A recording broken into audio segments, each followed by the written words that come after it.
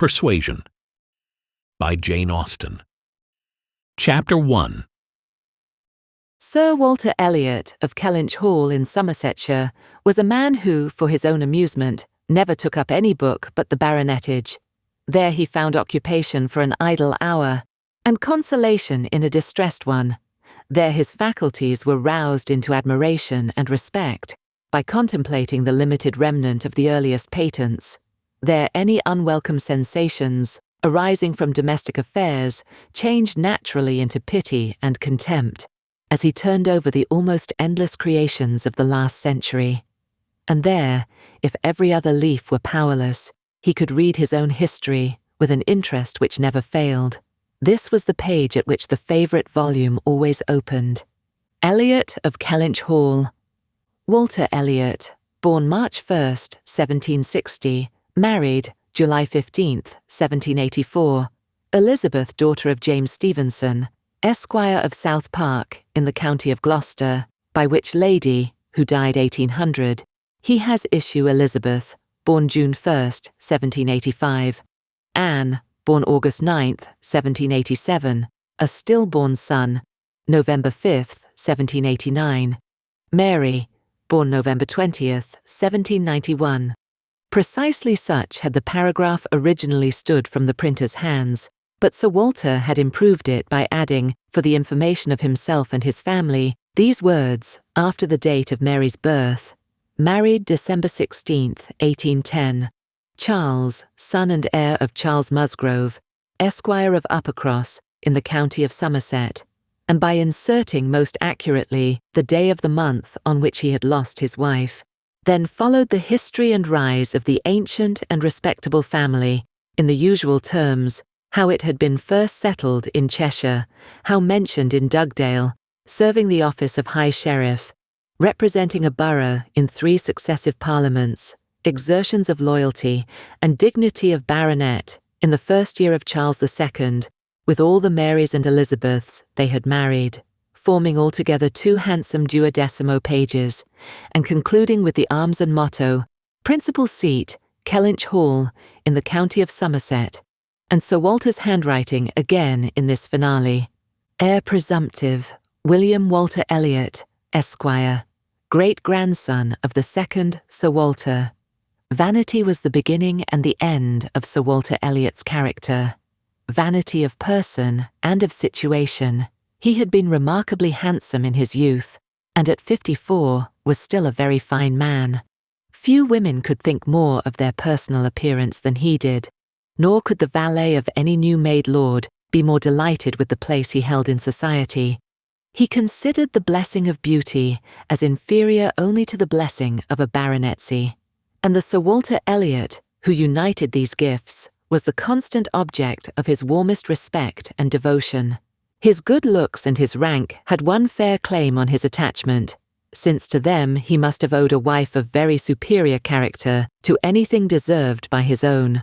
Lady Elliot had been an excellent woman, sensible and amiable, whose judgment and conduct, if they might be pardoned, the youthful infatuation which made her Lady Elliot, had never required indulgence afterwards. She had humoured, or softened, or concealed his failings, and promoted his real respectability for 17 years, and though not the very happiest being in the world herself, had found enough in her duties, her friends and her children, to attach her to life and make it no matter of indifference to her when she was called on to quit them.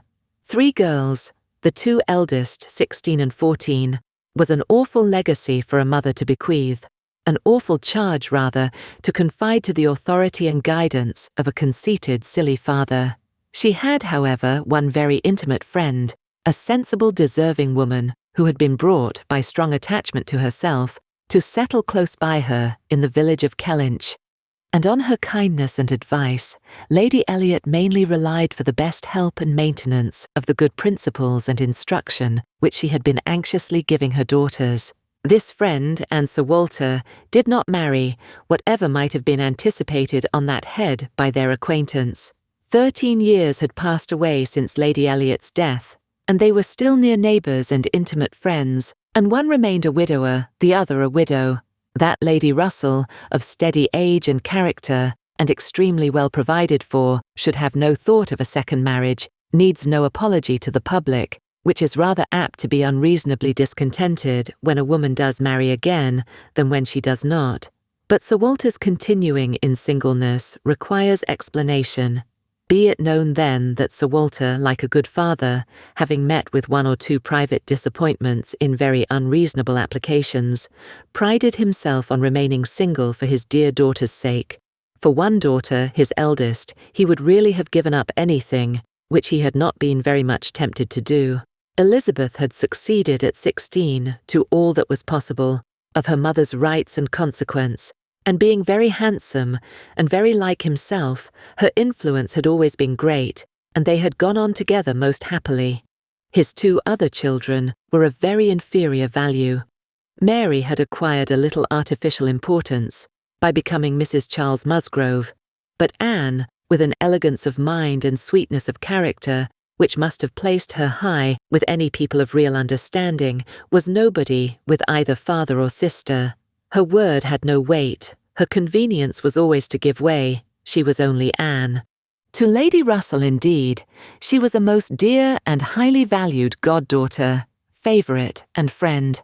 Lady Russell loved them all, but it was only in Anne that she could fancy the mother to revive again.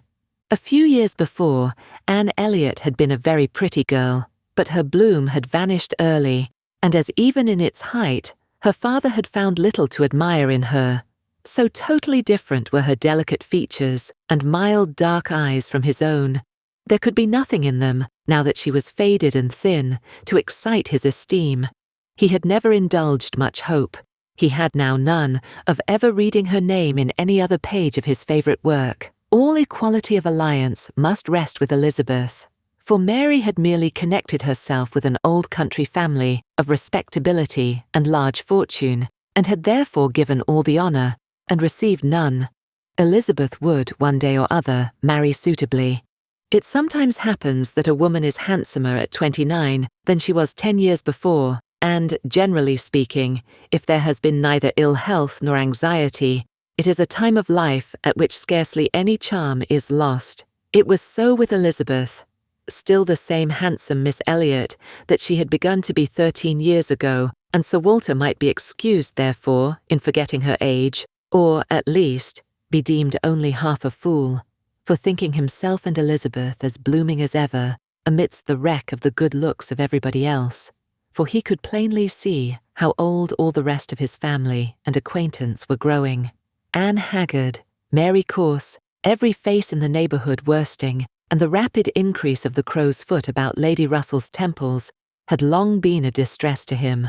Elizabeth did not quite equal her father in personal contentment. 13 years had seen her mistress of Kellynch Hall, presiding and directing with a self-possession and decision which could never have given the idea of her being younger than she was. For 13 years had she been doing the honours, and laying down the domestic law at home, and leading the way to the chaise and four, and walking immediately after Lady Russell out of all the drawing-rooms and dining-rooms in the country. 13 winters' revolving frosts had seen her opening every ball of credit which a scanty neighbourhood afforded, and 13 springs shone their blossoms as she travelled up to London with her father for a few weeks' annual enjoyment of the great world. She had the remembrance of all this. She had the consciousness of being 29 to give her some regrets and some apprehensions. She was fully satisfied of being still quite as handsome as ever, but she felt her approach to the years of danger, and would have rejoiced to be certain of being properly solicited by baronet blood within the next 12 months or two. Then might she again take up the book of books, with as much enjoyment as in her early youth. But now she liked it not. Always to be presented with the date of her own birth, and see no marriage follow, but that of a youngest sister made the book an evil, and more than once when her father had left it open on the table near her, had she closed it with averted eyes and pushed it away. She had had a disappointment, moreover, which that book, and especially the history of her own family, must ever present the remembrance of. The heir presumptive, the very William Walter Elliot, Esquire, whose rights had been so generously supported by her father, had disappointed her. She had, while a very young girl, as soon as she had known him to be, in the event of her having no brother, the future baronet, meant to marry him, and her father had always meant that she should. He had not been known to them as a boy. But soon after Lady Elliot's death, Sir Walter had sought the acquaintance, and though his overtures had not been met with any warmth, he had persevered in seeking it, making allowance for the modest drawing back of youth, and in one of their spring excursions to London, when Elizabeth was in her first bloom, Mr. Elliot had been forced into the introduction. He was at that time a very young man, just engaged in the study of the law, and Elizabeth found him extremely agreeable, and every plan in his favour was confirmed. He was invited to Kellynch Hall. He was talked of and expected all the rest of the year, but he never came. The following spring he was seen again in town, found equally agreeable, again encouraged, invited and expected, and again he did not come, and the next tidings were that he was married. Instead of pushing his fortune in the line marked out for the heir of the House of Elliot, he had purchased independence by uniting himself to a rich woman of inferior birth. Sir Walter had resented it. As the head of the house, he felt that he ought to have been consulted, especially after taking the young man so publicly by the hand. For they must have been seen together, he observed, once at Tattersall's and twice in the lobby of the House of Commons. His disapprobation was expressed, but apparently very little regarded. Mr. Elliot had attempted no apology and shown himself as unsolicitous of being longer noticed by the family, as Sir Walter considered him unworthy of it. All acquaintance between them had ceased. This very awkward history of Mr. Elliot was still, after an interval of several years, felt with anger by Elizabeth, who had liked the man for himself, and still more for being her father's heir, and whose strong family pride could see only in him a proper match for Sir Walter Elliot's eldest daughter. There was not a baronet from A to Z whom her feelings could have so willingly acknowledged as an equal, yet so miserably had he conducted himself, that though she was at this present time, the summer of 1814, wearing black ribbons for his wife, she could not admit him to be worth thinking of again. The disgrace of his first marriage might perhaps, as there was no reason to suppose it perpetuated by offspring, have been got over, had he not done worse. But he had, as by the customary intervention of kind friends, they had been informed, spoken most disrespectfully of them all, most slightingly and contemptuously of the very blood he belonged to, and the honours which were hereafter to be his own. This could not be pardoned. Such were Elizabeth Elliot's sentiments and sensations, such the cares to alloy, the agitations to vary, the sameness and the elegance, the prosperity and the nothingness of her scene of life, such the feelings to give interest to a long, uneventful residence in one country circle, to fill the vacancies which there were no habits of utility abroad, no talents or accomplishments for home, to occupy. But now, another occupation and solicitude of mind was beginning to be added to these. Her father was growing distressed for money. She knew that when he now took up the baronetage, it was to drive the heavy bills of his tradespeople and the unwelcome hints of Mr. Shepherd, his agent, from his thoughts. The Kellynch property was good, but not equal to Sir Walter's apprehension of the state required in its possessor. While Lady Elliot lived, there had been method, moderation, and economy, which had just kept him within his income. But with her had died all such right-mindedness, and from that period he had been constantly exceeding it. It had not been possible for him to spend less. He had done nothing but what Sir Walter Elliot was imperiously called on to do, but blameless as he was not only growing dreadfully in debt, but was hearing of it so often that it became vain to attempt concealing it longer, even partially, from his daughter. He had given her some hints of it the last spring in town. He had gone so far even as to say, "Can we retrench? Does it occur to you that there is any one article in which we can retrench?" And Elizabeth, to do her justice, had, in the first ardour of female alarm, set seriously to think what could be done, and had finally proposed these two branches of economy: to cut off some unnecessary charities, and to refrain from new furnishing the drawing-room, to which expedients she afterwards added the happy thought of their taking no present down to Anne. as had been the usual yearly custom. But these measures, however good in themselves, were insufficient for the real extent of the evil, the whole of which Sir Walter found himself obliged to confess to her soon afterwards. Elizabeth had nothing to propose of deeper efficacy. She felt herself ill-used and unfortunate, as did her father, and they were neither of them able to devise any means of lessening their expenses without compromising their dignity or relinquishing their comforts in a way not to be borne. There was only a small part of his estate that Sir Walter could dispose of, but had every acre been alienable, it would have made no difference. He had condescended to mortgage as far as he had the power, but he would never condescend to sell. No, he would never disgrace his name so far. The Kellynch estate should be transmitted whole and entire, as he had received it. Their two confidential friends, Mr. Shepherd, who lived in the neighbouring market town, and Lady Russell, were called on to advise them, and both father and daughter seemed to expect that something should be struck out by one or the other to remove their embarrassments and reduce their expenditure without involving the loss of any indulgence of taste or pride. This concludes Chapter 1 of Persuasion. Chapter 2. Mr. Shepherd, a civil, cautious lawyer who, whatever might be his hold or his views on Sir Walter, would rather have the disagreeable prompted by anybody else, excused himself from offering the slightest hint, and only begged leave to recommend an implicit reference to the excellent judgment of Lady Russell, from whose known good sense he fully expected to have just such resolute measures advised as he meant to see finally adopted.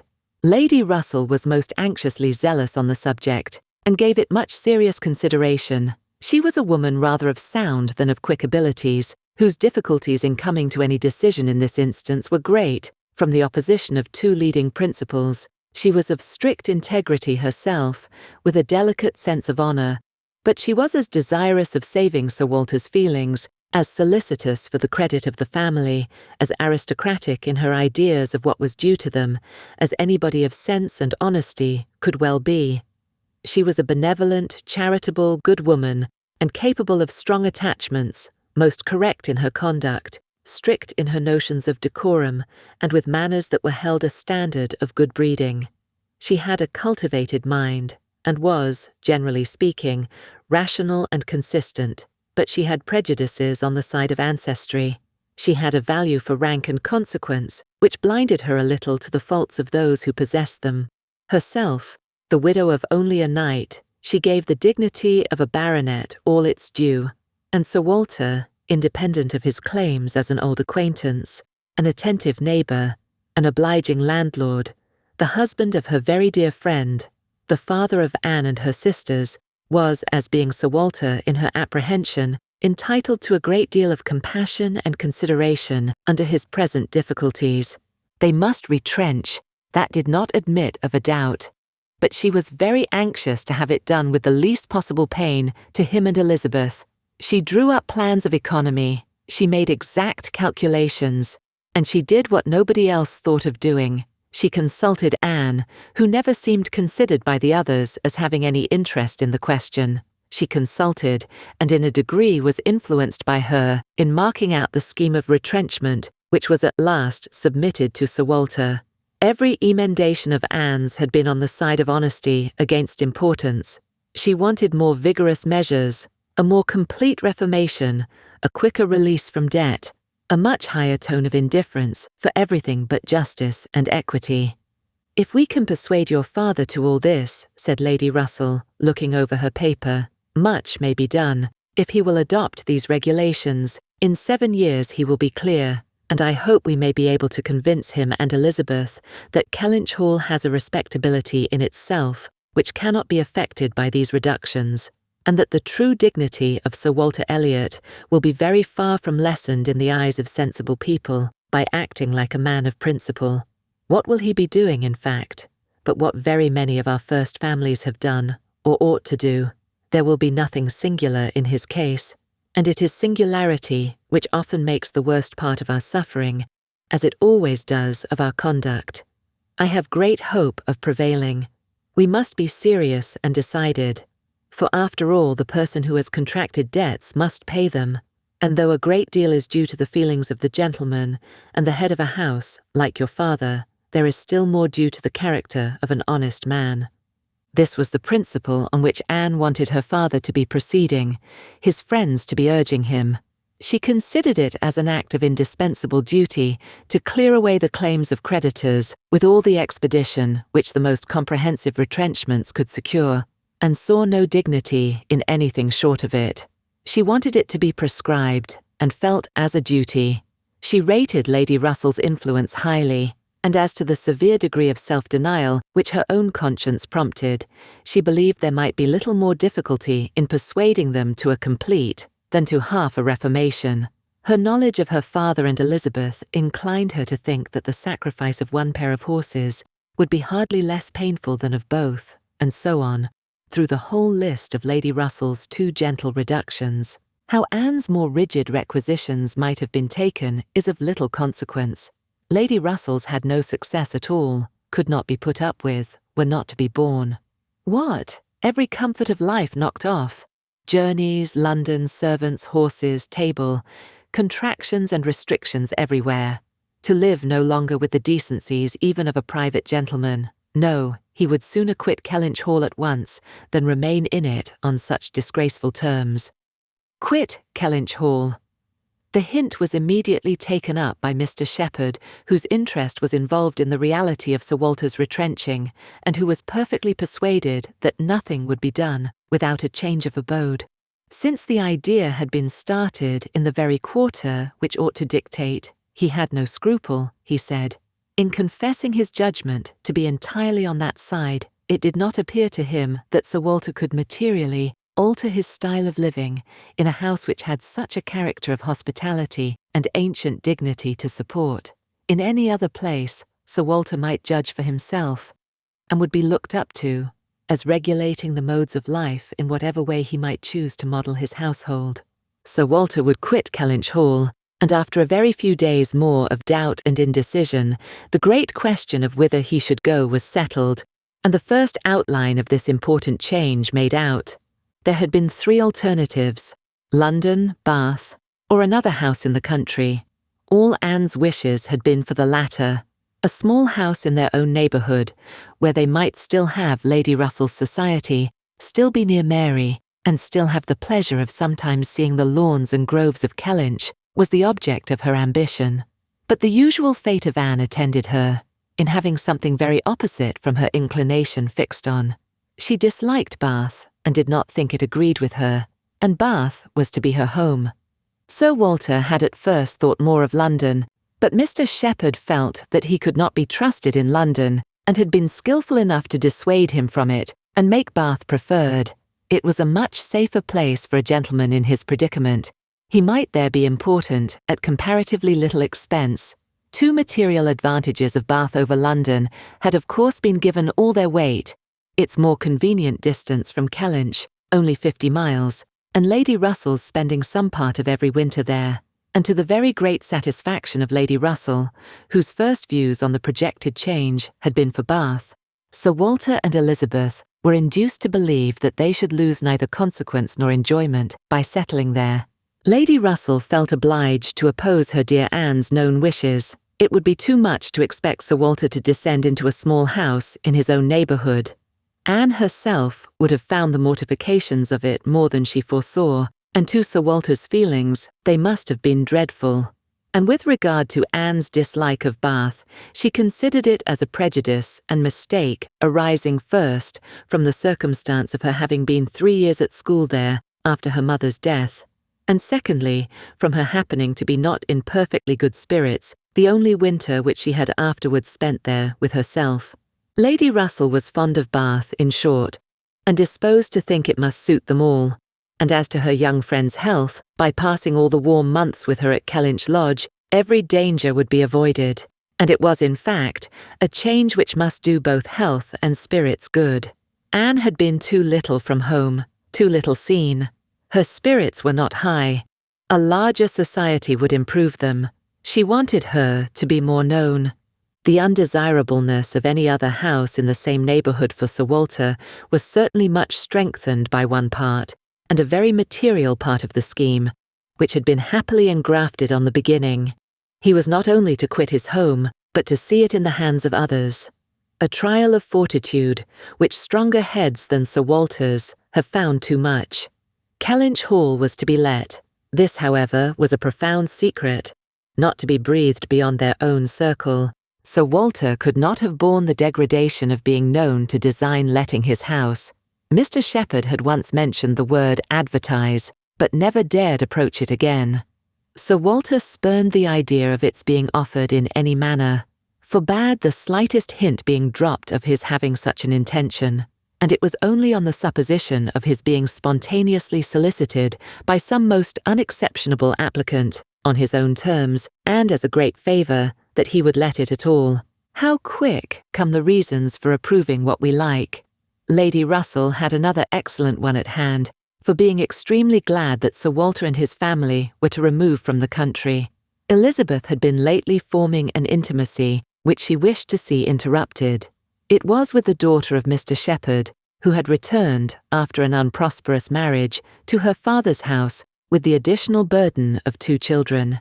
She was a clever young woman who understood the art of pleasing at least, at Kellynch Hall, and who had made herself so acceptable to Miss Elliot as to have been already staying there more than once, in spite of all that Lady Russell, who thought it a friendship quite out of place, could hint of caution and reserve. Lady Russell, indeed, had scarcely any influence with Elizabeth, and seemed to love her, rather because she would love her than because Elizabeth deserved it. She had never received from her more than outward attention, nothing beyond the observances of complaisance, had never succeeded in any point which she wanted to carry against previous inclination. She had been repeatedly very earnest in trying to get Anne included in the visit to London, sensibly open to all the injustice and all the discredit of the selfish arrangements which shut her out, and on many lesser occasions had endeavoured to give Elizabeth the advantage of her own better judgment and experience. But always in vain. Elizabeth would go her own way, and never had she pursued it in more decided opposition to Lady Russell than in this selection of Mrs. Clay, turning from the society of so deserving a sister to bestow her affection and confidence on one who ought to have been nothing to her but the object of distant civility. From situation, Mrs. Clay was, in Lady Russell's estimate, a very unequal, and in her character she believed a very dangerous companion, and a removal that would leave Mrs. Clay behind and bring a choice of more suitable intimates within Miss Elliot's reach, was therefore an object of first-rate importance. This concludes Chapter 2 of Persuasion. Chapter 3. "I must take leave to observe, Sir Walter," said Mr. Shepherd one morning at Kellynch Hall, as he laid down the newspaper, "that the present juncture is much in our favour. This peace will be turning all our rich naval officers ashore. They will be all wanting a home. Could not be a better time, Sir Walter, for having a choice of tenants, very responsible tenants. Many a noble fortune has been made during the war. If a rich admiral were to come in our way, Sir Walter—" "He would be a very lucky man, Shepherd," replied Sir Walter. "That's all I have to remark. A prize indeed would Kellynch Hall be to him, rather the greatest prize of all, let him have taken ever so many before. Hey, Shepherd?" Mr. Shepherd laughed, as he knew he must at this wit, and then added, "I presume to observe, Sir Walter, that, in the way of business, gentlemen of the Navy are well to deal with. I have had a little knowledge of their methods of doing business, and I am free to confess that they have very liberal notions, and are as likely to make desirable tenants as any set of people one should meet with. Therefore, Sir Walter, what I would take leave to suggest is, that if in consequence of any rumours getting abroad of your intention, which must be contemplated as a possible thing, because we know how difficult it is to keep the actions and designs of one part of the world from the notice and curiosity of the other. Consequence has its tax.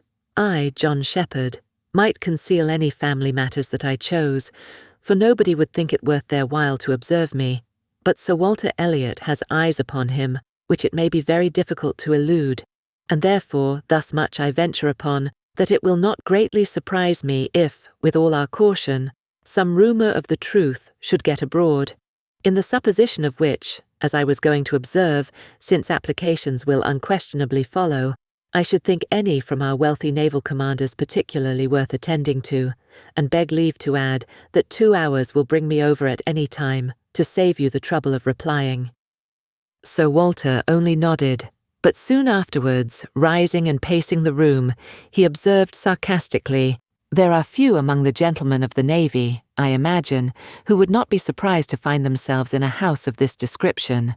They would look around them, no doubt, and bless their good fortune," said Mrs. Clay, for Mrs. Clay was present.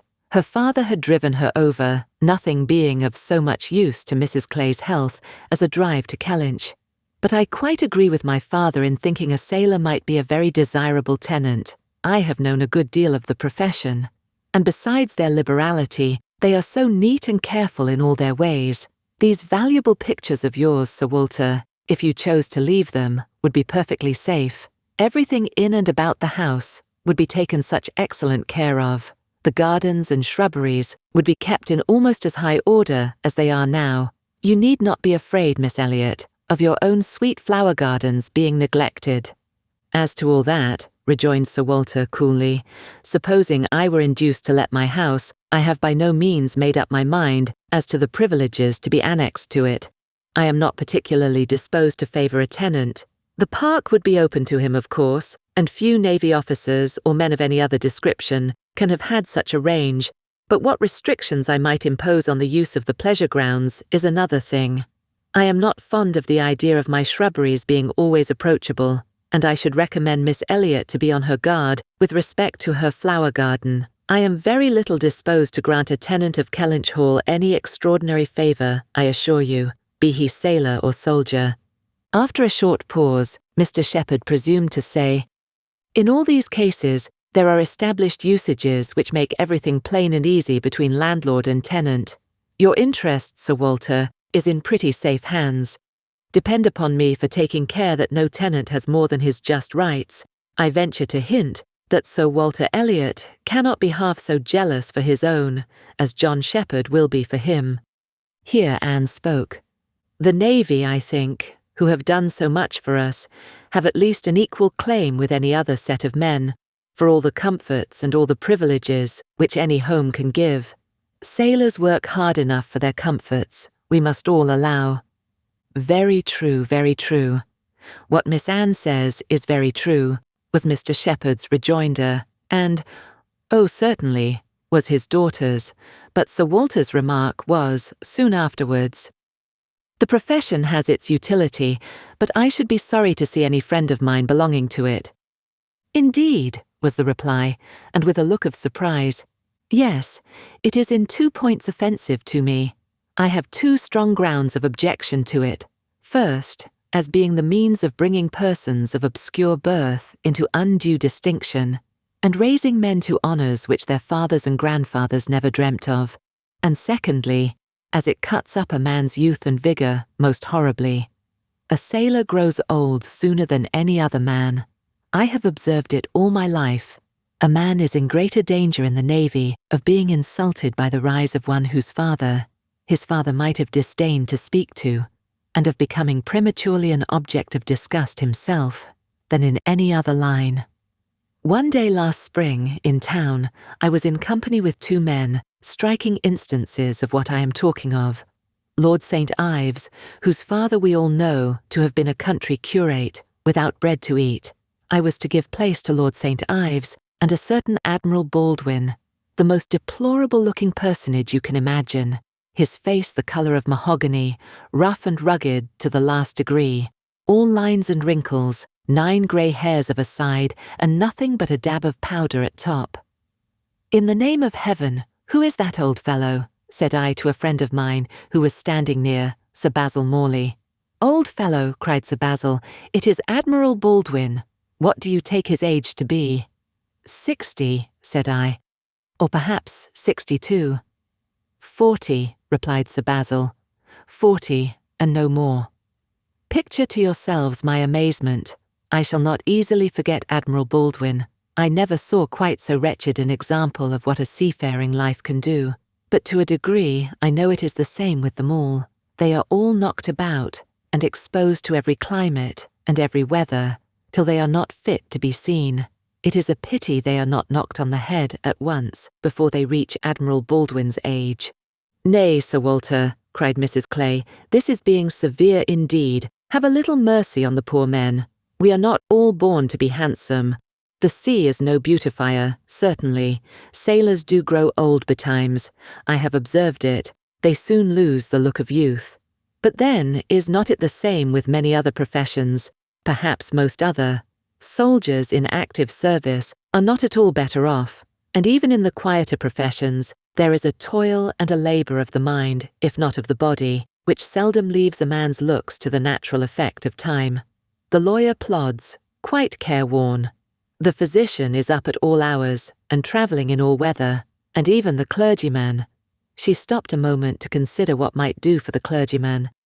And even the clergyman, you know, is obliged to go into infected rooms and expose his health and looks to all the injury of a poisonous atmosphere. In fact, as I have long been convinced, though every profession is necessary and honourable in its turn, it is only the lot of those who are not obliged to follow any, who can live in a regular way in the country, choosing their own hours, following their own pursuits, and living on their own property, without the torment of trying for more. It is only their lot, I say, to hold the blessings of health and a good appearance to the utmost. I know no other set of men but what lose something of their personableness when they cease to be quite young.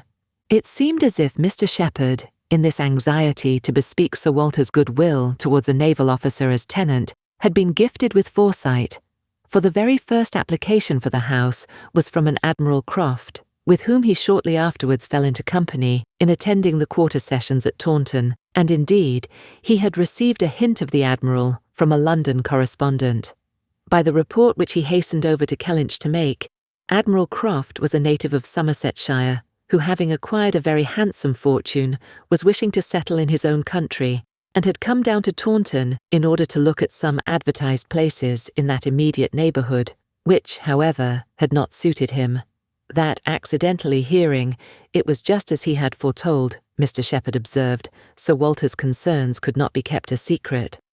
Accidentally hearing of the possibility of Kellynch Hall being to let, and understanding his, Mr. Shepherd's, connection with the owner, he had introduced himself to him in order to make particular inquiries, and had, in the course of a pretty long conference, expressed as strong an inclination for the place as a man who knew it only by description could feel, and given Mr. Shepherd, in his explicit account of himself, every proof of his being a most responsible, eligible tenant. "And who is Admiral Croft?" was Sir Walter's cold, suspicious inquiry. Mr. Shepherd answered for his being of a gentleman's family, and mentioned a place, and Anne, after the little pause which followed, added, "He is a rear admiral of the White. He was in the Trafalgar action, and has been in the East Indies since. He was stationed there, I believe, several years." "Then I take it for granted," observed Sir Walter, "that his face is about as orange as the cuffs and capes of my livery." Mr. Shepherd hastened to assure him that Admiral Croft was a very hale, hearty, well-looking man, a little weather-beaten to be sure, but not much, and quite the gentleman in all his notions and behaviour, not likely to make the smallest difficulty about terms, only wanted a comfortable home, and to get into it as soon as possible. Knew he must pay for his convenience, knew what rent a ready-furnished house of that consequence might fetch, should not have been surprised if Sir Walter had asked more, had inquired about the manor, would be glad of the deputation certainly, but made no great point of it, said he sometimes took out a gun, but never killed. Quite the gentleman. Mr. Shepherd was eloquent on the subject, pointing out all the circumstances of the Admiral's family which made him peculiarly desirable as a tenant. He was a married man, and without children, the very state to be wished for.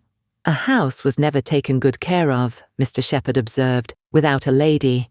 He did not know whether furniture might not be in danger of suffering as much where there was no lady, as where there were many children. A lady without a family was the very best preserver of furniture in the world. He had seen Mrs. Croft too. She was at Taunton with the Admiral, and had been present almost all the time they were talking the matter over. And a very well-spoken, genteel, shrewd lady she seemed to be, continued he, asked more questions about the house and terms and taxes than the Admiral himself, and seemed more conversant with business. And moreover, Sir Walter, I found she was not quite unconnected in this country, any more than her husband. That is to say, she is sister to a gentleman who did live amongst us once. She told me so herself. Sister to the gentleman who lived a few years back at Monkford. Bless me, what was his name? At this moment I cannot recollect his name, though I have heard it so lately.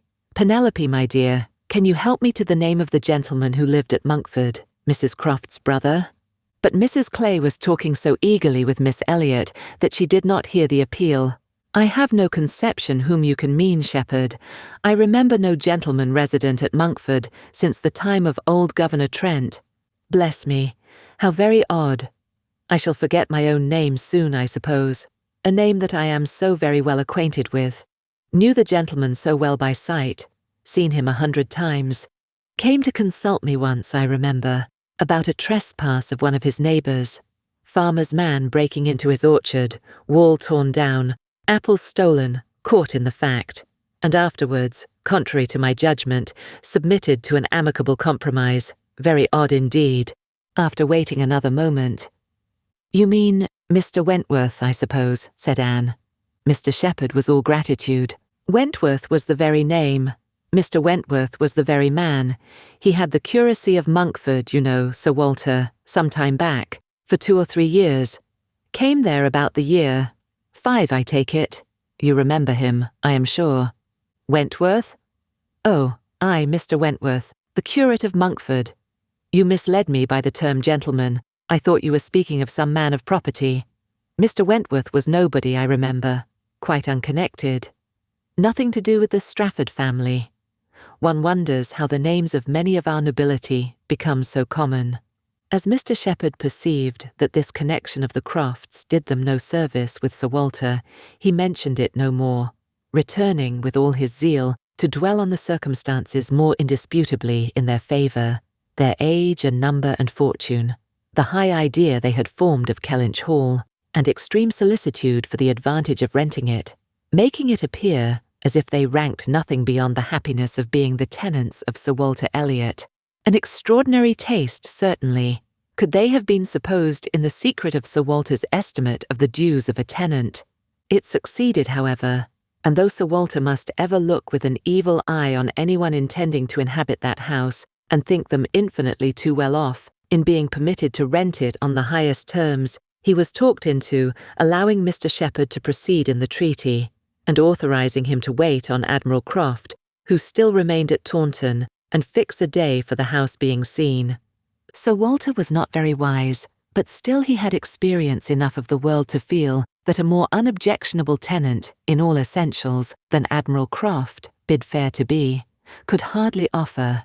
So far went his understanding, and his vanity supplied a little additional soothing in the Admiral's situation in life, which was just high enough and not too high.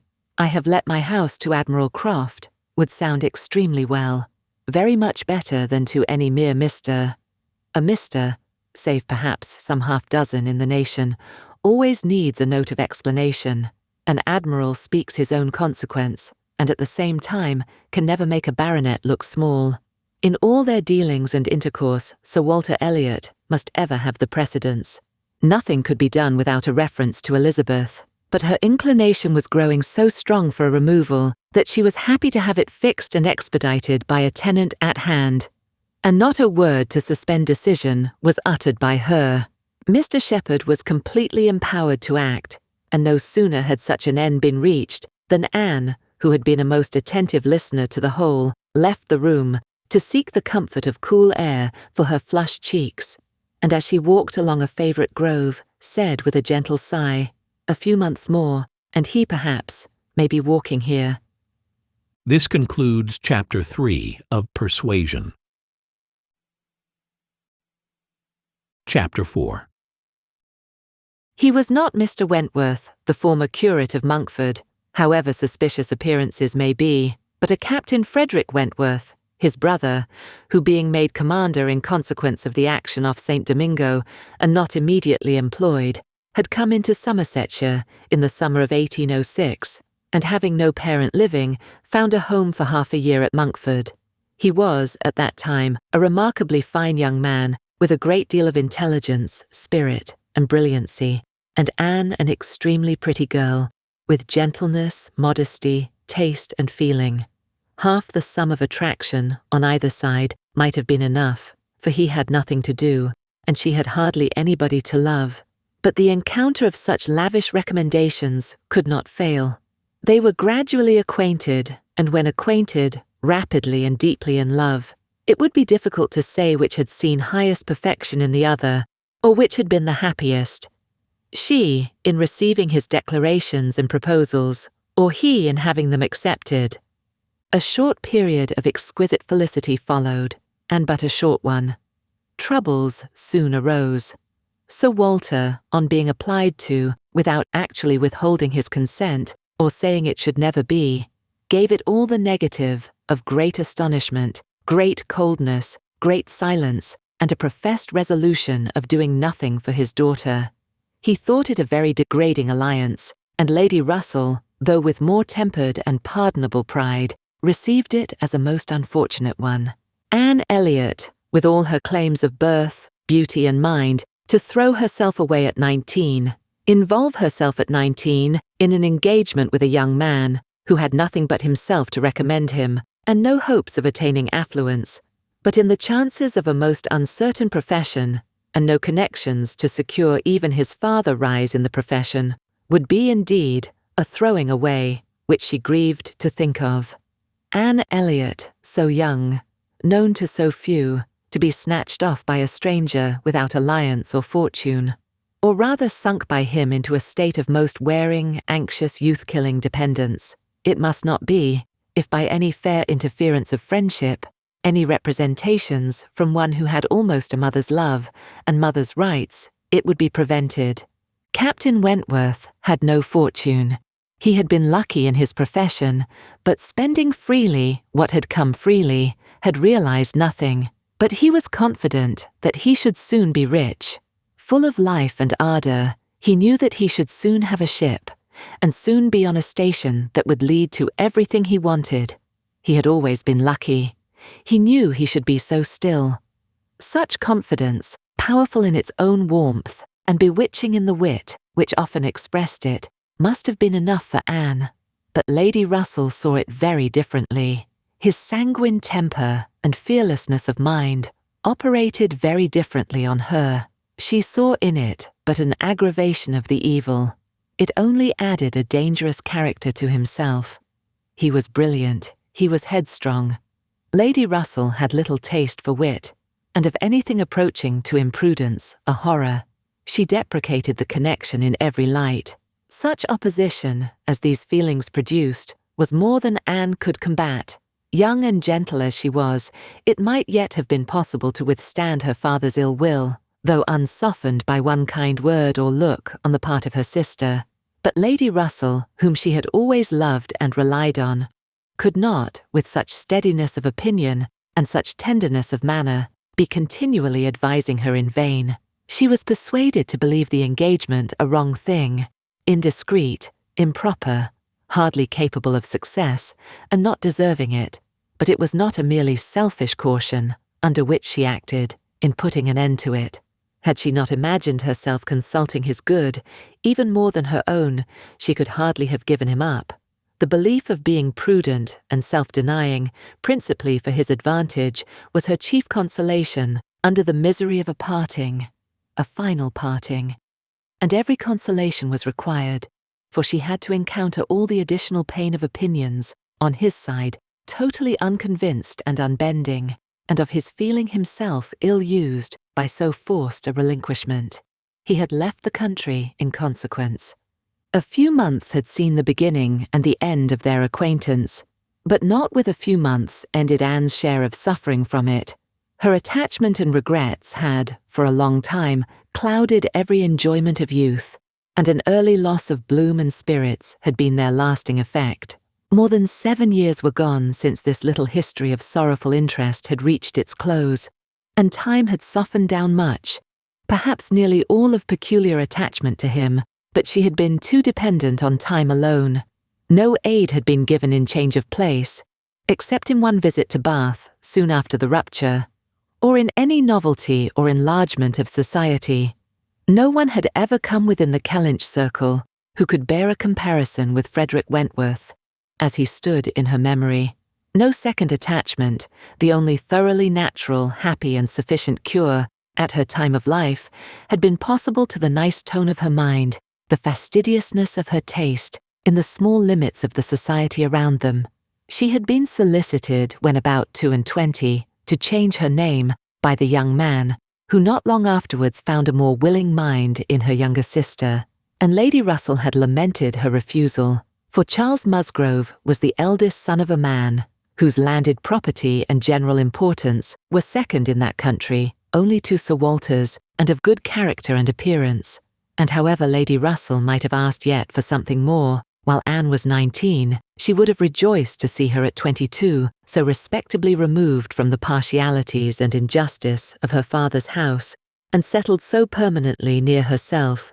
But in this case, Anne had left nothing for advice to do, and though Lady Russell, as satisfied as ever with her own discretion, never wished the past undone, she began now to have the anxiety which borders on hopelessness for Anne's being tempted, by some man of talents and independence, to enter a state for which she held her to be peculiarly fitted by her warm affections and domestic habits. They knew not each other's opinion, either its constancy or its change, on the one leading point of Anne's conduct, for the subject was never alluded to. But Anne, at 27, thought very differently from what she had been made to think at 19. She did not blame Lady Russell. She did not blame herself for having been guided by her, but she felt that were any young person, in similar circumstances, to apply to her for counsel, they would never receive any of such certain immediate wretchedness, such uncertain future good. She was persuaded that under every disadvantage of disapprobation at home, and every anxiety attending his profession, all their probable fears, delays and disappointments, she should yet have been a happier woman in maintaining the engagement than she had been in the sacrifice of it, and this, she fully believed, had the usual share, had even more than the usual share of all such solicitudes and suspense been theirs, without reference to the actual results of their case, which, as it happened, would have bestowed earlier prosperity than could be reasonably calculated on. All his sanguine expectations, all his confidence had been justified. His genius and ardour had seemed to foresee and to command his prosperous path. He had, very soon after their engagement ceased, got employ, and all that he had told her would follow had taken place. He had distinguished himself, and early gained the other step in rank, and must now, by successive captures, have made a handsome fortune. She had only navy lists and newspapers for her authority, but she could not doubt his being rich, and, in favour of his constancy, she had no reason to believe him married. How eloquent could Anne Elliot have been?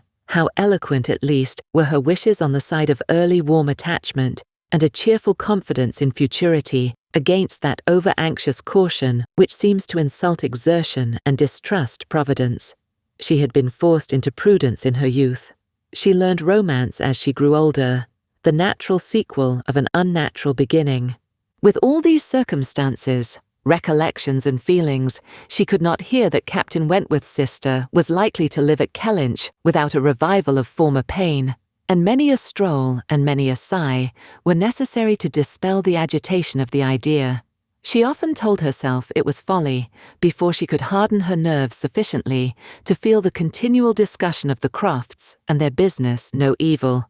She was assisted, however, by that perfect indifference and apparent unconsciousness among the only 3 of her own friends in the secret of the past, which seemed almost to deny any recollection of it. She could do justice to the superiority of Lady Russell's motives in this, over those of her father and Elizabeth.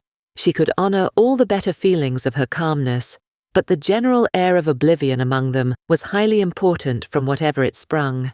And in the event of Admiral Crofts really taking Kellynch Hall, she rejoiced anew over the conviction which had always been most grateful to her, of the past being known to those three only among her connections, by whom no syllable, she believed, would ever be whispered, and in the trust that among his, the brother only with whom he had been residing, had received any information of their short-lived engagement. That brother had been long removed from the country, and being a sensible man, and moreover a single man at the time, she had a fond dependence on no human creatures having heard of it from him.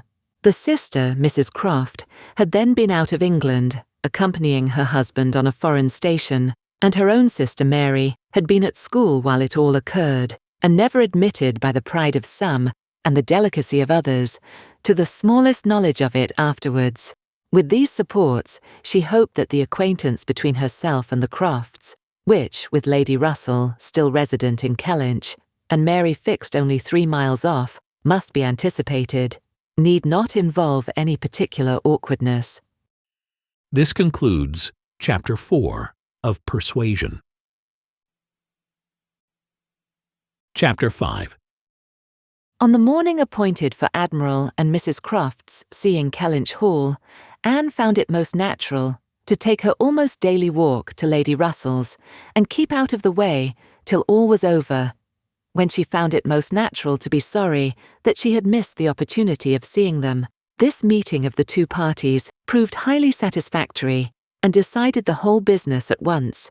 Each lady was previously well disposed for an agreement, and saw nothing, therefore, but good manners in the other. And with regard to the gentleman, there was such an hearty good humour, such an open, trusting liberality on the Admiral's side, as could not but influence Sir Walter, who had besides been flattered into his very best and most polished behaviour by Mr. Shepherd's assurances of his being known, by report, to the Admiral as a model of good breeding. The house and grounds and furniture were approved, the Crofts were approved, terms, time, everything and everybody was right, and Mr. Shepherd's clerks were set to work, without there having been a single preliminary difference to modify of all that this indenture showeth. Sir Walter, without hesitation, declared the Admiral to be the best-looking sailor he had ever met with, and went so far as to say that if his own man might have had the arranging of his hair, he should not be ashamed of being seen with him anywhere. And the Admiral, with sympathetic cordiality, observed to his wife as they drove back through the park, "I thought we should soon come to a deal, my dear, in spite of what they told us at Taunton. The baronet will never set the Thames on fire, but there seems to be no harm in him." Reciprocal compliments, which would have been esteemed about equal.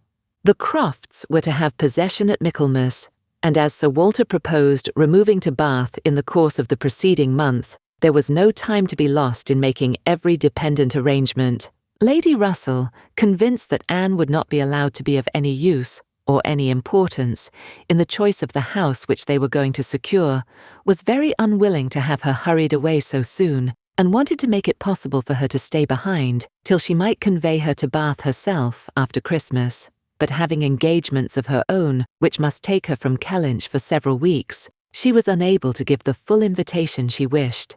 And Anne, though dreading the possible heats of September in all the white glare of Bath, and grieving to forego all the influence so sweet and so sad of the autumnal months in the country, did not think that, everything considered, she wished to remain. It would be most right and most wise, and therefore must involve least suffering to go with the others. Something occurred, however, to give her a different duty. Mary, often a little unwell, and always thinking a great deal of her own complaints, and always in the habit of claiming Anne when anything was the matter, was indisposed, and foreseeing that she should not have a day's health all the autumn, entreated, or rather required her, for it was hardly entreaty, to come to Uppercross Cottage, and bear her company as long as she should want her, instead of going to Bath. "I cannot possibly do without Anne," was Mary's reasoning, and Elizabeth's reply was, "Then I am sure Anne had better stay, for nobody will want her in Bath."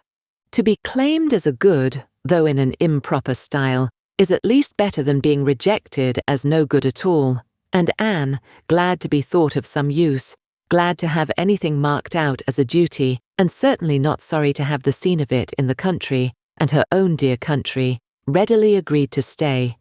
This invitation of Mary's removed all Lady Russell's difficulties, and it was consequently soon settled that Anne should not go to Bath till Lady Russell took her, and that all the intervening time should be divided between Uppercross Cottage and Kellynch Lodge. So far all was perfectly right, but Lady Russell was almost startled by the wrong of one part of the Kellynch Hall plan when it burst on her, which was Mrs. Clay's being engaged to go to Bath with Sir Walter and Elizabeth, as a most important and valuable assistant to the latter in all the business before her.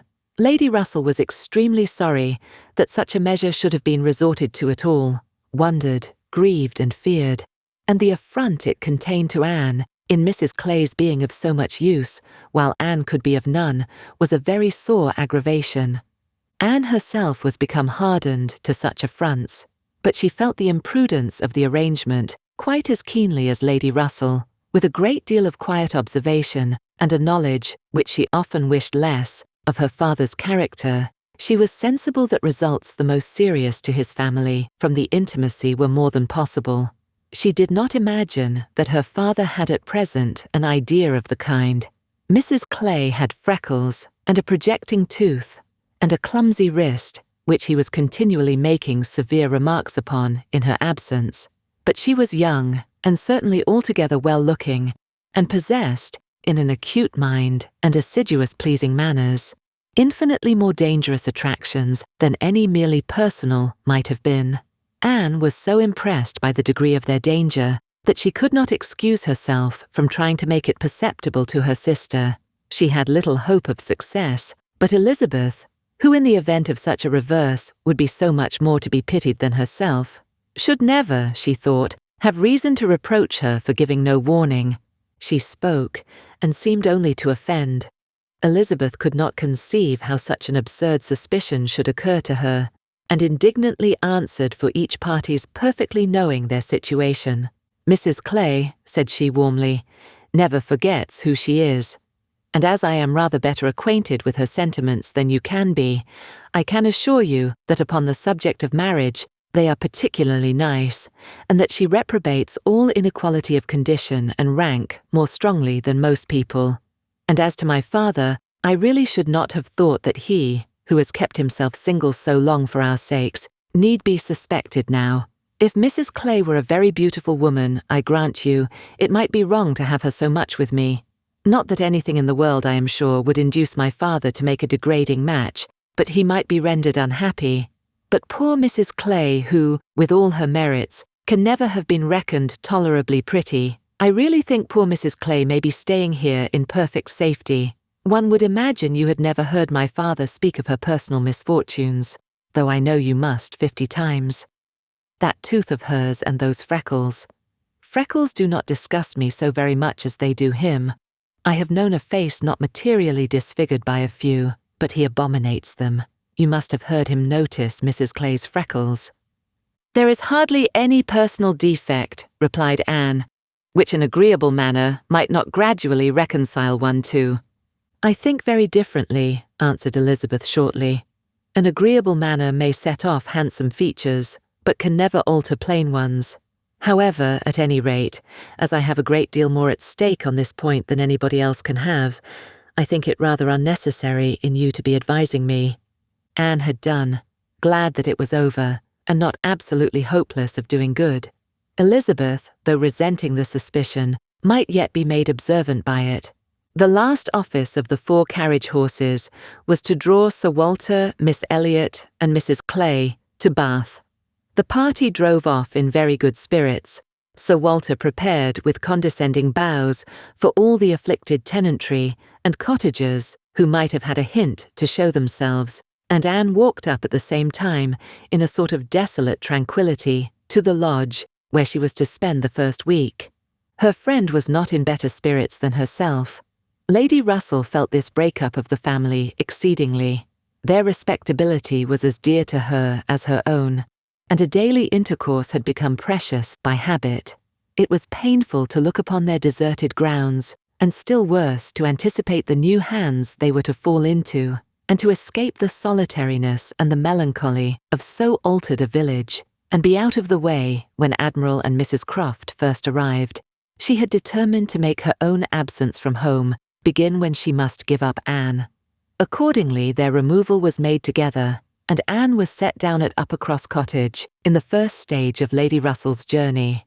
Uppercross was a moderate-sized village which a few years back had been completely in the Old English style, containing only 2 houses, superior in appearance to those of the yeomen and labourers, the mansion of the squire with its high walls, great gates and old trees, substantial and unmodernized, and the compact, tight parsonage enclosed in its own neat garden with a vine and a pear tree trained round its casements. But upon the marriage of the young squire, it had received the improvement of a farmhouse elevated into a cottage for his residence, and Uppercross Cottage, with its veranda, French windows and other prettiness, was quite as likely to catch the traveller's eye as the more consistent and considerable aspect and premises of the great house, about 1/4 of a mile farther on. Here Anne had often been staying. She knew the ways of Uppercross as well as those of Kellynch. The 2 families were so continually meeting, so much in the habit of running in and out of each other's house at all hours, that it was rather a surprise to her to find Mary alone. But being alone, her being unwell and out of spirits, was almost a matter of course. Though better endowed than the elder sister, Mary had not Anne's understanding nor temper. While well and happy and properly attended to, she had great good humour and excellent spirits, but any indisposition sunk her completely. She had no resources for solitude, and inheriting a considerable share of the Elliot self-importance, was very prone to add to every other distress, that of fancying herself neglected and ill-used. In person, she was inferior to both sisters, and had even in her bloom only reached the dignity of being a fine girl. She was now lying on the faded sofa of the pretty little drawing-room, the once elegant furniture of which had been gradually growing shabby under the influence of 4 summers and 2 children, and, on Anne's appearing, greeted her with, "So, you are come at last. I began to think I should never see you. I am so ill I can hardly speak. I have not seen a creature the whole morning." "I am sorry to find you unwell," replied Anne. "You sent me such a good account of yourself on Thursday." "Yes, I made the best of it. I always do. But I was very far from well at the time, and I do not think I ever was so ill in my life as I have been all this morning. Very unfit to be left alone, I am sure. Suppose I were to be seized of a sudden in some dreadful way, and not able to ring the bell. So, Lady Russell would not get out. I do not think she has been in this house 3 times this summer." Anne said what was proper, and inquired after her husband. "Oh, Charles is out shooting. I have not seen him since 7 o'clock. He would go, though I told him how ill I was. He said he should not stay out long, but he has never come back, and now it is almost 1. I assure you, I have not seen a soul this whole long morning." "You have had your little boys with you?" "Yes, as long as I could bear their noise, but they are so unmanageable that they do me more harm than good. Little Charles does not mind a word I say, and Walter is growing quite as bad." "Well, you will soon be better now," replied Anne cheerfully. "You know I always cure you when I come. How are your neighbours at the great house?" "I can give you no account of them. I have not seen one of them today, except Mr. Musgrove, who just stopped and spoke through the window, but without getting off his horse, and though I told him how ill I was, not one of them have been near me. It did not happen to suit the Miss Musgroves, I suppose, and they never put themselves out of their way. You will see them yet, perhaps, before the morning is gone. It is early. I never want them, I assure you. They talk and laugh a great deal too much for me. Oh, Anne, I am so very unwell. It was quite unkind of you not to come on Thursday. My dear Mary, recollect what a comfortable account you sent me of yourself. You wrote in the cheerfullest manner, and said you were perfectly well, and in no hurry for me. And that being the case, you must be aware that my wish would be to remain with Lady Russell to the last. And besides what I felt on her account, I have really been so busy, have had so much to do, that I could not very conveniently have left Kellynch sooner. Dear me, what can you possibly have to do? A great many things, I assure you, more than I can recollect in a moment, but I can tell you some. I have been making a duplicate of the catalogue of my father's books and pictures. I have been several times in the garden with Mackenzie, trying to understand, and make him understand, which of Elizabeth's plants are for Lady Russell. I have had all my own little concerns to arrange, books and music to divide, and all my trunks to repack, from not having understood in time what was intended as to the wagons. And one thing I have had to do, Mary, of a more trying nature, going to almost every house in the parish as a sort of take-leave. I was told that they wished it, but all these things took up a great deal of time. Oh, well.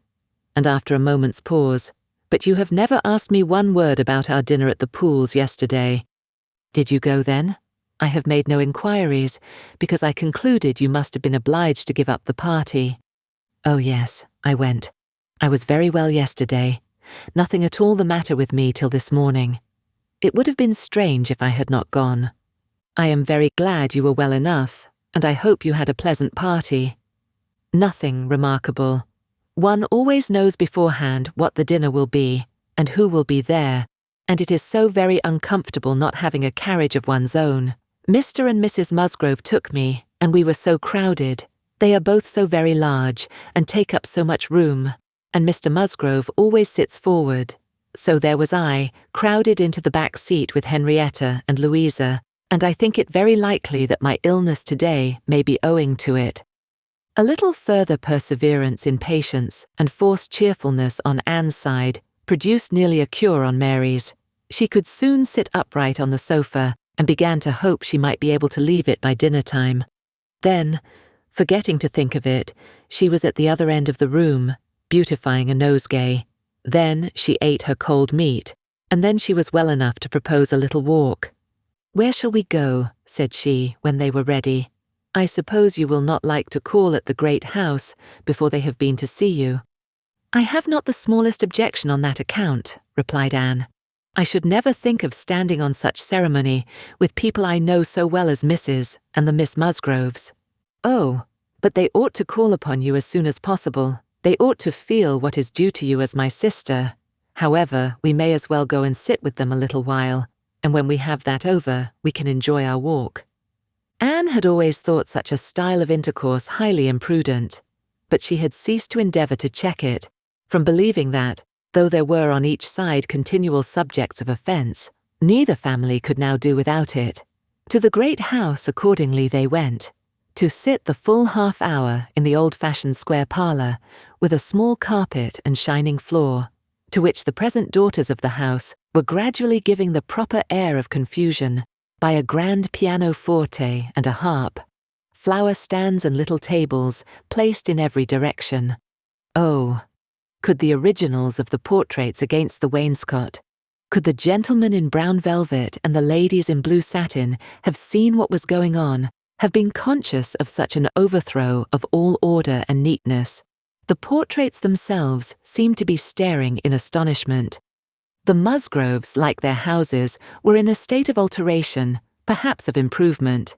The father and mother were in the old English style, and the young people in the new. Mr. and Mrs. Musgrove were a very good sort of people, friendly and hospitable, not much educated, and not at all elegant. Their children had more modern minds and manners. There was a numerous family, but the only two grown up, excepting Charles, were Henrietta and Louisa, young ladies of 19 and 20, who had brought from school at Exeter all the usual stock of accomplishments, and were now like thousands of other young ladies, living to be fashionable, happy, and merry. Their dress had every advantage. Their faces were rather pretty, their spirits extremely good, their manner unembarrassed and pleasant. They were of consequence at home, and favourites abroad. Anne always contemplated them as some of the happiest creatures of her acquaintance, but still, saved as we all are, by some comfortable feeling of superiority from wishing for the possibility of exchange, she would not have given up her own more elegant and cultivated mind for all their enjoyments, and envied them nothing but that seemingly perfect good understanding and agreement together, that good-humoured mutual affection, of which she had known so little herself with either of her sisters. They were received with great cordiality. Nothing seemed amiss on the side of the great house family, which was generally, as Anne very well knew, the least to blame. The half-hour was chatted away pleasantly enough, and she was not at all surprised, at the end of it, to have their walking party joined by both the Miss Musgroves at Mary's particular invitation. This concludes Chapter 5 of Persuasion. Please like this video and subscribe to our channel. Your support is appreciated. Chapter 6. Anne had not wanted this visit to Uppercross to learn that a removal from one set of people to another, though at a distance of only 3 miles, will often include a total change of conversation, opinion, and idea. She had never been staying there before, without being struck by it, or without wishing that other Elliots could have her advantage in seeing how unknown, or unconsidered there, were the affairs which at Kellynch Hall were treated as of such general publicity and pervading interest. Yet with all this experience, she believed she must now submit to feel that another lesson in the art of knowing our own nothingness beyond our own circle was become necessary for her. For certainly, coming as she did, with a heart full of the subject which had been completely occupying both houses in Kellynch for many weeks, she had expected rather more curiosity and sympathy than she found in the separate but very similar remark of Mr. and Mrs. Musgrove. "So Miss Anne, Sir Walter and your sister are gone, and what part of Bath do you think they will settle in?" And this, without much waiting for an answer. Or in the young lady's edition of, "I hope we shall be in Bath in the winter. But remember, Papa, if we do go, we must be in a good situation. None of your Queen's squares for us." Or in the anxious supplement from Mary of, "Upon my word, I shall be pretty well off, when you are all gone away to be happy at Bath." She could only resolve to avoid such self-delusion in future, and think with heightened gratitude of the extraordinary blessing of having one such truly sympathizing friend as Lady Russell. The Mr. Musgroves had their own game to guard and to destroy, their own horses, dogs, and newspapers to engage them, and the females were fully occupied in all the other common subjects of housekeeping, neighbours, dress, dancing, and music. She acknowledged it to be very fitting that every little social commonwealth should dictate its own matters of discourse, and hoped ere long to become a not unworthy member of the one she was now transplanted into. With the prospect of spending at least 2 months at Uppercross, it was highly incumbent on her to clothe her imagination, her memory, and all her ideas in as much of Uppercross as possible. She had no dread of these 2 months. Mary was not so repulsive and unsisterly as Elizabeth, nor so inaccessible to all influence of hers. Neither was there anything among the other component parts of the cottage inimical to comfort. She was always on friendly terms with her brother-in-law, and in the children, who loved her nearly as well, and respected her a great deal more than their mother, she had an object of interest, amusement, and wholesome exertion. Charles Musgrove was civil and agreeable. In sense and temper, he was undoubtedly superior to his wife, but not of powers, or conversation, or grace, to make the past, as they were connected together, at all a dangerous contemplation, though, at the same time, Anne could believe with Lady Russell that a more equal match might have greatly improved him, and that a woman of real understanding might have given more consequence to his character, and more usefulness, rationality, and elegance to his habits and pursuits. As it was, he did nothing with much zeal, but sport, and his time was otherwise trifled away, without benefit from books or anything else. He had very good spirits, which never seemed much affected by his wife's occasional lowness, bore with her unreasonableness sometimes to Anne's admiration, and upon the whole, though there was very often a little disagreement, in which she had sometimes more share than she wished, being appealed to by both parties, they might pass for a happy couple.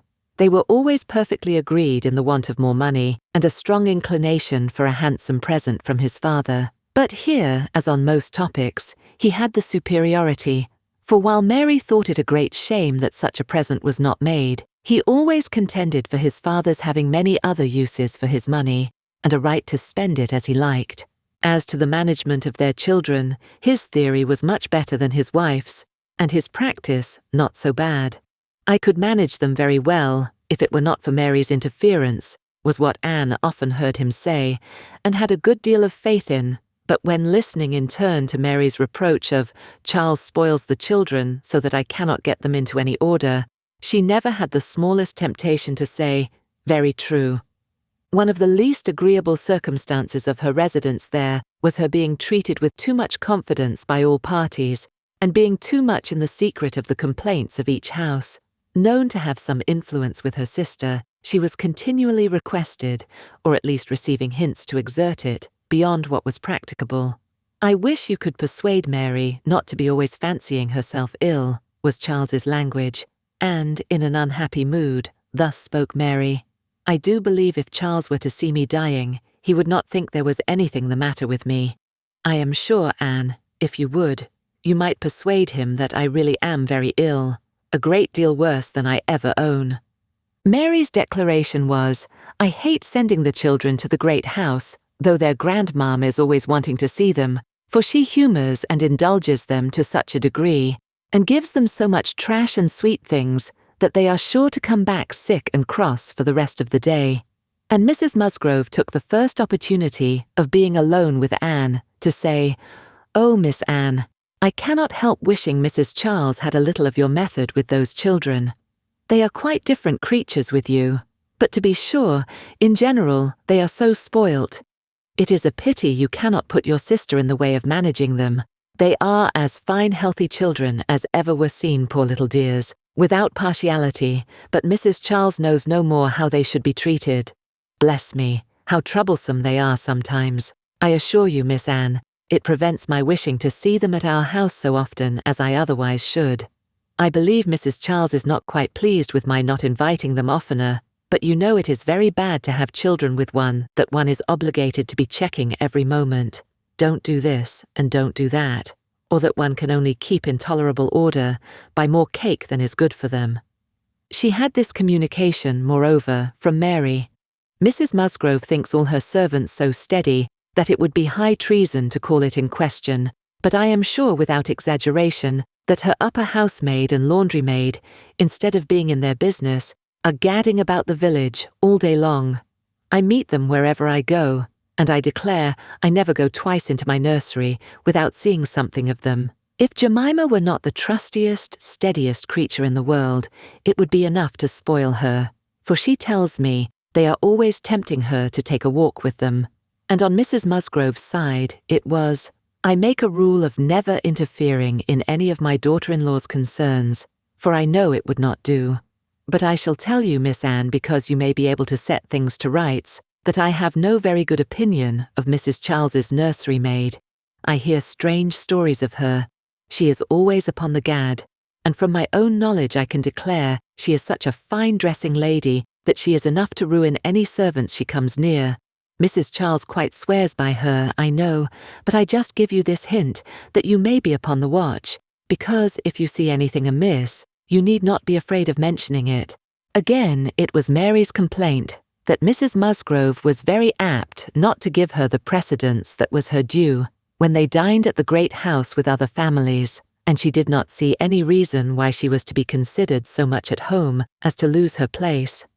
And one day when Anne was walking with only the Musgroves, one of them, after talking of rank, people of rank, and jealousy of rank, said, I have no scruple of observing to you how nonsensical some persons are about their place, because all the world knows how easy and indifferent you are about it.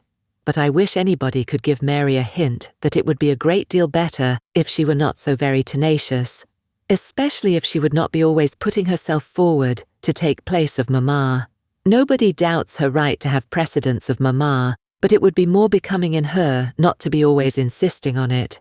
It is not that mamma cares about it the least in the world, but I know it is taken notice of by many persons. How was Anne to set all these matters to rights? She could do little more than listen patiently, soften every grievance, and excuse each to the other, give them all hints of the forbearance necessary between such near neighbours, and make those hints broadest, which were meant for her sister's benefit. In all other respects, her visit began and proceeded very well. Her own spirits improved by change of place and subject, by being removed 3 miles from Kellynch, Mary's ailments lessened by having a constant companion, and their daily intercourse with the other family Since there was neither superior affection, confidence, nor employment in the cottage, to be interrupted by it was rather an advantage. It was certainly carried nearly as far as possible, for they met every morning, and hardly ever spent an evening asunder. But she believed they should not have done so well without the sight of Mr. and Mrs. Musgrove's respectable forms in the usual places, or without the talking, laughing, and singing of their daughters. She played a great deal better than either of the Miss Musgroves, but having no voice, no knowledge of the harp, and no fond parents, to sit by and fancy themselves delighted, her performance was little thought of, only out of civility, or to refresh the others, as she was well aware. She knew that when she played, she was giving pleasure only to herself, but this was no new sensation. Excepting one short period of her life, she had never, since the age of 14, never since the loss of her dear mother, known the happiness of being listened to, or encouraged by any just appreciation or real taste. In music she had been always used to feel alone in the world, and Mr. and Mrs. Musgrove's fond partiality for their own daughter's performance, and total indifference to any other person's, gave her much more pleasure for their sakes than mortification for her own. The party at the great house was sometimes increased by other company. The neighbourhood was not large, but the Musgroves were visited by everybody, and had more dinner parties, and more callers, more visitors by invitation and by chance, than any other family. They were more completely popular. The girls were wild for dancing, and the evenings ended occasionally in an unpremeditated little ball. There was a family of cousins within a walk of Uppercross, in less affluent circumstances, who depended on the Musgroves for all their pleasures. They would come at any time, and help play at anything, or dance anywhere. And Anne, very much preferring the office of musician to a more active post, played country dances to them by the hour together, a kindness which always recommended her musical powers to the notice of Mr. and Mrs. Musgrove more than anything else, and often drew this compliment. "Well done, Miss Anne. Very well done indeed. Lord bless me, how those little fingers of yours fly about." So passed the first 3 weeks. Michaelmas came, and now Anne's heart must be in Kellynch again, a beloved home made over to others, all the precious rooms and furniture, groves and prospects, beginning to own other eyes and other limbs. She could not think of much else on the 29th of September, and she had this sympathetic touch in the evening from Mary, who, on having occasion to note down the day of the month, exclaimed, "Dear me, is not this the day the Crofts were to come to Kellynch? I am glad I did not think of it before. How low it makes me." The Crofts took possession with true naval alertness, and were to be visited. Mary deplored the necessity for herself. Nobody knew how much she should suffer. She should put it off as long as she could, but was not easy till she had talked Charles into driving her over on an early day, and was in a very animated, comfortable state of imaginary agitation when she came back. Anne had very sincerely rejoiced in there being no means of her going. She wished, however, to see the Crofts, and was glad to be within when the visit was returned. They came. The master of the house was not at home, but the 2 sisters were together, and as it chanced that Mrs. Croft fell to the share of Anne, while the Admiral sat by Mary, and made himself very agreeable by his good-humoured notice of her little boys, she was well able to watch for a likeness, and if it failed her in the features, to catch it in the voice, or in the turn of sentiment and expression. Mrs. Croft, though neither tall nor fat, had a squareness, uprightness, and vigour of form which gave importance to her person. She had bright dark eyes, good teeth, and altogether an agreeable face, though her reddened and weather-beaten complexion, the consequence of her having been almost as much at sea as her husband, made her seem to have lived some years longer in the world than her real 38. Her manners were open, easy and decided, like one who had no distrust of herself, and no doubts of what to do, without any approach to coarseness, however, or any want of good humour. Anne gave her credit, indeed, for feelings of great consideration towards herself in all that related to Kellynch, and it pleased her, especially as she had satisfied herself in the very first half-minute, in the instant even of introduction, that there was not the smallest symptom of any knowledge or suspicion on Mrs. Croft's side to give a bias of any sort. She was quite easy on that head, and consequently full of strength and courage, till for a moment electrified by Mrs. Croft's suddenly saying, "It was you, and not your sister, I find, that my brother had the pleasure of being acquainted with when he was in this country." Anne hoped she had outlived the age of blushing, but the age of emotion she certainly had not. "Perhaps you may not have heard that he is married," added Mrs. Croft. She could now answer as she ought, and was happy to feel when Mrs. Croft's next words explained it to be Mr. Wentworth of whom she spoke, that she had said nothing which might not do for either brother. She immediately felt how reasonable it was that Mrs. Croft should be thinking and speaking of Edward, and not of Frederick, and with shame at her own forgetfulness applied herself to the knowledge of their former neighbour's present state with proper interest. The rest was all tranquillity, till, just as they were moving, she heard the Admiral say to Mary, "We are expecting a brother of Mrs. Croft's here soon. I dare say you know him by name." He was cut short by the eager attacks of the little boys, clinging to him like an old friend, and declaring he should not go, and being too much engrossed by proposals of carrying them away in his coat pockets, etc., to have another moment for finishing or recollecting what he had begun. Anne was left to persuade herself, as well as she could, that the same brother must still be in question. She could not, however, reach such a degree of certainty as not to be anxious to hear whether anything had been said on the subject at the other house, where the Crofts had previously been calling. The folks of the great house were to spend the evening of this day at the cottage, and it being now too late in the year for such visits to be made on foot, the coach was beginning to be listened for when the youngest Miss Musgrove walked in.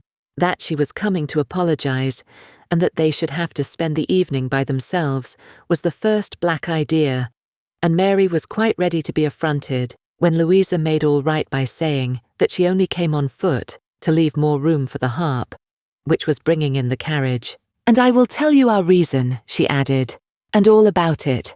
I am come on to give you notice that Papa and Mamma are out of spirits this evening, especially Mamma. She is thinking so much of poor Richard, and we agreed it would be best to have the harp, for it seems to amuse her more than the pianoforte.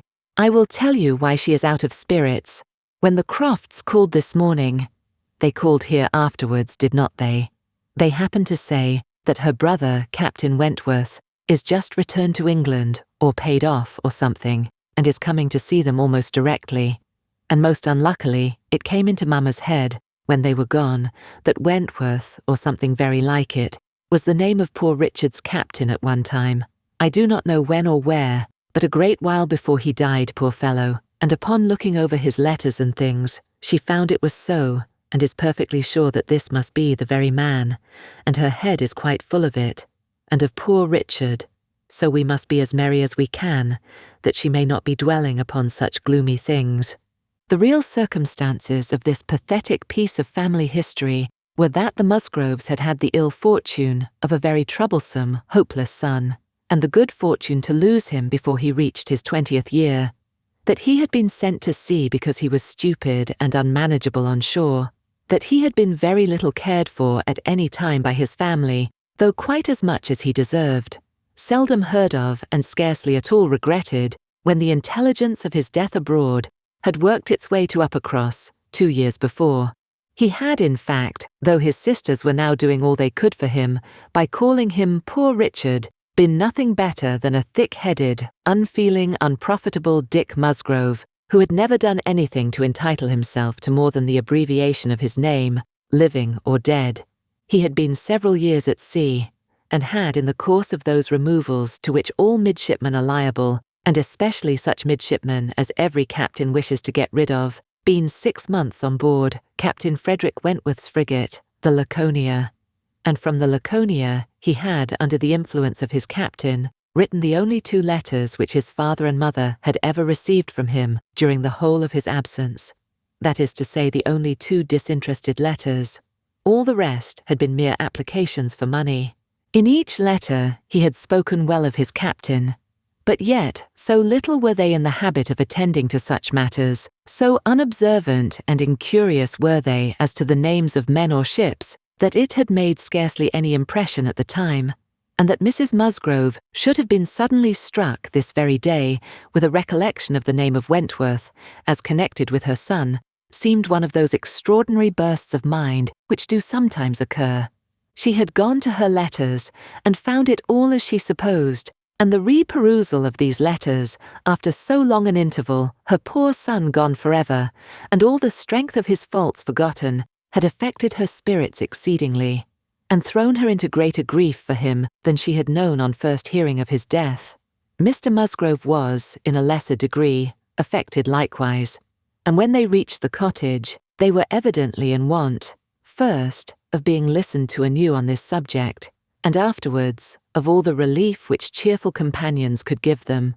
To hear them talking so much of Captain Wentworth, repeating his name so often, puzzling over past years, and at last ascertaining that it probably would, turn out to be the very same Captain Wentworth whom they recollected meeting once or twice after their coming back from Clifton, a very fine young man, but they could not say whether it was 7 or 8 years ago, was a new sort of trial to Anne's nerves.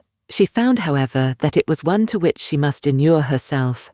Since he actually was expected in the country, she must teach herself to be insensible on such points, and not only did it appear that he was expected, and speedily, but the Musgroves, in their warm gratitude for the kindness he had shown poor Dick, and very high respect for his character, stamped as it was by poor Dick's having been 6 months under his care, and mentioning him in strong, though not perfectly well-spelt praise, as a fine dashing fellow, only too particular about the schoolmaster, were bent on introducing themselves and seeking his acquaintance as soon as they could hear of his arrival.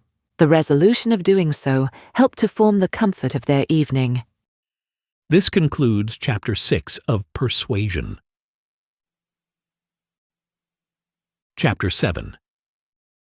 A very few days more, and Captain Wentworth was known to be at Kellynch, and Mr. Musgrove had called on him and come back warm in his praise, and he was engaged with the Crofts to dine at Uppercross by the end of another week. It had been a great disappointment to Mr. Musgrove to find that no earlier day could be fixed, so impatient was he to show his gratitude by seeing Captain Wentworth under his own roof, and welcoming him to all that was strongest and best in his cellars. But a week must pass, only a week in Anne's reckoning, and then, she supposed, they must meet, and soon she began to wish that she could feel secure even for a week. Captain Wentworth made a very early return to Mr. Musgrove's civility, and she was all but calling there in the same half-hour. She and Mary were actually setting forward for the great house, where, as she afterwards learnt, they must inevitably have found him, when they were stopped by the eldest boys, being at that moment brought home in consequence of a bad fall. The child's situation put the visit entirely aside, but she could not hear of her escape with indifference, even in the midst of the serious anxiety which they afterwards felt on his account. His collarbone was found to be dislocated, and such injury received in the back as roused the most alarming ideas. It was an afternoon of distress, and Anne had everything to do at once, the apothecary to send for, the father to have pursued and informed, the mother to support and keep from hysterics, the servants to control, the youngest child to banish, and the poor suffering one to attend and soothe. Besides sending, as soon as she recollected it, proper notice to the other house, which brought her an accession rather of frightened inquiring companions than of very useful assistants. Her brother's return was the first comfort. He could take best care of his wife, and the second blessing was the arrival of the apothecary. Till he came and had examined the child, their apprehensions were the worse for being vague. They suspected great injury, but knew not where. But now the collarbone was soon replaced, and though Mr. Robinson felt, and rubbed, and looked grave, and spoke low words both to the father and the aunt, still they were all to hope the best, and to be able to part and eat their dinner in tolerable ease of mind. And then it was, just before they parted, that the two young aunts were able so far to digress from their nephew's state as to give the information of Captain Wentworth's visit, staying 5 minutes behind their father and mother, to endeavour to express how perfectly delighted they were with him, how much handsomer, How infinitely more agreeable they thought him than any individual among their male acquaintance who had been at all a favourite before. How glad they had been to hear Papa invite him to stay dinner. How sorry when he said it was quite out of his power. And how glad again when he had promised in reply to Papa and Mamma's farther pressing invitations to come and dine with them on the morrow. Actually, on the morrow. And he had promised it in so pleasant a manner, as if he felt all the motive of their attention just as he ought. And in short, he had looked and said everything with such exquisite grace that they could assure them all their heads were both turned by him. And off they ran, quite as full of glee as of love, and apparently more full of Captain Wentworth than of little Charles. The same story and the same raptures were repeated when the two girls came with their father through the gloom of the evening to make inquiries, and Mr. Musgrove, no longer under the first uneasiness about his heir, could add his confirmation and praise, and hope there would be now no occasion for putting Captain Wentworth off, and only be sorry to think that the cottage party, probably, would not like to leave the little boy, to give him the meeting. Oh no, as to leaving the little boy, both father and mother were in much too strong and recent alarm to bear the thought, and Anne, in the joy of the escape, could not help adding her warm protestations to theirs. Charles Musgrove, indeed, afterwards, showed more of inclination. The child was going on so well, and he wished so much to be introduced to Captain Wentworth, that perhaps he might join them in the evening. He would not dine from home, but he might walk in for half an hour. But in this he was eagerly opposed by his wife, with, "Oh no indeed, Charles, I cannot bear to have you go away. Only think if anything should happen." The child had a good night, and was going on well the next day. It must be a work of time to ascertain that no injury had been done to the spine. But Mr. Robinson found nothing to increase alarm, and Charles Musgrove began, consequently, to feel no necessity for longer confinement. The child was to be kept in bed and amused as quietly as possible, but what was there for a father to do? This was quite a female case, and it would be highly absurd in him, who could be of no use at home, to shut himself up. His father very much wished him to meet Captain Wentworth, and there being no sufficient reason against it, he ought to go, and it ended in his making a bold public declaration, when he came in from shooting, of his meaning to dress directly and dine at the other house. "Nothing can be going on better than the child," said he. "So I told my father just now that I would come, and he thought me quite right. Your sister being with you, my love, I have no scruple at all. You would not like to leave him yourself. But you see I can be of no use. Anne will send for me if anything is the matter." Husbands and wives generally understand when opposition will be vain. Mary knew from Charles's manner of speaking that he was quite determined on going, and that it would be of no use to tease him. She said nothing, therefore, till he was out of the room, but as soon as there was only Anne to hear. "So you and I are to be left to shift by ourselves, with this poor sick child, and not a creature coming near us all the evening. I knew how it would be. This is always my luck. If there is anything disagreeable going on, men are always sure to get out of it. And Charles is as bad as any of them. Very unfeeling.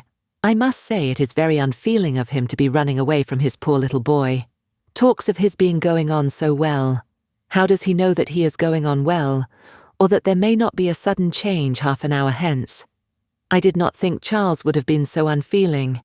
So here he is to go away and enjoy himself, and because I am the poor mother, I am not to be allowed to stir, and yet, I am sure, I am more unfit than anybody else to be about the child. My being the mother is the very reason why my feelings should not be tried. I am not at all equal to it. You saw how hysterical I was yesterday, but that was only the effect of the suddenness of your alarm, of the shock. You will not be hysterical again. I dare say we shall have nothing to distress us. I perfectly understand Mr. Robinson's directions and have no fears, and indeed, Mary, I cannot wonder at your husband. Nursing does not belong to a man. It is not his province. A sick child is always the mother's property. Her own feelings generally make it so. I hope I am as fond of my child as any mother, but I do not know that I am of any more use in the sick room than Charles, for I cannot be always scolding and teasing the poor child when it is ill. And you saw this morning that if I told him to keep quiet, he was sure to begin kicking about. I have not nerves for the sort of thing. But could you be comfortable yourself, to be spending the whole evening away from the poor boy? Yes, you see his papa can, and why should not I? Jemima is so careful, and she could send us word every hour how he was. I really think Charles might as well have told his father we would all come. I am not more alarmed about little Charles now than he is. I was dreadfully alarmed yesterday, but the case is very different today. Well, if you do not think it too late to give notice for yourself, suppose you were to go, as well as your husband. Leave little Charles to my care. Mr. and Mrs. Musgrove cannot think it wrong while I remain with him." "Are you serious?" cried Mary, her eyes brightening. "Dear me, that's a very good thought. Very good indeed.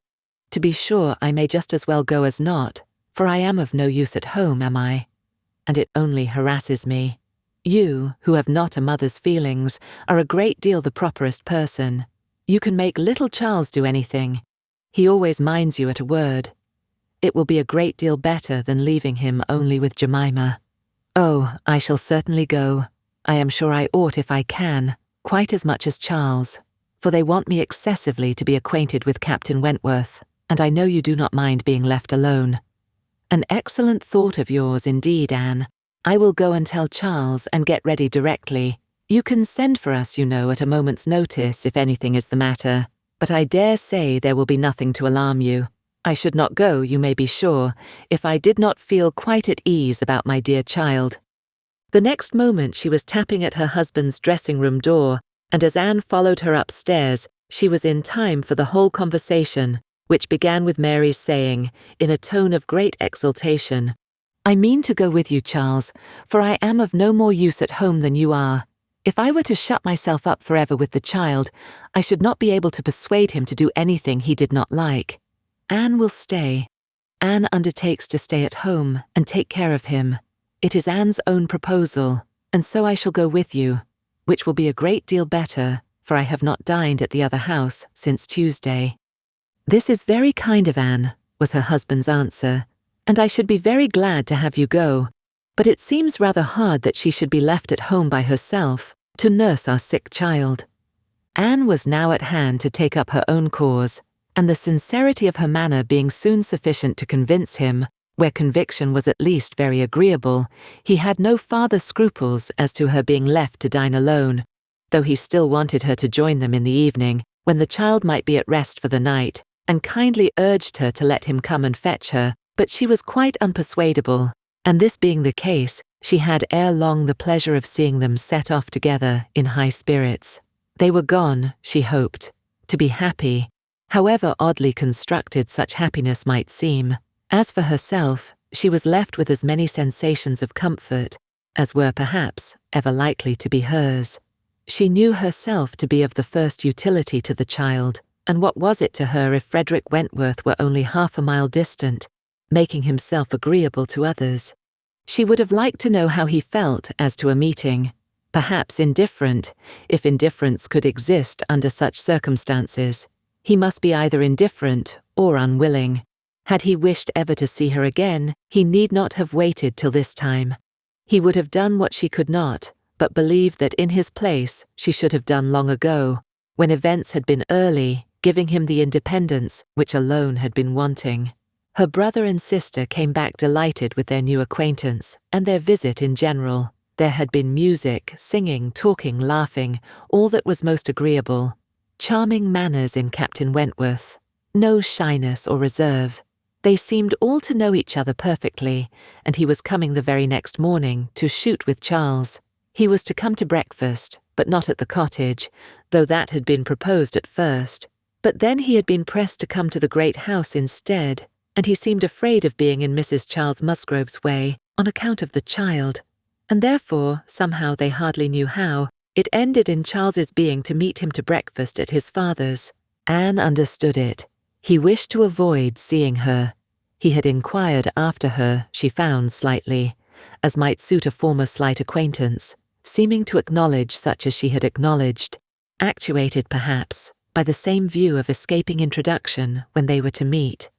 The morning hours of the cottage were always later than those of the other house, and on the morrow the difference was so great that Mary and Anne were not more than beginning breakfast when Charles came in to say that they were just setting off, that he was come for his dogs, that his sisters were following with Captain Wentworth, his sisters meaning to visit Mary and the child, and Captain Wentworth proposing also to wait on her for a few minutes, if not inconvenient. And though Charles had answered for the child's being in no such state as could make it inconvenient, Captain Wentworth would not be satisfied without his running on to give notice. Mary, very much gratified by this attention, was delighted to receive him, while 1,000 feelings rushed on Anne, of which this was the most consoling, that it would soon be over. And it was soon over. In 2 minutes after Charles's preparation, the others appeared. They were in the drawing-room. Her eye half met Captain Wentworth's. A bow, a curtsy passed. She heard his voice. He talked to Mary, said all that was right, said something to the Miss Musgroves, enough to mark an easy footing. The room seemed full of persons and voices. But a few minutes ended it. Charles shewed himself at the window. All was ready. Their visitor had bowed and was gone. The Miss Musgroves were gone too, suddenly resolving to walk to the end of the village with the sportsmen. The room was cleared, and Anne might finish her breakfast as she could. "It is over, it is over," she repeated to herself again and again in nervous gratitude. "The worst is over." Mary talked, but she could not attend. She had seen him. They had met. They had been once more in the same room. Soon, however, she began to reason with herself and try to be feeling less. 8 years, almost 8 years had passed since all had been given up. How absurd to be resuming the agitation which such an interval had banished into distance and indistinctness. What might not 8 years do? Events of every description, changes, alienations, removals, all must be comprised in it, and oblivion of the past. How natural, how certain too. It included nearly 1/3 part of her own life. Alas! With all her reasoning she found that to retentive feelings 8 years may be little more than nothing. Now, how were his sentiments to be read? Was this like wishing to avoid her? And the next moment she was hating herself for the folly which asked the question. On one other question, which perhaps her utmost wisdom might not have prevented, she was soon spared all suspense, for after the Miss Musgroves had returned and finished their visit at the cottage, she had this spontaneous information from Mary. "Captain Wentworth is not very gallant by you, Anne, though he was so attentive to me. Henrietta asked him what he thought of you when they went away, and he said, 'You were so altered, he should not have known you again.'" Mary had no feelings to make her respect her sisters in a common way, but she was perfectly unsuspicious of being inflicting any peculiar wound. Altered beyond his knowledge. Anne fully submitted, in silent, deep mortification. Doubtless it was so, and she could take no revenge, for he was not altered, or not for the worse. She had already acknowledged it to herself, and she could not think differently, let him think of her as he would. No, the years which had destroyed her youth and bloom had only given him a more glowing, manly, open look, in no respect lessening his personal advantages. She had seen the same Frederick Wentworth, so altered that he should not have known her again. These were words which could not but dwell with her, yet she soon began to rejoice that she had heard them. They were of sobering tendency, they allayed agitation, they composed, and consequently must make her happier. Frederick Wentworth had used such words, or something like them, but without an idea that they would be carried round to her. He had thought her wretchedly altered, and in the first moment of appeal had spoken as he felt. He had not forgiven Anne Elliot. She had used him ill, deserted and disappointed him, and worse, she had shown a feebleness of character in doing so, which his own decided, confident temper could not endure. She had given him up to oblige others. It had been the effect of over-persuasion. It had been weakness and timidity. He had been most warmly attached to her, and had never seen a woman since whom he thought her equal. But except from some natural sensation of curiosity, he had no desire of meeting her again. Her power with him was gone forever. It was now his object to marry. He was rich, and being turned on shore, fully intended to settle as soon as he could be properly tempted, actually looking round, ready to fall in love with all the speed which a clear head and a quick taste could allow. He had a heart for either of the Miss Musgroves, if they could catch it. A heart, in short, for any pleasing young woman who came in his way, excepting Anne Elliot. This was his only secret exception, when he said to his sister, in answer to her suppositions, "Yes, here I am, Sophia, quite ready to make a foolish match. Anybody between 15 and 30 may have me for asking. A little beauty, and a few smiles, and a few compliments to the navy, and I am a lost man. Should not this be enough for a sailor who has had no society among women to make him nice?" He said it, she knew, to be contradicted. His bright, proud eyes spoke the conviction that he was nice, and Anne Elliot was not out of his thoughts when he more seriously described the woman he should wish to meet with. A strong mind, with sweetness of manner, made the first and the last of the description. "That is the woman I want," said he. "Something a little inferior I shall of course put up with, but it must not be much. If I am a fool, I shall be a fool indeed, for I have thought on the subject more than most men." This concludes Chapter 7 of Persuasion. Chapter 8. From this time, Captain Wentworth and Anne Elliot were repeatedly in the same circle. They were soon dining in company together at Mr. Musgrove's, for the little boy's state could no longer supply his aunt with a pretence for absenting herself, and this was but the beginning of other dinings and other meetings. Whether former feelings were to be renewed must be brought to the proof. Former times must undoubtedly be brought to the recollection of each. They could not but be reverted to. The year of their engagement could not but be named by him in the little narratives or descriptions which conversation called forth.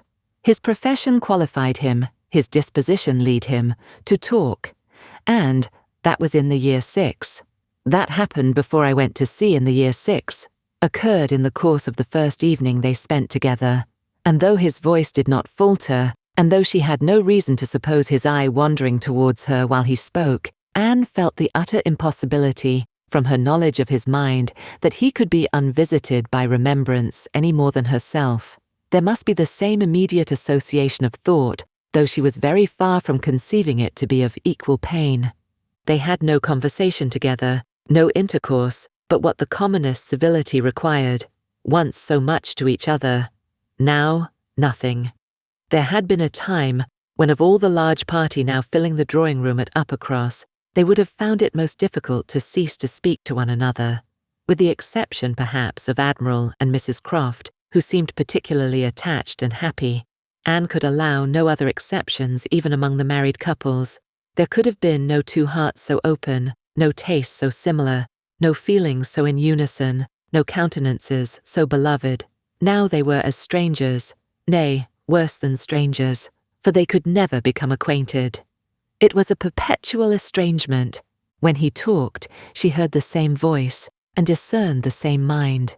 There was a very general ignorance of all naval matters throughout the party, and he was very much questioned, and especially by the two Miss Musgroves, who seemed hardly to have any eyes but for him as to the manner of living on board, daily regulations, food, hours, and so on, and their surprise at his accounts, at learning the degree of accommodation and arrangement which was practicable, drew from him some pleasant ridicule, which reminded Anne of the early days when she too had been ignorant, and she too had been accused of supposing sailors to be living on board without anything to eat, or any cook to dress it if there were, or any servant to wait, or any knife and fork to use.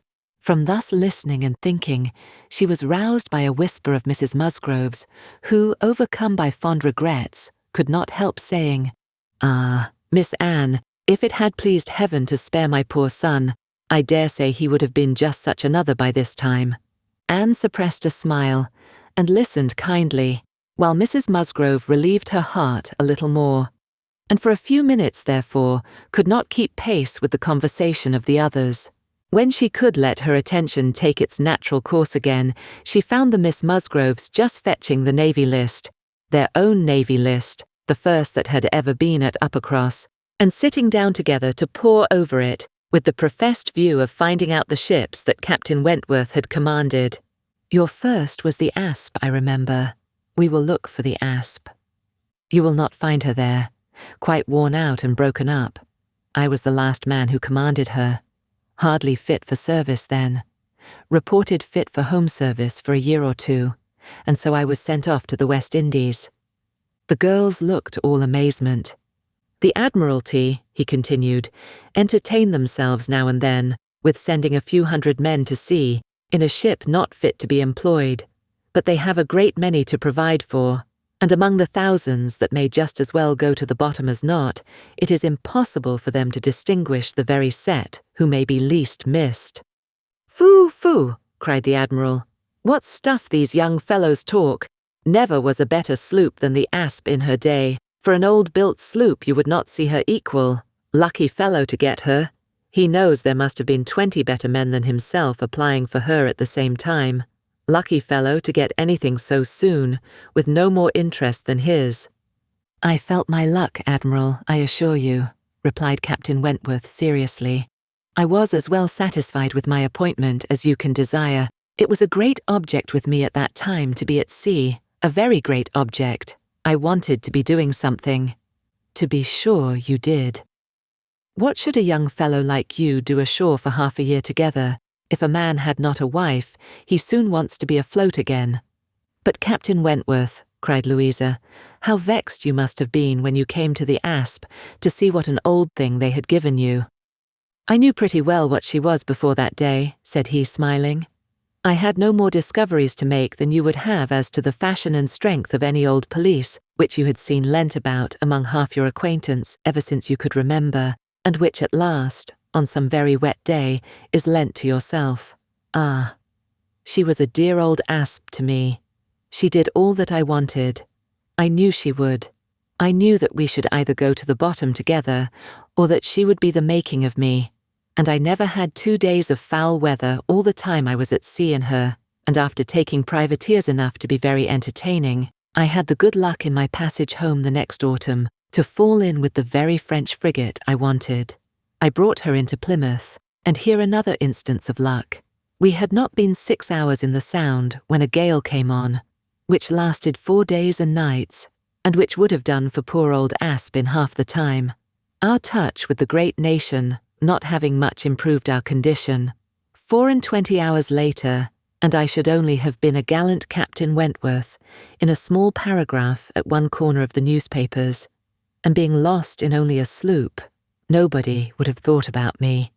Anne's shudderings were to herself alone, but the Miss Musgroves could be as open as they were sincere in their exclamations of pity and horror. "And so then, I suppose," said Mrs. Musgrove, in a low voice, as if thinking aloud, "so then he went away to the Laconia, and there he met with our poor boy, Charles, my dear," beckoning him to her. "Do ask Captain Wentworth where it was he first met with your poor brother. I always forgot." "It was at Gibraltar, Mother, I know. Dick had been left ill at Gibraltar with a recommendation from his former captain to Captain Wentworth." "Oh, but Charles, tell Captain Wentworth he need not be afraid of mentioning poor Dick before me, for it would be rather a pleasure to hear him talked of by such a good friend." Charles, being somewhat more mindful of the probabilities of the case, only nodded in reply and walked away. The girls were now hunting for the Laconia, and Captain Wentworth could not deny himself the pleasure of taking the precious volume into his own hands to save them the trouble, and once more read aloud the little statement of her name and rate, and present non-commissioned class, observing over it that she too had been one of the best friends man ever had. Ah, those were pleasant days when I had the Laconia. How fast I made money in her. A friend of mine and I had such a lovely cruise together off the Western Islands. Poor Harville's sister. You know how much he wanted money, worse than myself. He had a wife. Excellent fellow.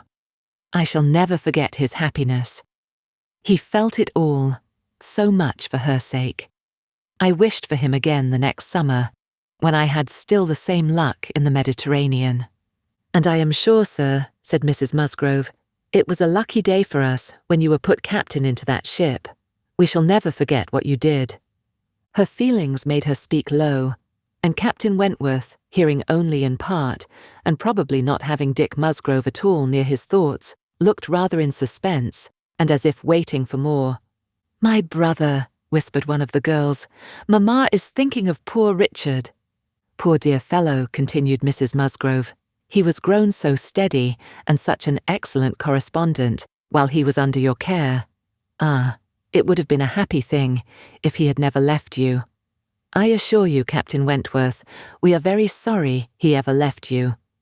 There was a momentary expression in Captain Wentworth's face at this speech, a certain glance of his bright eye, and curl of his handsome mouth, which convinced Anne that instead of sharing in Mrs. Musgrove's kind wishes, as to her son, he had probably been at some pains to get rid of him, but it was too transient an indulgence of self-amusement to be detected by any who understood him less than herself.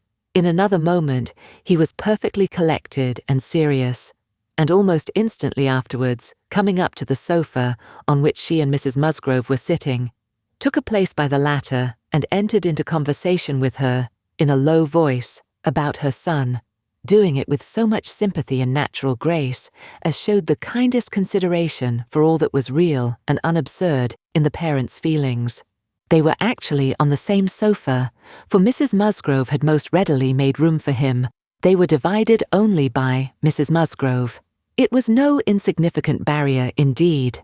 Mrs. Musgrove was of a comfortable, substantial size, infinitely more fitted by nature to express good cheer and good humour than tenderness and sentiment, and while the agitations of Anne's slender form and pensive face may be considered as very completely screened, Captain Wentworth should be allowed some credit for the self-command with which he attended to her large fat sighings over the destiny of a son whom alive nobody had cared for. Personal sighs and mental sorrow have certainly no necessary proportions.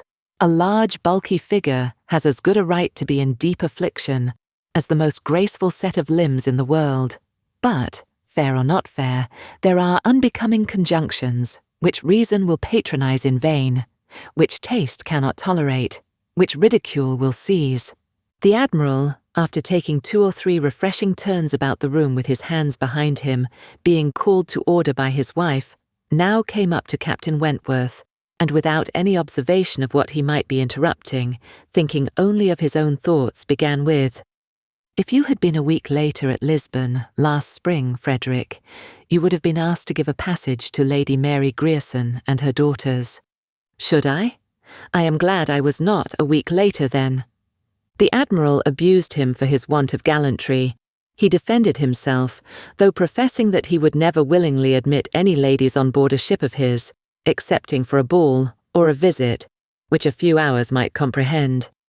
"But if I know myself," said he, "this is from no want of gallantry towards them. It is rather from feeling how impossible it is, with all one's efforts and all one's sacrifices, to make the accommodations on board such as women ought to have. There can be no want of gallantry, Admiral, in rating the claims of women to every personal comfort high, and this is what I do. I hate to hear of women on board, or to see them on board, and no ship under my command shall ever convey a family of ladies anywhere, if I can help it." This brought his sister upon him. "Oh, Frederick, but I cannot believe it of you. All idle refinement. Women may be as comfortable on board as in the best house in England.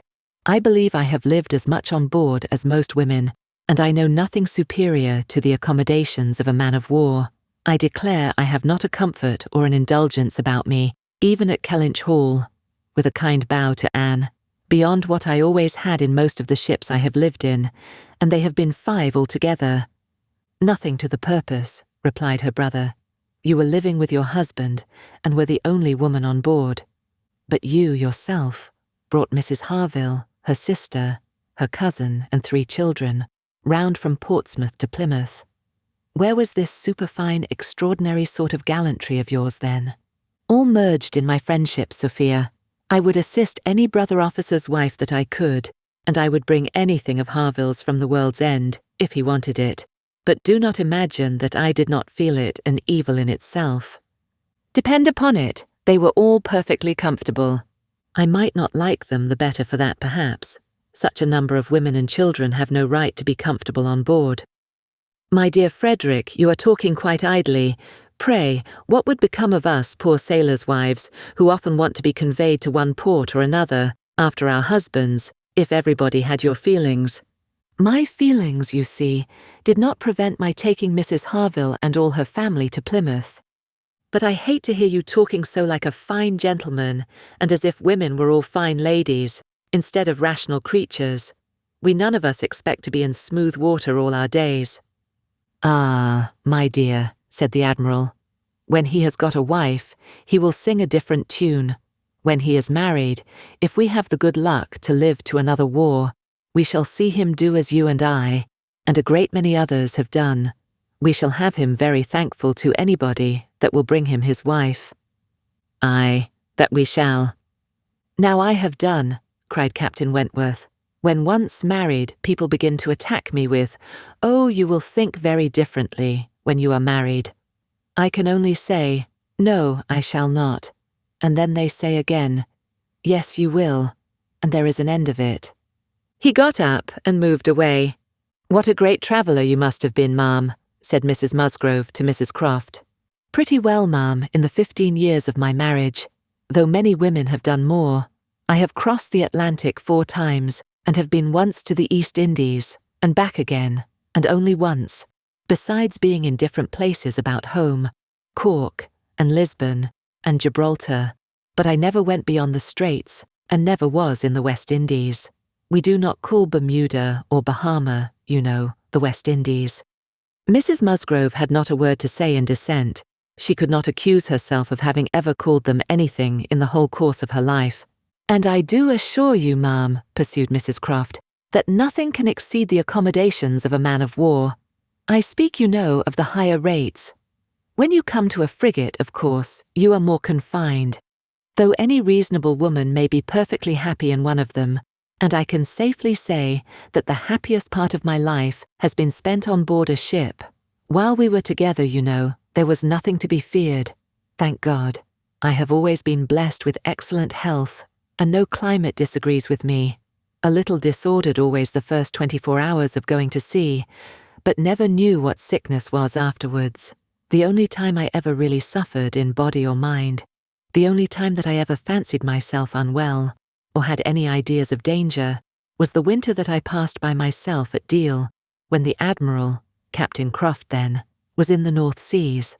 I lived in perpetual fright at that time, and had all manner of imaginary complaints from not knowing what to do with myself, or when I should hear from him next. But as long as we could be together, nothing ever ailed me, and I never met with the smallest inconvenience. "Aye, to be sure, yes indeed, oh yes, I am quite of your opinion, Mrs. Croft," was Mrs. Musgrove's hearty answer. "There is nothing so bad as a separation. I am quite of your opinion. I know what it is, for Mr. Musgrove always attends the assizes, and I am so glad when they are over, and he is safe back again." The evening ended with dancing. On its being proposed, Anne offered her services as usual, and though her eyes would sometimes fill with tears as she sat at the instrument, she was extremely glad to be employed, and desired nothing in return but to be unobserved. It was a merry, joyous party, and no one seemed in higher spirits than Captain Wentworth. She felt that he had everything to elevate him, which general attention and deference, and especially the attention of all the young women, could do.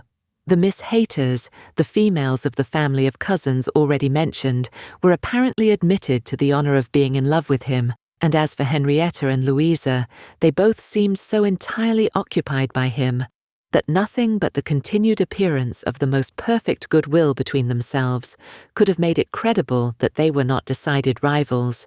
If he were a little spoilt by such universal, such eager admiration, who could wonder? These were some of the thoughts which occupied Anne, while her fingers were mechanically at work, proceeding for half an hour together, equally without error and without consciousness. Once she felt that he was looking at herself, observing her altered features, perhaps, trying to trace in them the ruins of the face which had once charmed him, and once she knew that he must have spoken of her. She was hardly aware of it, till she heard the answer. But then she was sure of his having asked his partner whether Miss Elliot never danced. The answer was, "Oh no, never. She has quite given up dancing. She had rather play. She is never tired of playing." Once, too, he spoke to her. She had left the instrument on the dancing being over, and he had sat down to try to make out an air which he wished to give the Miss Musgroves an idea of. Unintentionally, she returned to that part of the room.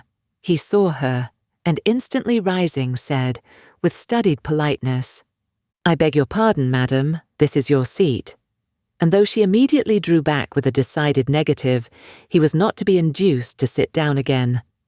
Anne did not wish for more of such looks and speeches. His cold politeness, his ceremonious grace, were worse than anything. This concludes Chapter 8 of Persuasion. Chapter 9. Captain Wentworth was come to Kellynch as to a home, to stay as long as he liked, being as thoroughly the object of the Admiral's fraternal kindness as of his wife's. He had intended, on first arriving, to proceed very soon into Shropshire and visit the brother settled in that country. But the attractions of Uppercross induced him to put this off. There was so much of friendliness and of flattery, and of everything most bewitching in his reception there. The old were so hospitable, the young so agreeable, that he could not but resolve to remain where he was and take all the charms and perfections of Edward's wife upon credit a little longer. It was soon Uppercross with him almost every day. The Musgroves could hardly be more ready to invite than he to come, particularly in the morning, when he had no companion at home, for the Admiral and Mrs. Croft were generally out of doors together, interesting themselves in their new possessions, their grass, and their sheep, and dawdling about in a way not endurable to a third person, or driving out in a gig, lately added to their establishment. Hitherto there had been but one opinion of Captain Wentworth among the Musgroves and their dependencies. It was unvarying, warm admiration everywhere, but this intimate footing was not more than established when a certain Charles Hayter returned among them, to be a good deal disturbed by it, and to think Captain Wentworth very much in the way. Charles Hayter was the eldest of all the cousins, and a very amiable, pleasing young man, between whom and Henrietta there had been a considerable appearance of attachment previous to Captain Wentworth's introduction. He was in orders, and having a curacy in the neighbourhood, where residence was not required, lived at his father's house, only 2 miles from Uppercross. A short absence from home had left his fair one unguarded by his attentions at this critical period, and when he came back he had the pain of finding very altered manners, and of seeing Captain Wentworth. Mrs. Musgrove and Mrs. Hayter were sisters. They had each had money, but their marriages had made a material difference in their degree of consequence. Mr. Hayter had some property of his own, but it was insignificant compared with Mr. Musgrove's, and while the Musgroves were in the first class of society in the country, the young Hayters would, from their parents' inferior, retired and unpolished way of living, and their own defective education, have been hardly in any class at all. But for their connection with Uppercross, this eldest son of course excepted, who had chosen to be a scholar and a gentleman, and who was very superior in cultivation and manners to all the rest, the two families had always been on excellent terms, there being no pride on one side and no envy on the other, and only such a consciousness of superiority in the Miss Musgroves as made them pleased to improve their cousins. Charles's attentions to Henrietta had been observed by her father and mother without any disapprobation. It would not be a great match for her, but if Henrietta liked him, and Henrietta did seem to like him, Henrietta fully thought so herself before Captain Wentworth came. But from that time, cousin Charles had been very much forgotten. Which of the two sisters was preferred by Captain Wentworth was as yet quite doubtful. As far as Anne's observation reached, Henrietta was perhaps the prettiest, Louisa had the higher spirits, and she knew not now whether the more gentle or the more lively character were most likely to attract him. Mr. and Mrs. Musgrove, either from seeing little or from an entire confidence in the discretion of both their daughters and of all the young men who came near them, seemed to leave everything to take its chance. There was not the smallest appearance of solicitude or remark about them in the mansion house, but it was different at the cottage. The young couple there were more disposed to speculate and wonder, and Captain Wentworth had not been above 4 or 5 times in the Miss Musgroves' company, and Charles Hayter had but just reappeared, when Anne had to listen to the opinions of her brother and sister as to which was the one liked best. Charles gave it for Louisa, Mary for Henrietta, but quite agreeing that to have him marry either could be extremely delightful.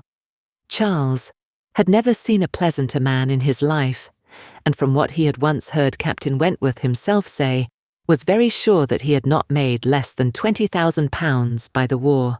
Here was a fortune at once, besides which there would be the chance of what might be done in any future war, and he was sure Captain Wentworth was as likely a man to distinguish himself as any officer in the navy. Oh, it would be a capital match for either of his sisters. "Upon my word it would," replied Mary. "Dear me, if he should rise to any very great honours, if he should ever be made a baronet. Lady Wentworth sounds very well. That would be a noble thing indeed for Henrietta. She would take place of me then, and Henrietta would not dislike that. Sir Frederick and Lady Wentworth. It would be but a new creation, however, and I never think much of your new creations." It suited Mary best to think Henrietta the one preferred on the very account of Charles Hayter, whose pretensions she wished to see put an end to. She looked down very decidedly upon the Hayters and thought it would be quite a misfortune to have the existing connection between the families renewed, very sad for herself and her children. "You know," said she, "I cannot think him at all a fit match for Henrietta, and considering the alliances which the Musgroves have made, she has no right to throw herself away. I do not think any young woman has a right to make a choice that may be disagreeable and inconvenient to the principal part of her family, and be giving bad connections to those who have not been used to them. And, pray, who is Charles Hayter? Nothing but a country curate, a most improper match for Miss Musgrove of Uppercross." Her husband, however, would not agree with her here, for besides having a regard for his cousin, Charles Hayter was an eldest son, and he saw things as an eldest son himself. "Now you are talking nonsense, Mary," was therefore his answer.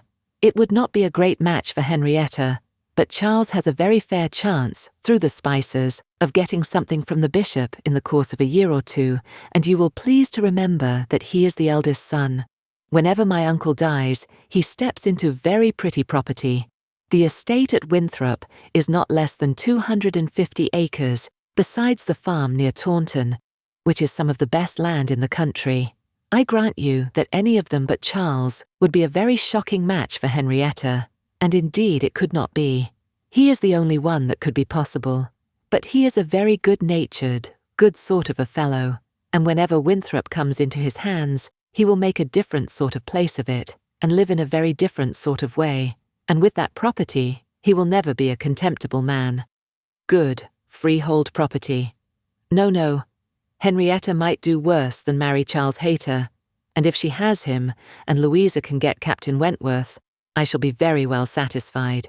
"Charles may say what he pleases," cried Mary to Anne, as soon as he was out of the room, "but it would be shocking to have Henrietta marry Charles Hayter. A very bad thing for her, and still worse for me. And therefore, it is very much to be wished that Captain Wentworth may soon put him quite out of her head, and I have very little doubt that he has. She took hardly any notice of Charles Hayter yesterday. I wish you had been there to see her behaviour, and as to Captain Wentworth's liking Louisa as well as Henrietta, it is nonsense to say so, for he certainly does like Henrietta a great deal the best, but Charles is so positive. I wish you had been with us yesterday, for then you might have decided between us, and I am sure you would have thought as I did, unless you had been determined to give it against me." A dinner at Mr. Musgrove's had been the occasion when all these things should have been seen by Anne, but she had stayed at home, under the mixed plea of a headache of her own, and some return of indisposition in little Charles. She had thought only of avoiding Captain Wentworth, but an escape from being appealed to as umpire was now added to the advantages of a quiet evening. As to Captain Wentworth's views, she deemed it of more consequence that he should know his own mind early enough not to be endangering the happiness of either sister, or impeaching his own honour, than that he should prefer Henrietta to Louisa, or Louisa to Henrietta. Either of them would, in all probability, make him an affectionate, good-humoured wife. With regard to Charles Hayter, she had delicacy which must be pained by any lightness of conduct in a well-meaning young woman, and a heart to sympathise in any of the sufferings it occasioned. But if Henrietta found herself mistaken in the nature of her feelings, the alteration could not be understood too soon. Charles Hayter had met with much to disquiet and mortify him in his cousin's behaviour. She had too old a regard for him to be so wholly estranged as might in 2 meetings extinguish every past hope, and leave him nothing to do but to keep away from Uppercross. But there was such a change as became very alarming when such a man as Captain Wentworth was to be regarded as the probable cause. He had been absent only 2 Sundays, and when they parted had left her interested, even to the height of his wishes, in his prospect of soon quitting his present curacy and obtaining that of Uppercross instead. It had then seemed the object nearest her heart that Dr. Shirley, the rector, who for more than 40 years had been zealously discharging all the duties of his office, but was now growing too infirm for many of them, should be quite fixed on engaging a curate, should make his curacy quite as good as he could afford, and should give Charles Hayter the promise of it, the advantage of his having to come only to Uppercross, instead of going 6 miles another way, of his having, in every respect, a better curacy, of his belonging to their dear Dr. Shirley, and of dear good Dr. Shirley's being relieved from the duty which he could no longer get through without most injurious fatigue, had been a great deal, even to Louisa, but had been almost everything to Henrietta. When he came back, alas, the zeal of the business was gone by. Louisa could not listen at all to his account of a conversation which he had just held with Dr. Shirley. She was at a window looking out for Captain Wentworth, and even Henrietta had at best only a divided attention to give, and seemed to have forgotten all the former doubt and solicitude of the negotiation. "Well, I am very glad indeed, but I always thought you would have it. I always thought you sure. It did not appear to me that, in short, you know, Dr. Shirley must have a curate, and you had secured his promise. Is he coming, Louisa?" One morning, very soon after the dinner at the Musgroves, at which Anne had not been present, Captain Wentworth walked into the drawing-room at the cottage, where were only herself and the little invalid Charles, who was lying on the sofa. The surprise of finding himself almost alone with Anne Elliot deprived his manners of their usual composure. He started and could only say, "I thought the Miss Musgroves had been here. Mrs. Musgrove told me I should find them here," before he walked to the window to recollect himself and feel how he ought to behave. "They are upstairs with my sister. They will be down in a few moments, I dare say," had been Anne's reply, in all the confusion that was natural, and if the child had not called her to come and do something for him, she would have been out of the room the next moment, and released Captain Wentworth as well as herself. He continued at the window, and after calmly and politely saying, "I hope the little boy is better," was silent. She was obliged to kneel down by the sofa and remain there to satisfy her patient, and thus they continued a few minutes, when, to her very great satisfaction, she heard some other person crossing the little vestibule. She hoped, on turning her head, to see the master of the house, but it proved to be one much less calculated for making matters easy. Charles Hayter, probably not at all better pleased by the sight of Captain Wentworth than Captain Wentworth had been by the sight of Anne. She only attempted to say, "How do you do? Will you not sit down? The others will be here presently." Captain Wentworth, however, came from his window, apparently not ill-disposed for conversation, but Charles Hayter soon put an end to his attempts by seating himself near the table and taking up the newspaper, and Captain Wentworth returned to his window. Another minute brought another addition. The younger boy, a remarkable stout, forward child, of 2 years old, having got the door opened for him by someone without, made his determined appearance among them, and went straight to the sofa to see what was going on, and put in his claim to anything good that might be giving away. There being nothing to eat, he could only have some play. And as his aunt would not let him tease his sick brother, he began to fasten himself upon her, as she knelt, in such a way that, busy as she was about Charles, she could not shake him off. She spoke to him, ordered, entreated, and insisted in vain. Once she did contrive to push him away, but the boy had the greater pleasure in getting upon her back again directly. "Walter," said she, "get down this moment. You are extremely troublesome. I am very angry with you." "Walter," cried Charles Hayter, "why do you not do as you are bid? Do not you hear your aunt speak? Come to me, Walter. Come to Cousin Charles." But not a bit did Walter stir. In another moment, however, she found herself in the state of being released from him. Someone was taking him from her, though he had bent down her head so much that his little sturdy hands were unfastened from around her neck, and he was resolutely borne away before she knew that Captain Wentworth had done it. Her sensations on the discovery made her perfectly speechless. She could not even thank him. She could only hang over little Charles with most disordered feelings. His kindness in stepping forward to her relief, the manner, the silence in which it had passed, the little particulars of the circumstance, with the conviction soon forced on her by the noise he was studiously making with the child that he meant to avoid hearing her thanks, and rather sought to testify that her conversation was the last of his wants, produced such a confusion of varying but very painful agitation as she could not recover from, till enabled by the entrance of Mary and the Miss Musgroves to make over her little patient to their cares, and leave the room. She could not stay. It might have been an opportunity of watching the loves and jealousies of the four. They were now all together, but she could stay for none of it. It was evident that Charles Hayter was not well inclined towards Captain Wentworth. She had a strong impression of his having said, in a vexed tone of voice, after Captain Wentworth's interference, "You ought to have minded me, Walter. I told you not to tease your aunt," and could comprehend his regretting that Captain Wentworth should do what he ought to have done himself. But neither Charles Hayter's feelings, nor anybody's feelings, could interest her, till she had a little better arranged her own. She was ashamed of herself, quite ashamed of being so nervous, so overcome by such a trifle. But so it was, and it required a long application of solitude and reflection to recover her. This concludes Chapter 9 of Persuasion. Chapter 10. Other opportunities of making her observations could not fail to occur. Anne had soon been in company with all the four together, often enough to have an opinion, though too wise to acknowledge as much at home, where she knew it would have satisfied neither husband nor wife. For while she considered Louisa to be rather the favourite, she could not but think, as far as she might dare to judge from memory and experience, that Captain Wentworth was not in love with either.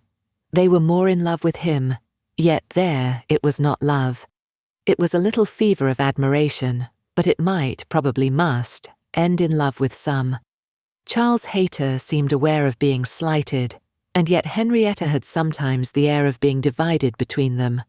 Anne longed for the power of representing to them all what they were about, and of pointing out some of the evils they were exposing themselves to. She did not attribute guile to any.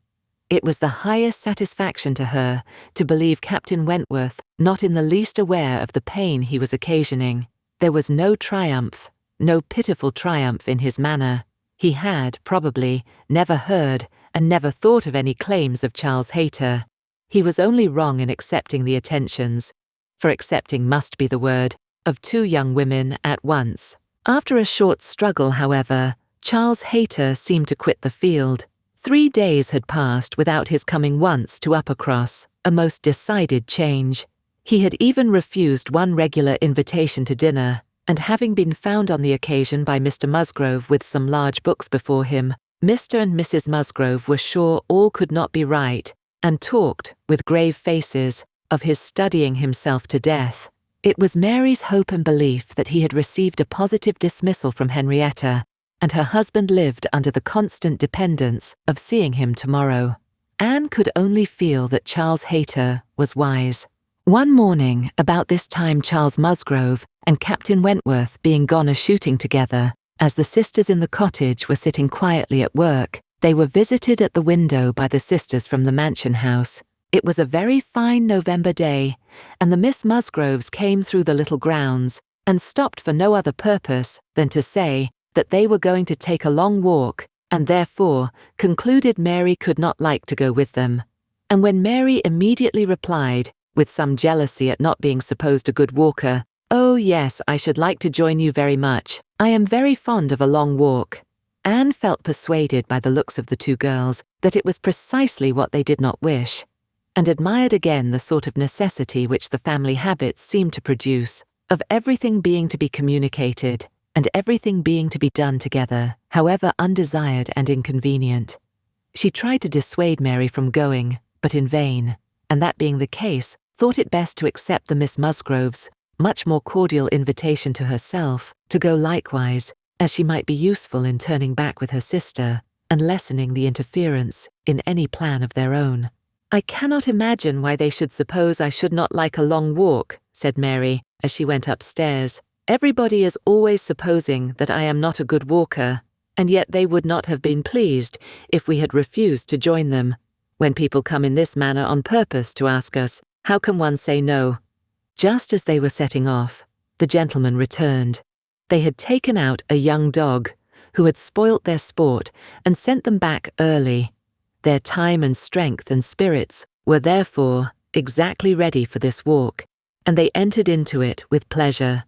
Could Anne have foreseen such a junction, she would have stayed at home, but from some feelings of interest and curiosity, she fancied now that it was too late to retract, and the whole six set forward together in the direction chosen by the Miss Musgroves, who evidently considered the walk as under their guidance. Anne's object was not to be in the way of anybody, and where the narrow paths across the fields made many separations necessary, to keep with her brother and sister.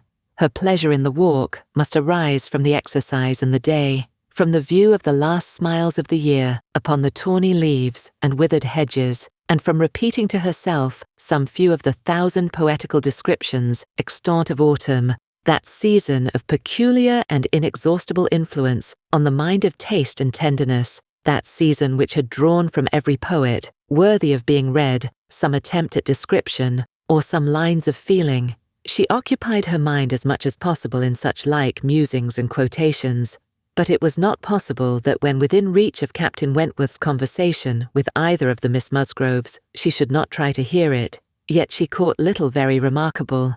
It was mere lively chat, such as any young persons, on an intimate footing, might fall into. He was more engaged with Louisa than with Henrietta. Louisa certainly put more forward for his notice than her sister. This distinction appeared to increase, and there was one speech of Louisa's which struck her. After one of the many praises of the day which were continually bursting forth, Captain Wentworth added, "What glorious weather for the Admiral and my sister! They meant to take a long drive this morning. Perhaps we may hail them from some of these hills. They talked of coming into this side of the country. I wonder whereabouts they will upset today. Oh, it does happen very often, I assure you, but my sister makes nothing of it. She would as lieve be tossed out as not." "Ah, you make the most of it, I know," cried Louisa, "but if it were really so, I should do just the same in her place. If I loved a man, as she loves the Admiral, I would always be with him. Nothing should ever separate us, and I would rather be overturned by him than driven safely by anybody else." It was spoken with enthusiasm. "Had you?" cried he, catching the same tone. "I honour you." And there was silence between them for a little while. Anne could not immediately fall into a quotation again.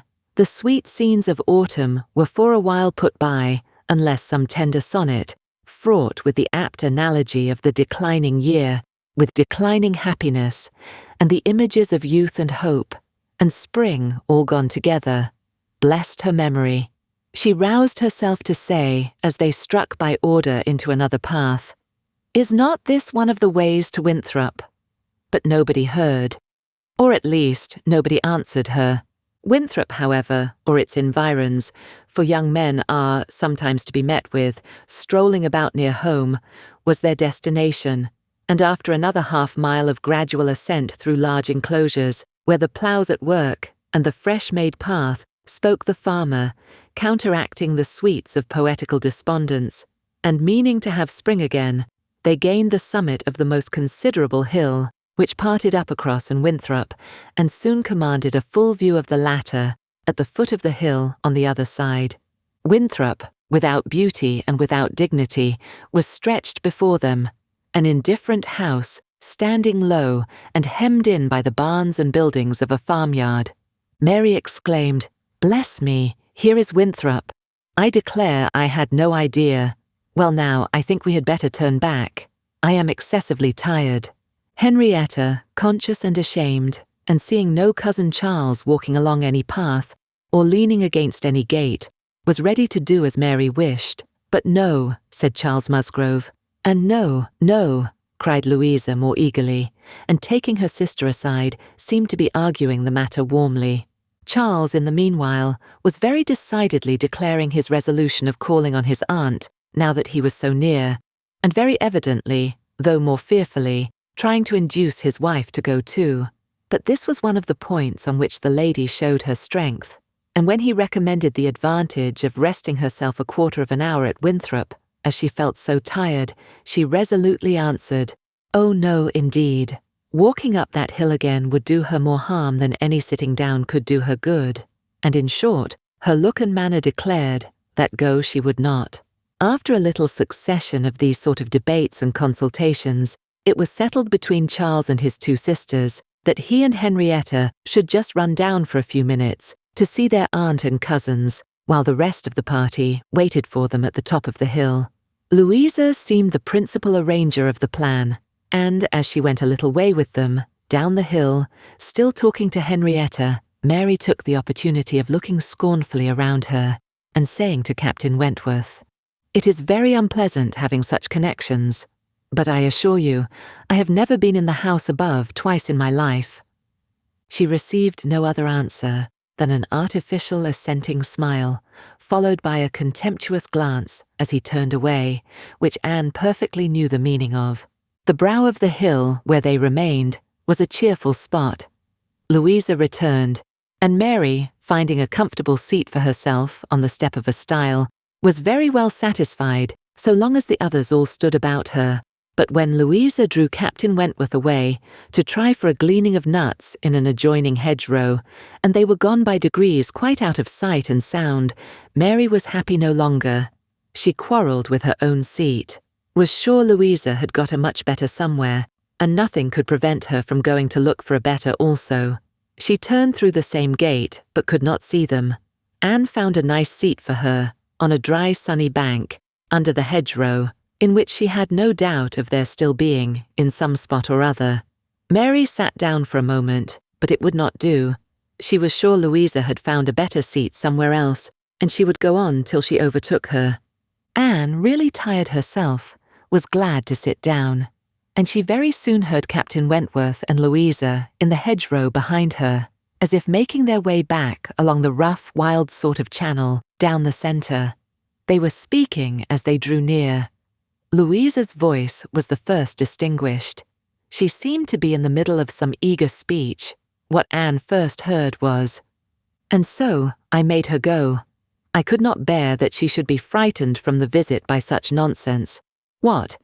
Would I be turned back from doing a thing that I had determined to do, and that I knew to be right, by the airs and interference of such a person, or of any person I may say? No, I have no idea of being so easily persuaded.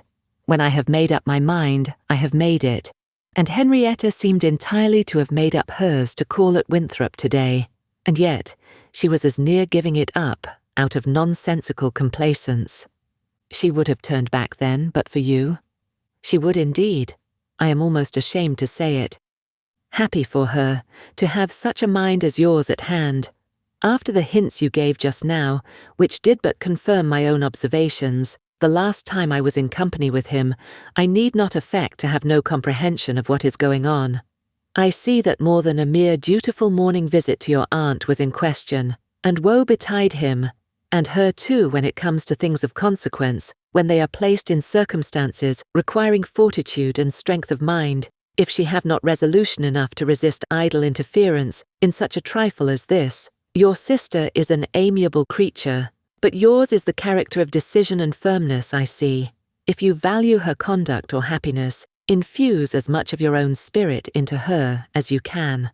But this, no doubt, you have been always doing. It is the worst evil of too yielding and indecisive a character, that no influence over it can be depended on. You are never sure of a good impression being durable. Everybody may sway it. Let those who would be happy be firm. Here is a nut, said he, catching one down from an upper bough, to exemplify. A beautiful glossy nut, which, blessed with original strength, has outlived all the storms of autumn. Not a puncture, not a weak spot anywhere. This nut, he continued, with playful solemnity, while so many of his brethren have fallen and been trodden under foot, is still in possession of all the happiness that a hazelnut can be supposed capable of. Then returning to his former earnest tone, my first wish for all whom I am interested in is that they should be firm. If Louisa Musgrove would be beautiful and happy in her November of life, she will cherish all her present powers of mind. He had done and was unanswered. It would have surprised Anne if Louisa could have readily answered such a speech. Words of such interest, spoken with such serious warmth. She could imagine what Louisa was feeling. For herself, she feared to move, lest she should be seen. While she remained, a bush of low rambling holly protected her, and they were moving on. Before they were beyond her hearing, however, Louisa spoke again. Mary is good-natured enough in many respects, said she, but she does sometimes provoke me excessively by her nonsense and pride, the Elliot pride. She has a great deal too much of the Elliot pride. We do so wish that Charles had married Anne instead. I suppose you know he wanted to marry Anne. After a moment's pause, Captain Wentworth said, Do you mean that she refused him? Oh, yes, certainly. When did that happen? I do not exactly know, for Henrietta and I were at school at the time, but I believe about a year before he married Mary. I wish she had accepted him. We should all have liked her a great deal better, and Papa and Mamma always think it was her great friend Lady Russell's doing, that she did not. They think Charles might not be learned and bookish enough to please Lady Russell, and that therefore she persuaded Anne to refuse him. The sounds were retreating, and Anne distinguished no more. Her own emotions still kept her fixed. She had much to recover from before she could move. The listener's proverbial fate was not absolutely hers. She had heard no evil of herself, but she had heard a great deal of very painful import. She saw how her own character was considered by Captain Wentworth, and there had been just that degree of feeling and curiosity about her in his manner, which must give her extreme agitation. As soon as she could, she went after Mary, and having found and walked back with her to their former station, by the stile, felt some comfort in their whole party being immediately afterwards collected and once more in motion together. Her spirits wanted the solitude and silence which only numbers could give. Charles and Henrietta returned, bringing, as may be conjectured, Charles Hayter with them. The minutiae of the business Anne could not attempt to understand. Even Captain Wentworth did not seem admitted to perfect confidence here, but that there had been a withdrawing on the gentleman's side and a relenting on the ladies', and that they were now very glad to be together again, did not admit a doubt. Henrietta looked a little ashamed, but very well pleased. Charles Hayter exceedingly happy, and they were devoted to each other almost from the first instant of their all setting forward for Uppercross. Everything now marked out Louisa for Captain Wentworth. Nothing could be plainer, and where many divisions were necessary, or even where they were not, they walked side by side nearly as much as the other two. In a long strip of meadowland, where there was ample space for all, they were thus divided, forming 3 distinct parties, and to that party of the 3 which boasted least animation and least complacence, Anne necessarily belonged. She joined Charles and Mary, and was tired enough to be very glad of Charles's other arm, but Charles, though in very good humour with her, was out of temper with his wife. Mary had shown herself disobliging to him, and was now to reap the consequence, which consequence was his dropping her arm almost every moment to cut off the heads of some nettles in the hedge with his switch. And when Mary began to complain of it and lament her being ill-used, according to custom, in being on the hedge side while Anne was never incommoded on the other, he dropped the arms of both to hunt after a weasel which he had a momentary glance of, and they could hardly get him along at all. This long meadow bordered a lane, which their footpath at the end of it was to cross, and when the party had all reached the gate of exit, the carriage advancing in the same direction, which had been some time heard, was just coming up, and proved to be Admiral Croft's gig. He and his wife had taken their intended drive, and were returning home. Upon hearing how long a walk the young people had engaged in, they kindly offered a seat to any lady who might be particularly tired. It would save her a full mile, and they were going through Upper Cross. The invitation was general, and generally declined. The Miss Musgroves were not at all tired, and Mary was either offended by not being asked before any of the others, or what Louisa called the Elliot pride could not endure to make a third in a one-horse chaise. The walking party had crossed the lane, and were surmounting an opposite stile, and the Admiral was putting his horse in motion again, when Captain Wentworth cleared the hedge in a moment to say something to his sister. The something might be guessed by its effects. "Miss Elliot, I am sure you are tired," cried Mrs. Croft. "Do let us have the pleasure of taking you home. Here is excellent room for 3, I assure you. If we were all like you, I believe we might sit 4. You must indeed, you must." Anne was still in the lane, and though instinctively beginning to decline, she was not allowed to proceed. The Admiral's kind urgency came in support of his wife's. They would not be refused. They compressed themselves into the smallest possible space to leave her a corner, and Captain Wentworth, without saying a word, turned to her and quietly obliged her to be assisted into the carriage. Yes, he had done it. She was in the carriage, and felt that he had placed her there, that his will and his hands had done it, that she owed it to his perception of her fatigue and his resolution to give her rest. She was very much affected by the view of his disposition towards her, which all these things made apparent. This little circumstance seemed the completion of all that had gone before. She understood him. He could not forgive her, but he could not be unfeeling. Though condemning her for the past, and considering it with high and unjust resentment, though perfectly careless of her, and though becoming attached to another, still he could not see her suffer, without the desire of giving her relief. It was a remainder of former sentiment. It was an impulse of pure, though unacknowledged friendship. It was a proof of his own warm and amiable heart, which she could not contemplate without emotions so compounded of pleasure and pain that she knew not which prevailed. Her answers to the kindness and the remarks of her companions were at first unconsciously given. They had travelled half their way along the rough lane before she was quite awake to what they said. She then found them talking of Frederick. "He certainly means to have one or other of those 2 girls, Sophie," said the Admiral, "but there is no saying which. He has been running after them too long enough, one would think, to make up his mind. Aye, this comes of the peace. If it were war now, he would have settled it long ago. We sailors, Miss Elliot, cannot afford to make long courtships in time of war. How many days was it, my dear, between the first time of my seeing you and our sitting down together in our lodgings at North Yarmouth?" "We had better not talk about it, my dear," replied Mrs. Croft pleasantly. "For if Miss Elliot were to hear how soon we came to an understanding, she would never be persuaded that we could be happy together. I had known you by character, however, long before.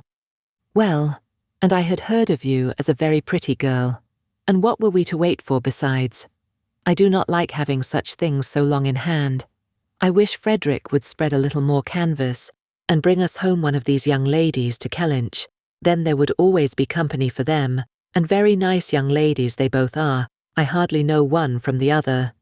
"Very good-humoured, unaffected girls indeed," said Mrs. Croft, in a tone of calmer praise, such as made Anne suspect that her keener powers might not consider either of them as quite worthy of her brother.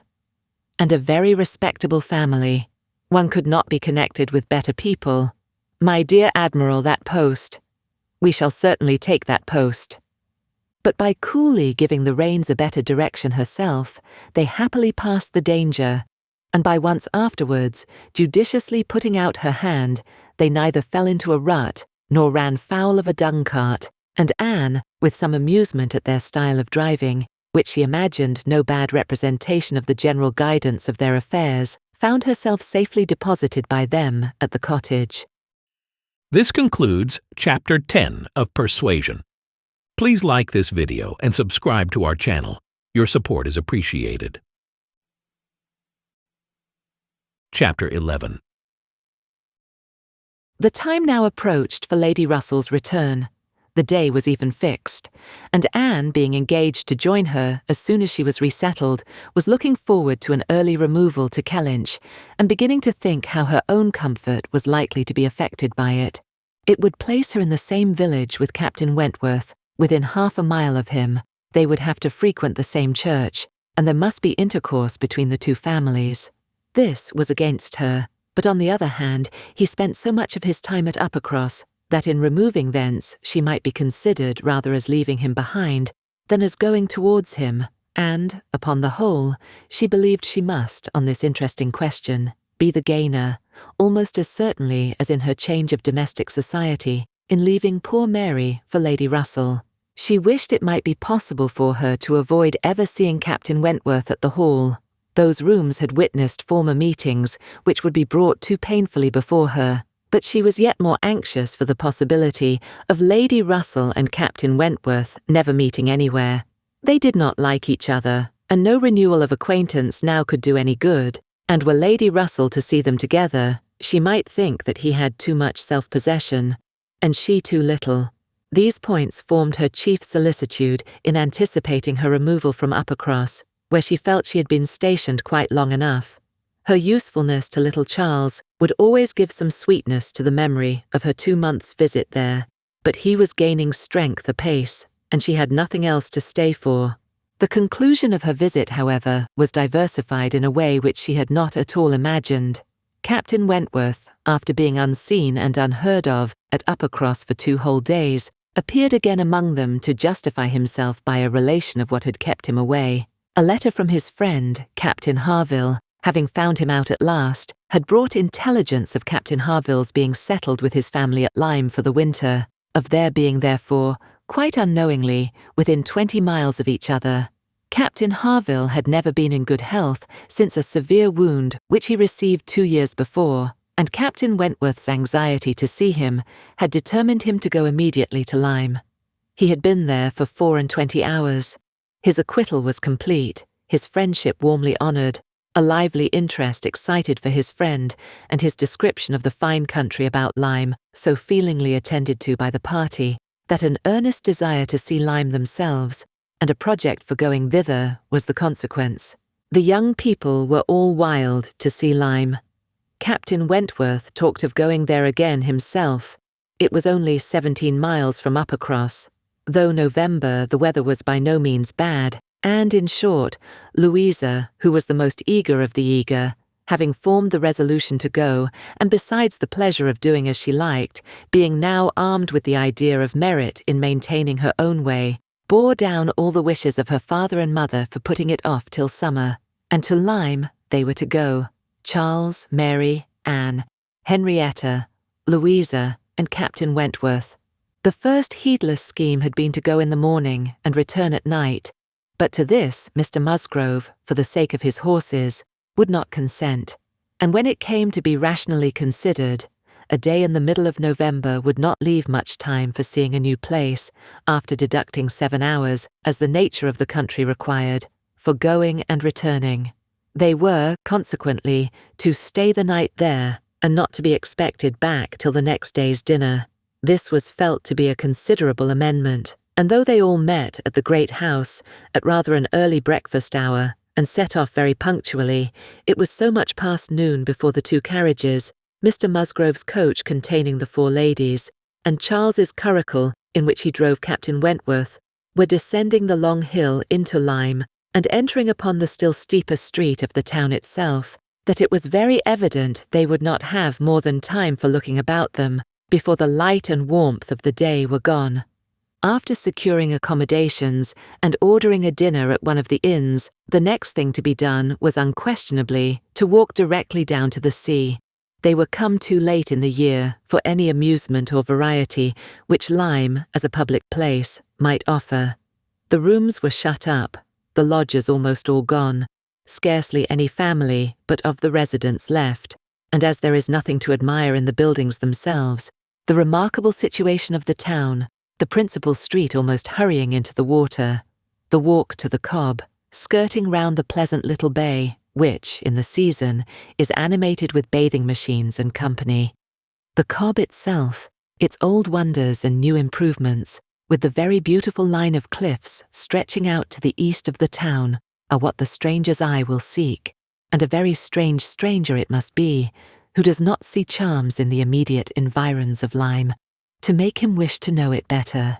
The scenes in its neighbourhood charmeth, with its high grounds and extensive sweeps of country, and still more, its sweet retired bay, backed by dark cliffs, where fragments of low rock among the sands make it the happiest spot for watching the flow of the tide, for sitting in unwearied contemplation, the woody varieties of the cheerful village of Uplyme, and above all, Pinny, with its green chasms between romantic rocks, where the scattered forest trees and orchards of luxuriant growth declare that many a generation must have passed away since the first partial falling of the cliff prepared the ground for such a state, where a scene so wonderful and so lovely is exhibited, as may more than equal any of the resembling scenes of the far-famed Isle of Wight.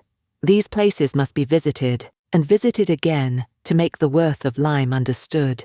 The party from Uppercross passing down by the now deserted and melancholy-looking rooms, and still descending, soon found themselves on the seashore, and lingering only, as all must linger, and gaze on a first return to the sea, whoever deserved to look on it at all, proceeded towards the Cobb, equally their object in itself and on Captain Wentworth's account, for in a small house, near the foot of an old pier of unknown date, were the Harvilles settled.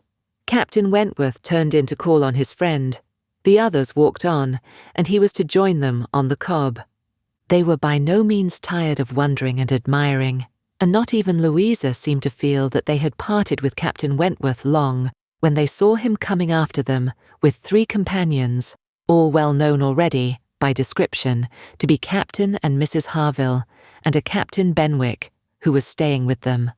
Captain Benwick had some time ago been first lieutenant of the Laconia, and the account which Captain Wentworth had given of him, on his return from Lyme before, his warm praise of him as an excellent young man and an officer, whom he had always valued highly, which must have stamped him well in the esteem of every listener, had been followed by a little history of his private life, which rendered him perfectly interesting in the eyes of all the ladies. He had been engaged to Captain Harville's sister, and was now mourning her loss. They had been a year or 2 waiting for fortune and promotion. Fortune came, his prize money as lieutenant being great. Promotion too came at last. But Fanny Harville did not live to know it. She had died the preceding summer while he was at sea. Captain Wentworth believed it impossible for man to be more attached to woman than poor Benwick had been to Fanny Harville, or to be more deeply afflicted under the dreadful change. He considered his disposition as of the sort which must suffer heavily, uniting very strong feelings with quiet, serious and retiring manners, and a decided taste for reading and sedentary pursuits. To finish the interest of the story, the friendship between him and the Harvilles seemed, if possible, augmented by the event which closed all their views of alliance, and Captain Benwick was now living with them entirely. Captain Harville had taken his present house for half a year, his taste and his health and his fortune all directing him to a residence inexpensive and by the sea, and the grandeur of the country and the retirement of Lyme in the winter appeared exactly adapted to Captain Benwick's state of mind. The sympathy and goodwill excited towards Captain Benwick was very great. And yet, said Anne to herself, as they now moved forward to meet the party, he has not, perhaps, a more sorrowing heart than I have. I cannot believe his prospects so blighted forever.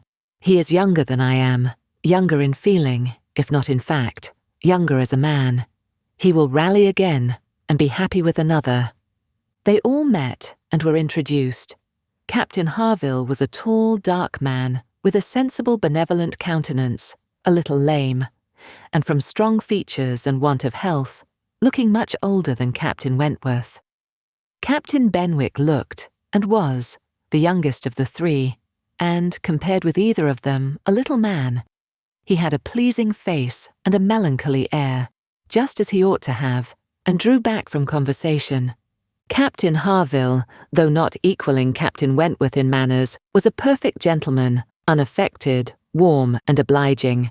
Mrs. Harville, a degree less polished than her husband, seemed, however, to have the same good feelings. And nothing could be more pleasant than their desire of considering the whole party as friends of their own, because the friends of Captain Wentworth, or more kindly hospitable than their entreaties for their all promising to dine with them. The dinner, already ordered at the inn, was at last, though unwillingly, accepted as an excuse, but they seemed almost hurt that Captain Wentworth should have brought any such party to Lyme, without considering it as a thing of course that they should dine with them. There was so much attachment to Captain Wentworth in all this, and such a bewitching charm in a degree of hospitality so uncommon, so unlike the usual style of give-and-take invitations and dinners of formality and display, that Anne felt her spirits not likely to be benefited by an increasing acquaintance among his brother officers. These would have been all my friends, was her thought, and she had to struggle against a great tendency to lowness. On quitting the Cobb, they all went indoors with their new friends, and found rooms so small as none but those who invite from the heart could think capable of accommodating so many. Anne had a moment's astonishment on the subject herself, but it was soon lost in the pleasanter feelings which sprang from the sight of all the ingenious contrivances and nice arrangements of Captain Harville to turn the actual space to the best account, to supply the deficiencies of lodging-house furniture, and defend the windows and doors against the winter storms to be expected. The varieties in the fitting up of the rooms, where the common necessaries provided by the owner, in the common indifferent plight, were contrasted with some few articles of a rare species of wood, excellently worked up, and with something curious and valuable from all the distant countries Captain Harville had visited, were more than amusing to Anne, connected as it all was with his profession, the fruit of its labours, the effect of its influence on his habits, the picture of repose and domestic happiness it presented, made it to her a something more or less than gratification. Captain Harville was no reader, but he had contrived excellent accommodations and fashioned very pretty shelves for a tolerable collection of well-bound volumes, the property of Captain Benwick. His lameness prevented him from taking much exercise, but a mind of usefulness and ingenuity seemed to furnish him with constant employment within. He drew, he varnished, he carpentered, he glued, he made toys for the children, he fashioned new netting needles and pins with improvements, and if everything else was done, sat down to his large fishing net at one corner of the room.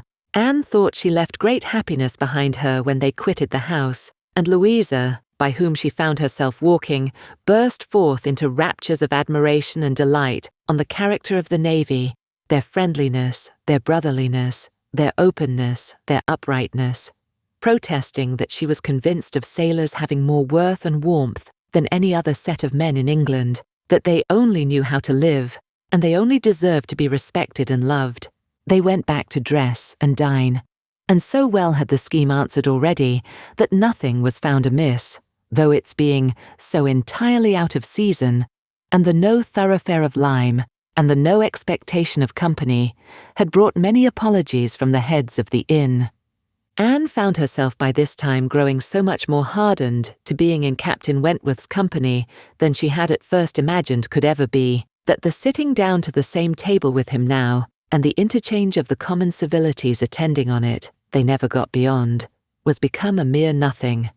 The nights were too dark for the ladies to meet again till the morrow, but Captain Harville had promised them a visit in the evening, and he came, bringing his friend also, which was more than had been expected, it having been agreed that Captain Benwick had all the appearance of being oppressed by the presence of so many strangers. He ventured among them again, however, though his spirits certainly did not seem fit for the mirth of the party in general.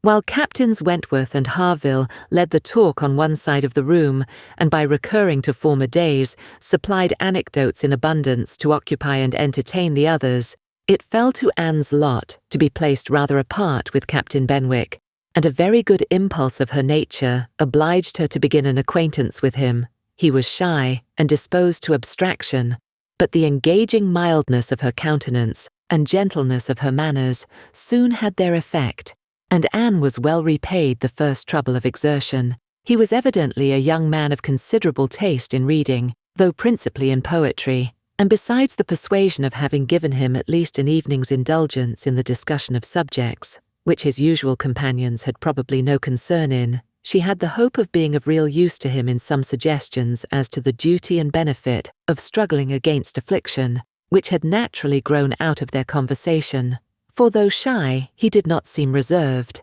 It had rather the appearance of feelings glad to burst their usual restraints, and having talked of poetry, the richness of the present age, and gone through a brief comparison of opinion as to the first-rate poets, trying to ascertain whether Marmion or the Lady of the Lake were to be preferred, and how ranked the Giaour and the Bride of Abydos, and moreover, how the Giaour was to be pronounced, he showed himself so intimately acquainted with all the tenderest songs of the one poet, and all the impassioned descriptions of hopeless agony of the other. He repeated with such tremulous feeling the various lines which imaged a broken heart or a mind destroyed by wretchedness, and looked so entirely as if he meant to be understood, that she ventured to hope he did not always read only poetry, and to say that she thought it was the misfortune of poetry to be seldom safely enjoyed by those who enjoyed it completely, and that the strong feelings which alone could estimate it truly were the very feelings which ought to taste it but sparingly.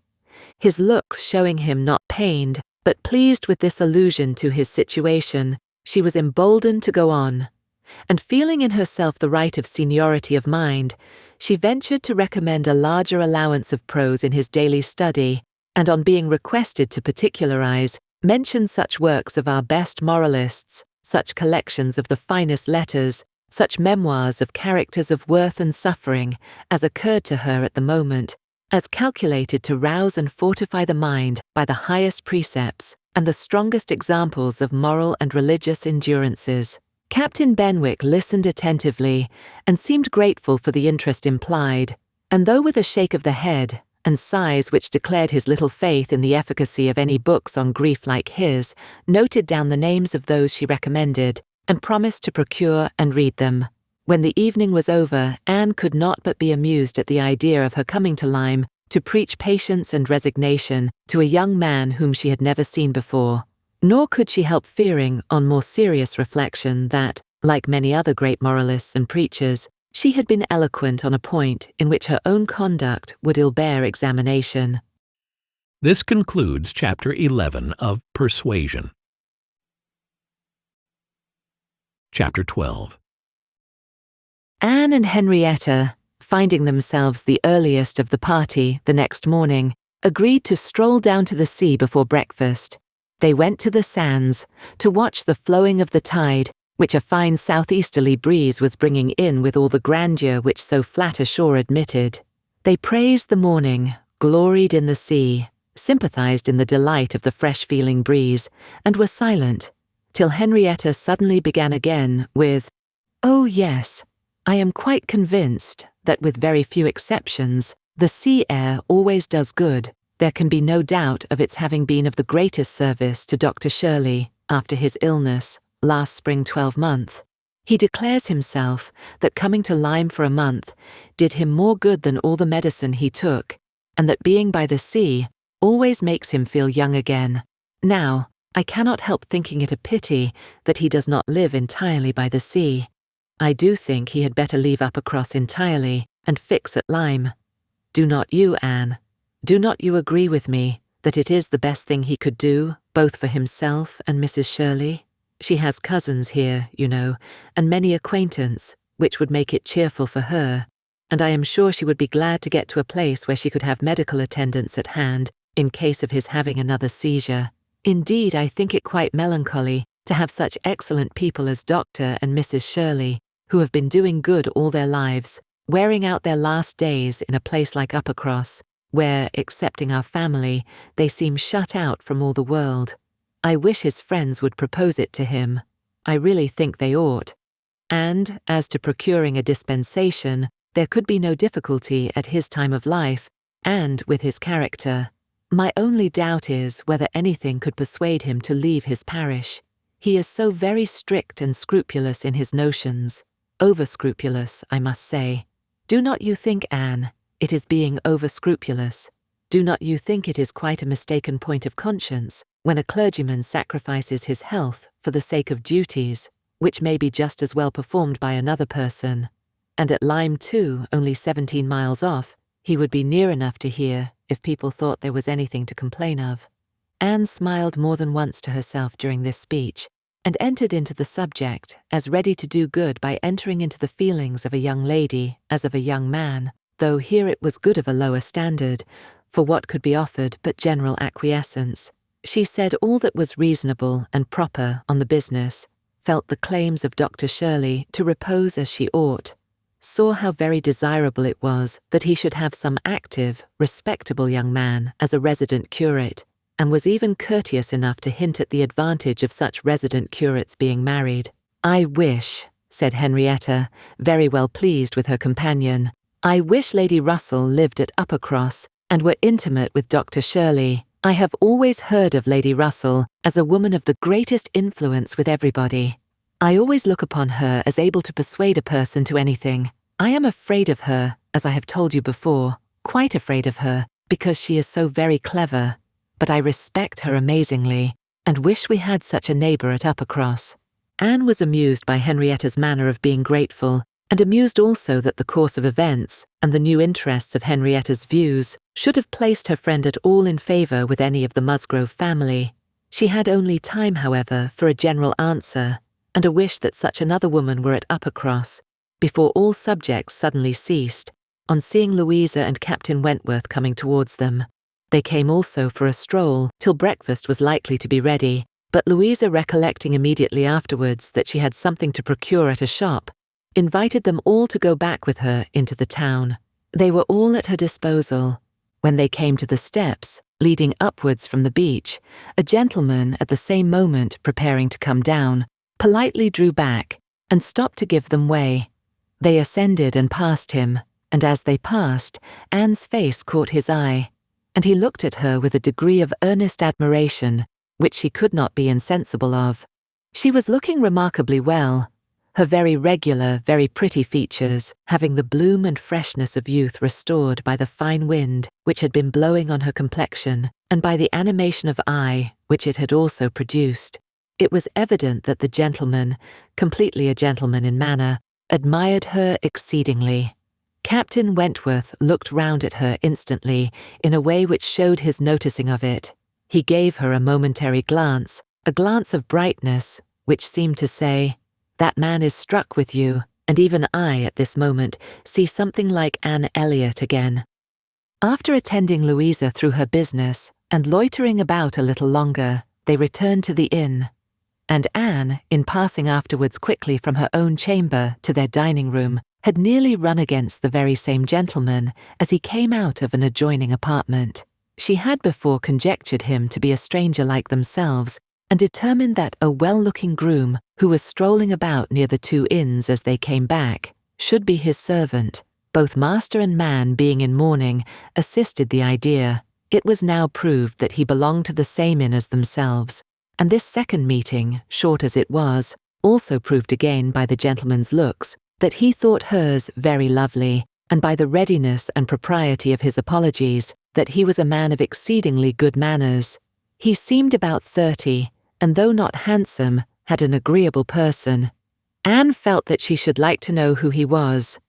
They had nearly done breakfast, when the sound of a carriage, almost the first they had heard since entering Lyme, drew half the party to the window.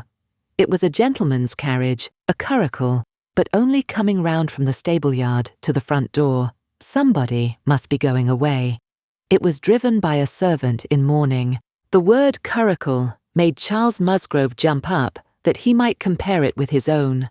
The servant in mourning roused Anne's curiosity, and the whole 6 were collected to look, by the time the owner of the curricle was to be seen issuing from the door amidst the bows and civilities of the household, and taking his seat to drive off. "Ah!" cried Captain Wentworth instantly, and with half a glance at Anne. "It is the very man we passed." The Miss Musgroves agreed to it, and having all kindly watched him as far up the hill as they could, they returned to the breakfast table. The waiter came into the room soon afterwards. "Pray," said Captain Wentworth immediately, "can you tell us the name of the gentleman who has just gone away?" "Yes, sir. A Mr. Elliot, a gentleman of large fortune, came in last night from Sidmouth. Dare say you heard the carriage, sir, while you were at dinner, and going on now for Crewkerne, in his way to Bath and London." "Elliot!" Many had looked on each other, and many had repeated the name, before all this had been got through, even by the smart rapidity of a waiter. "Bless me!" cried Mary. "It must be our cousin. It must be our Mr. Elliot. It must, indeed. Charles, Anne, must not it? In mourning, you see, just as our Mr. Elliot must be. How very extraordinary. In the very same inn with us. Anne, must not it be our Mr. Elliot, my father's next heir? Pray, sir," turning to the waiter, "did not you hear? Did not his servant say whether he belonged to the Kellynch family?" "No, ma'am, he did not mention no particular family, but he said his master was a very rich gentleman, and would be a baronet some day." "There, you see," cried Mary in an ecstasy. "Just as I said, heir to Sir Walter Elliot. I was sure that would come out if it was so. Depend upon it, that is a circumstance which his servants take care to publish, wherever he goes. But Anne, only conceive how extraordinary. I wish I had looked at him more. I wish we had been aware in time who it was, that he might have been introduced to us. What a pity that we should not have been introduced to each other. Do you think he had the Elliot countenance?" "I hardly looked at him. I was looking at the horses. But I think he had something of the Elliot countenance. I wonder the arms did not strike me. Oh, the great coat was hanging over the panel, and hid the arms, so it did. Otherwise, I am sure, I should have observed them. And the livery too. If the servant had not been in mourning, one should have known him by the livery." "Putting all these very extraordinary circumstances together," said Captain Wentworth, "we must consider it to be the arrangement of Providence, that you should not be introduced to your cousin." When she could command Mary's attention, Anne quietly tried to convince her that their father and Mr. Elliot had not, for many years, been on such terms as to make the power of attempting an introduction at all desirable. At the same time, however, it was a secret gratification to herself to have seen her cousin, and to know that the future owner of Kellynch was undoubtedly a gentleman, and had an air of good sense. She would not, upon any account, mention her having met with him the second time. Luckily, Mary did not much attend to their having passed close by him in their earlier walk, but she would have felt quite ill-used by Anne's having actually run against him in the passage, and received his very polite excuses, while she had never been near him at all. No, that cousinly little interview must remain a perfect secret. "Of course," said Mary, "you will mention our seeing Mr. Elliot the next time you write to Bath. I think my father certainly ought to hear of it. Do mention all about him." Anne avoided a direct reply, but it was just the circumstance which she considered as not merely unnecessary to be communicated, but as what ought to be suppressed. The offence which had been given her father many years back, she knew. Elizabeth's particular share in it she suspected, and that Mr. Elliot's idea always produced irritation in both was beyond a doubt. Mary never wrote to Bath herself. All the toil of keeping up a slow and unsatisfactory correspondence with Elizabeth fell on Anne. Breakfast had not been long over when they were joined by Captain and Mrs. Harville and Captain Benwick, with whom they had appointed to take their last walk about Lyme. They ought to be setting off for Uppercross by 1, and in the meanwhile were to be all together and out of doors as long as they could. Anne found Captain Benwick getting near her, as soon as they were all fairly in the street. Their conversation the preceding evening did not disincline him to seek her again, and they walked together some time, talking as before of Mr. Scott and Lord Byron, and still as unable as before, and as unable as any other two readers, to think exactly alike of the merits of either, till something occasioned an almost general change amongst their party, and instead of Captain Benwick, she had Captain Harville by her side. "Miss Elliot," said he, speaking rather low, "you have done a good deed in making that poor fellow talk so much. I wish he could have such company oftener. It is bad for him, I know, to be shut up as he is, but what can we do? We cannot part." "No," said Anne, "that I can easily believe to be impossible, but in time perhaps. We know what time does in every case of affliction, and you must remember, Captain Harville, that your friend may yet be called a young mourner. Only last summer, I understand." "Aye, true enough," with a deep sigh. "Only June. And not known to him, perhaps, so soon." Not till the first week of August, when he came home from the Cape, just made into the Grappler. I was at Plymouth dreading to hear of him. He sent in letters, but the Grappler was under orders for Portsmouth. There the news must follow him, but who was to tell it? Not I. I would as soon have been run up to the yardarm. Nobody could do it but that good fellow, pointing to Captain Wentworth. The Laconia had come into Plymouth the week before. No danger of her being sent to sea again. He stood his chance for the rest, wrote up for leave of absence, but without waiting the return, travelled night and day till he got to Portsmouth, rowed off to the Grappler that instant, and never left the poor fellow for a week. That's what he did, and nobody else could have saved poor James. You may think, Miss Elliot, whether he is dear to us. Anne did think on the question with perfect decision, and said as much in reply as her own feeling could accomplish, or as his seemed able to bear, for he was too much affected to renew the subject, and when he spoke again, it was of something totally different. Mrs. Harville's giving it as her opinion that her husband would have quite walking enough by the time he reached home, determined the direction of all the party in what was to be their last walk. They would accompany them to their door, and then return and set off themselves. By all their calculations there was just time for this, but as they drew near the Cobb, there was such a general wish to walk along it once more. All were so inclined, and Louisa soon grew so determined that the difference of a quarter of an hour, it was found, would be no difference at all.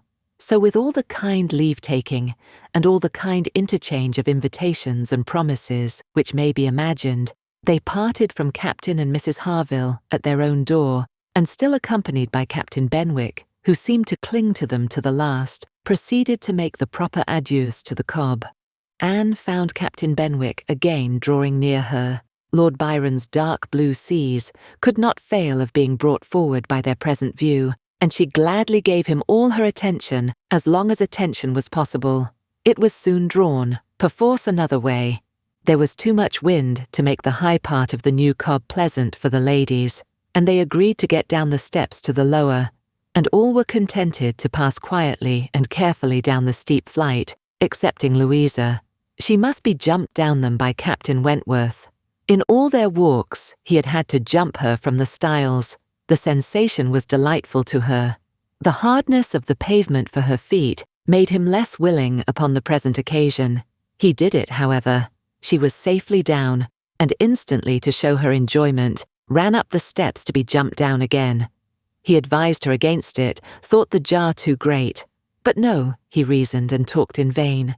She smiled and said, "I am determined I will." He put out his hands. She was too precipitate by half a second. She fell on the pavement on the lower Cobb, and was taken up lifeless. There was no wound, no blood, no visible bruise, but her eyes were closed. She breathed not. Her face was like death. The horror of the moment to all who stood around.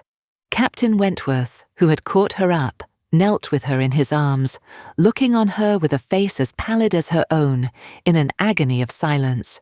"She is dead! She is dead!" screamed Mary, catching hold of her husband, and contributing with his own horror to make him immovable.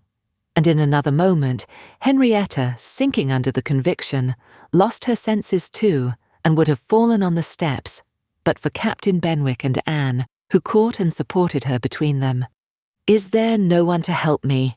were the first words which burst from Captain Wentworth, in a tone of despair, and as if all his own strength were gone. Go to him, cried Anne. For heaven's sake, go to him. I can support her myself. Leave me, and go to him. Rub her hands, rub her temples. Here are salts. Take them, take them. Captain Benwick obeyed, and Charles at the same moment, disengaging himself from his wife, they were both with him, and Louisa was raised up and supported more firmly between them, and everything was done that Anne had prompted, but in vain, while Captain Wentworth, staggering against the wall for his support, exclaimed in the bitterest agony, "Oh God, her father and mother!" "A surgeon," said Anne. He caught the word. It seemed to rouse him at once, and saying only, "True, true, a surgeon this instant," was darting away, when Anne eagerly suggested, "Captain Benwick, would not it be better for Captain Benwick? He knows where a surgeon is to be found." Everyone capable of thinking felt the advantage of the idea, and in a moment, it was all done in rapid moments, Captain Benwick had resigned the poor corpse-like figure entirely to the brothers' care, and was off for the town with the utmost rapidity. As to the wretched party left behind, it could scarcely be said which of the three, who were completely rational, was suffering most, Captain Wentworth, Anne, or Charles, who, really a very affectionate brother, hung over Louisa with sobs of grief, and could only turn his eyes from one sister to see the other in a state as insensible, or to witness the hysterical agitations of his wife, calling on him for help which he could not give. Anne, attending with all the strength and zeal and thought which instinct supplied, to Henrietta still tried at intervals to suggest comfort to the others, tried to quiet Mary, to animate Charles, to assuage the feelings of Captain Wentworth. Both seemed to look to her for directions. "Anne, Anne," cried Charles, "what is to be done next? What, in heaven's name, is to be done next?" Captain Wentworth's eyes were also turned towards her. "Had not she better be carried to the inn?" "Yes, I am sure. Carry her gently to the inn." "Yes, yes, to the inn," repeated Captain Wentworth, comparatively collected and eager to be doing something. "I will carry her myself. Musgrove, take care of the others." By this time the report of the accident had spread among the workmen and boatmen about the Cobb, and many were collected near them, to be useful if wanted, at any rate, to enjoy the sight of a dead young lady, nay, 2 dead young ladies, for it proved twice as fine as the first report. To some of the best-looking of these good people, Henrietta was consigned, for though partially revived, she was quite helpless, and in this manner, Anne walking by her side, and Charles attending to his wife, they set forward, treading back with feelings unutterable, the ground, which so lately, so very lately, and so light of heart they had passed along. They were not off the Cobb before the Harvilles met them. Captain Benwick had been seen flying by their house, with a countenance which showed something to be wrong, and they had set off immediately, informed and directed as they passed, towards the spot. Shocked as Captain Harville was, he brought senses and nerves that could be instantly useful, and a look between him and his wife decided what was to be done. She must be taken to their house. All must go to their house, and await the surgeon's arrival there. They would not listen to scruples. He was obeyed. They were all beneath his roof, and while Louisa, under Mrs. Harville's direction, was conveyed upstairs and given possession of her own bed, assistance, cordials, restoratives were supplied by her husband to all who needed them. Louisa had once opened her eyes, but soon closed them again, without apparent consciousness. This had been a proof of life, however, of service to her sister, and Henrietta, though perfectly incapable of being in the same room with Louisa, was kept, by the agitation of hope and fear, from a return of her own insensibility. Mary, too, was growing calmer. The surgeon was with them almost before it had seemed possible. They were sick with horror, while he examined. But he was not hopeless. The head had received a severe contusion, but he had seen greater injuries recovered from. He was by no means hopeless. He spoke cheerfully. That he did not regard it as a desperate case, that he did not say a few hours must end it, was at first felt beyond the hope of most, and the ecstasy of such a reprieve, the rejoicing deep and silent after a few fervent ejaculations of gratitude to heaven had been offered, may be conceived. The tone, the look, with which, thank God, was uttered by Captain Wentworth, Anne was sure could never be forgotten by her, nor the sight of him afterwards, as he sat near a table, leaning over it with folded arms and face concealed, as if overpowered by the various feelings of his soul, and trying by prayer and reflection to calm them. Louisa's limbs had escaped. There was no injury but to the head. It now became necessary for the party to consider what was best to be done as to their general situation. They were now able to speak to each other and consult. That Louisa must remain where she was, however distressing to her friends to be involving the Harvilles in such trouble, did not admit a doubt. Her removal was impossible. The Harvilles silenced all scruples and, as much as they could, all gratitude. They had looked forward and arranged everything before the others began to reflect. Captain Benwick must give up his room to them and get another bed elsewhere, and the whole was settled. They were only concerned that the house could accommodate no more, and yet perhaps, by putting the children away in the maid's room or swinging a cot somewhere, they could hardly bear to think of not finding room for 2 or 3 besides, supposing they might wish to stay, though with regard to any attendance on Miss Musgrove, there need not be the least uneasiness in leaving her to Mrs. Harville's care entirely. Mrs. Harville was a very experienced nurse, and her nursery maid, who had lived with her long and gone about with her everywhere, was just such another. Between these two she could want no possible attendance by day or night, and all this was said with a truth and sincerity of feeling irresistible. Charles, Henrietta, and Captain Wentworth were the 3 in consultation, and for a little while it was only an interchange of perplexity and terror. Uppercross, the necessity of someone's going to Uppercross, the news to be conveyed, how it could be broken to Mr. and Mrs. Musgrove, the lateness of the morning, an hour already gone since they ought to have been off, the impossibility of being in tolerable time. At first, they were capable of nothing more to the purpose than such exclamations, but after a while, Captain Wentworth, exerting himself, said, "We must be decided, and without the loss of another minute. Every minute is valuable. Someone must resolve on being off for Uppercross instantly. Musgrove, either you or I must go." Charles agreed, but declared his resolution of not going away. He would be as little encumbrance as possible to Captain and Mrs. Harville, but as to leaving his sister in such a state, he neither ought nor would. So far it was decided, and Henrietta at first declared the same. She, however, was soon persuaded to think differently, the usefulness of her staying. She who had not been able to remain in Louisa's room, or to look at her without sufferings which made her worse than helpless.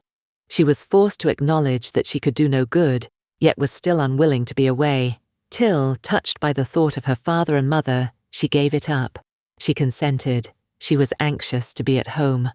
The plan had reached this point, when Anne, coming quietly down from Louisa's room, could not but hear what followed, for the parlour door was open. "Then it is settled, Musgrove," cried Captain Wentworth, "that you stay and that I take care of your sister home. But as to the rest, as to the others, if one stays to assist Mrs. Harville, I think it need be only one. Mrs. Charles Musgrove will, of course, wish to get back to her children, but if Anne will stay, no one so proper, so capable as Anne." She paused a moment to recover from the emotion of hearing herself so spoken of. The other 2 warmly agreed with what he said, and she then appeared. "You will stay, I am sure. You will stay and nurse her," cried he, turning to her and speaking with a glow, and yet a gentleness, which seemed almost restoring the past. She coloured deeply, and he recollected himself and moved away. She expressed herself most willing, ready, happy to remain. It was what she had been thinking of, and wishing to be allowed to do.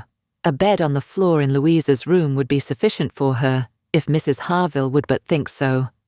One thing more, and all seemed arranged. Though it was rather desirable that Mr. and Mrs. Musgrove should be previously alarmed by some share of delay, yet the time required by the Uppercross horses to take them back would be a dreadful extension of suspense, and Captain Wentworth proposed, and Charles Musgrove agreed, that it would be much better for him to take a chaise from the inn and leave Mr. Musgrove's carriage and horses to be sent home the next morning early, when there would be the farther advantage of sending an account of Louisa's night.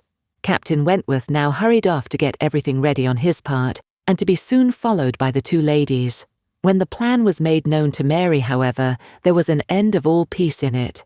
She was so wretched and so vehement, complained so much of injustice in being expected to go away instead of Anne, who was nothing to Louisa, while she was her sister, and had the best right to stay in Henrietta's stead. Why was not she to be as useful as Anne? And to go home without Charles, too, without her husband? No, it was too unkind. And in short, she said more than her husband could long withstand, and as none of the others could oppose when he gave way, there was no help for it. The change of Mary for Anne was inevitable. Anne had never submitted more reluctantly to the jealous and ill-judging claims of Mary. But so it must be, and they set off for the town, Charles taking care of his sister, and Captain Benwick attending to her. She gave a moment's recollection, as they hurried along, to the little circumstances which the same spots had witnessed earlier in the morning. There she had listened to Henrietta's schemes for Dr. Shirley's leaving Uppercross. Farther on, she had first seen Mr. Elliot. A moment seemed all that could now be given to anyone but Louisa, or those who were wrapped up in her welfare. Captain Benwick was most considerately attentive to her, and, united as they all seemed by the distress of the day, she felt an increasing degree of goodwill towards him, and a pleasure even in thinking that it might, perhaps, be the occasion of continuing their acquaintance. Captain Wentworth was on the watch for them, and a chaise and four in waiting, stationed for their convenience in the lowest part of the street. But his evident surprise and vexation at the substitution of one sister for the other, the change in his countenance, the astonishment, the expressions begun and suppressed, with which Charles was listened to, made but a mortifying reception of Anne, or must at least convince her that she was valued only as she could be useful to Louisa. She endeavoured to be composed, and to be just. Without emulating the feelings of an Emma towards her Henry, she would have attended on Louisa with a zeal above the common claims of regard for his sake, and she hoped he would not long be so unjust as to suppose she would shrink unnecessarily from the office of a friend. In the meanwhile, she was in the carriage. He had handed them both in, and placed himself between them, and in this manner, under these circumstances, full of astonishment and emotion to Anne, she quitted Lyme. How the long stage would pass, how it was to affect their manners, what was to be their sort of intercourse, she could not foresee. It was all quite natural, however. He was devoted to Henrietta, always turning towards her, and when he spoke at all, always with the view of supporting her hopes and raising her spirits. In general, his voice and manner were studiously calm. To spare Henrietta from agitation seemed the governing principle. Once only, when she had been grieving over the last ill-judged, ill-fated walk to the Cobb, bitterly lamenting that it ever had been thought of, he burst forth, as if wholly overcome. "Don't talk of it," he cried. "Oh God, that I had not given way to her at the fatal moment, had I done as I ought, but so eager and so resolute. Dear sweet Louisa." Anne wondered whether it ever occurred to him now to question the justness of his own previous opinion as to the universal felicity and advantage of firmness of character, and whether it might not strike him that, like all other qualities of the mind, it should have its proportions and limits. She thought it could scarcely escape him to feel that a persuadable temper might sometimes be as much in favour of happiness as a very resolute character. They got on fast. Anne was astonished to recognise the same hills and the same objects so soon. Their actual speed, heightened by some dread of the conclusion, made the road appear but half as long as on the day before. It was growing quite dusk, however, before they were in the neighbourhood of Uppercross, and there had been total silence among them for some time. Henrietta, leaning back in the corner, with a shawl over her face, giving the hope of her having cried herself to sleep, when, as they were going up their last hill, Anne found herself all at once addressed by Captain Wentworth. In a low, cautious voice he said, "I have been considering what we had best do. She must not appear at first. She could not stand it. I have been thinking whether you had not better remain in the carriage with her while I go in and break it to Mr. and Mrs. Musgrove. Do you think this is a good plan?" She did. He was satisfied, and said no more, but the remembrance of the appeal remained a pleasure to her, as a proof of friendship and of deference for her judgment, a great pleasure, and when it became a sort of parting proof, its value did not lessen. When the distressing communication at Uppercross was over, and he had seen the father and mother quite as composed as could be hoped, and the daughter all the better for being with them, he announced his intention of returning in the same carriage to Lyme, and when the horses were baited, he was off. This concludes Chapter 12 of Persuasion. Chapter 13. The remainder of Anne's time at Uppercross, comprehending only 2 days, was spent entirely at the mansion house, and she had the satisfaction of knowing herself extremely useful there, both as an immediate companion and as assisting in all those arrangements for the future, which, in Mr. and Mrs. Musgrove's distressed state of spirits, would have been difficulties. They had an early account from Lyme the next morning. Louisa was much the same. No symptoms worse than before had appeared. Charles came a few hours afterwards to bring a later and more particular account. He was tolerably cheerful. A speedy cure must not be hoped, but everything was going on as well as the nature of the case admitted. In speaking of the Harvilles, he seemed unable to satisfy his own sense of their kindness, especially of Mrs. Harville's exertions as a nurse. She really left nothing for Mary to do. He and Mary had been persuaded to go early to their inn last night. Mary had been hysterical again this morning. When he came away, she was going to walk out with Captain Benwick, which, he hoped, would do her good. He almost wished she had been prevailed on to come home the day before, but the truth was that Mrs. Harville left nothing for anybody to do. Charles was to return to Lyme the same afternoon, and his father had at first half a mind to go with him, but the ladies could not consent. It would be going only to multiply trouble to the others and increase his own distress, and a much better scheme followed and was acted upon. A chaise was sent for from Crewkerne, and Charles conveyed back a far more useful person in the old nursery maid of the family, one who, having brought up all the children and seen the very last, the lingering and long-petted Master Harry, sent to school after his brothers, was now living in her deserted nursery to mend stockings and dress all the blains and bruises she could get near her, and who, consequently, was only too happy in being allowed to go and help nurse dear Miss Louisa. Vague wishes of getting Sarah thither had occurred before to Mrs. Musgrove and Henrietta, but without Anne it would hardly have been resolved on, and found practicable so soon.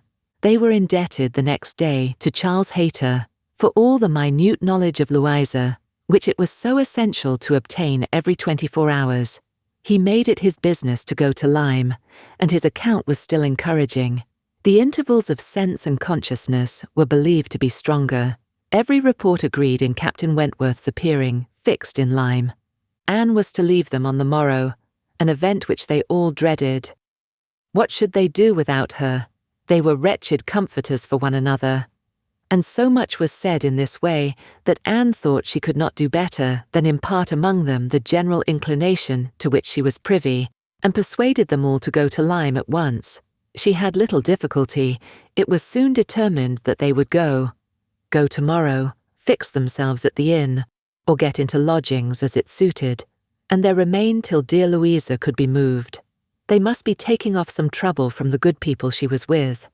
They might at least relieve Mrs. Harville from the care of her own children, and in short, they were so happy in the decision that Anne was delighted with what she had done, and felt that she could not spend her last morning at Uppercross better than in assisting their preparations and sending them off at an early hour, though her being left to the solitary range of the house was the consequence. She was the last, excepting the little boys at the cottage. She was the very last. the only remaining one of all that had filled and animated both houses, of all that had given Uppercross its cheerful character. A few days had made a change indeed. If Louisa recovered, it would all be well again. More than former happiness would be restored. There could not be a doubt, to her mind there was none, of what would follow her recovery. A few months hence, and the room now so deserted, occupied but by her silent pensive self, might be filled again with all that was happy and gay, all that was glowing and bright in prosperous love, all that was most unlike Anne Elliot.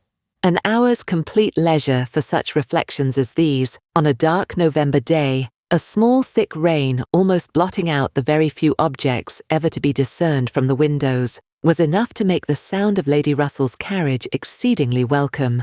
And yet, though desirous to be gone, she could not quit the mansion house, or look an adieu to the cottage, with its black, dripping and comfortless veranda, or even notice through the misty glasses the last humble tenements of the village, without a saddened heart. Scenes had passed in Uppercross, which made it precious. It stood the record of many sensations of pain, once severe, but now softened, and of some instances of relenting feeling, some breathings of friendship and reconciliation, which could never be looked for again, and which could never cease to be dear. She left it all behind her, all but the recollection that such things had been. Anne had never entered Kellynch since her quitting Lady Russell's house in September. It had not been necessary, and the few occasions of its being possible for her to go to the Hall, she had contrived to evade and escape from. Her first return was to resume her place in the modern and elegant apartments of the lodge, and to gladden the eyes of its mistress.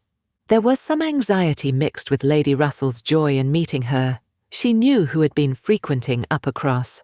But happily, either Anne was improved in plumpness and looks, or Lady Russell fancied her so.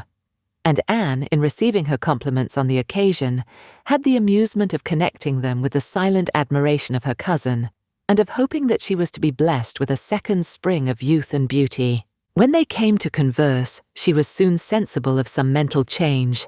The subjects of which her heart had been full on leaving Kellynch, and which she had felt slighted, and been compelled to smother among the Musgroves, were now become but of secondary interest. She had lately lost sight even of her father and sister and Bath. Their concerns had been sunk under those of Uppercross, and when Lady Russell reverted to their former hopes and fears, and spoke her satisfaction in the house in Camden Place, which had been taken, and her regret that Mrs. Clay should still be with them, Anne would have been ashamed to have it known how much more she was thinking of Lyme and Louisa Musgrove, and all her acquaintance there. How much more interesting to her was the home and the friendship of the Harvilles and Captain Benwick than her own father's house in Camden Place, or her own sister's intimacy with Mrs. Clay. She was actually forced to exert herself to meet Lady Russell with anything like the appearance of equal solicitude, on topics which had by nature the first claim on her. There was a little awkwardness at first in their discourse on another subject. They must speak of the accident at Lyme. Lady Russell had not been arrived 5 minutes the day before, when a full account of the whole had burst on her. But still it must be talked of. She must make inquiries. She must regret the imprudence, lament the result, and Captain Wentworth's name must be mentioned by both. Anne was conscious of not doing it so well as Lady Russell. She could not speak the name, and look straight forward to Lady Russell's eye, till she had adopted the expedient of telling her briefly what she thought of the attachment between him and Louisa. When this was told, his name distressed her no longer. Lady Russell had only to listen composedly and wish them happy, but internally her heart revelled in angry pleasure, in pleased contempt that the man who at 23 had seemed to understand somewhat of the value of an Anne Elliot should 8 years afterwards be charmed by a Louisa Musgrove. The first 3 or 4 days passed most quietly, with no circumstance to mark them, excepting the receipt of a note or two from Lyme, which found their way to Anne, she could not tell how, and brought a rather improving account of Louisa. At the end of that period, Lady Russell's politeness could repose no longer, and the fainter self-threatenings of the past became in a decided tone. "I must call on Mrs. Croft. I really must call upon her soon. Anne, Have you courage to go with me and pay a visit in that house? It will be some trial to us both." Anne did not shrink from it. On the contrary, she truly felt as she said, in observing, "I think you are very likely to suffer the most of the two. Your feelings are less reconciled to the change than mine. By remaining in the neighborhood, I am become inured to it." She could have said more on the subject, for she had in fact so high an opinion of the Crofts, and considered her father so very fortunate in his tenants, felt the parish to be so sure of a good example, and the poor of the best attention and relief, that however sorry and ashamed for the necessity of the removal, she could not but in conscience feel that they were gone who deserved not to stay, and that Kellynch Hall had passed into better hands than its owners. These convictions must unquestionably have their own pain, and severe was its kind, but they precluded that pain which Lady Russell would suffer in entering the house again and returning through the well-known apartments.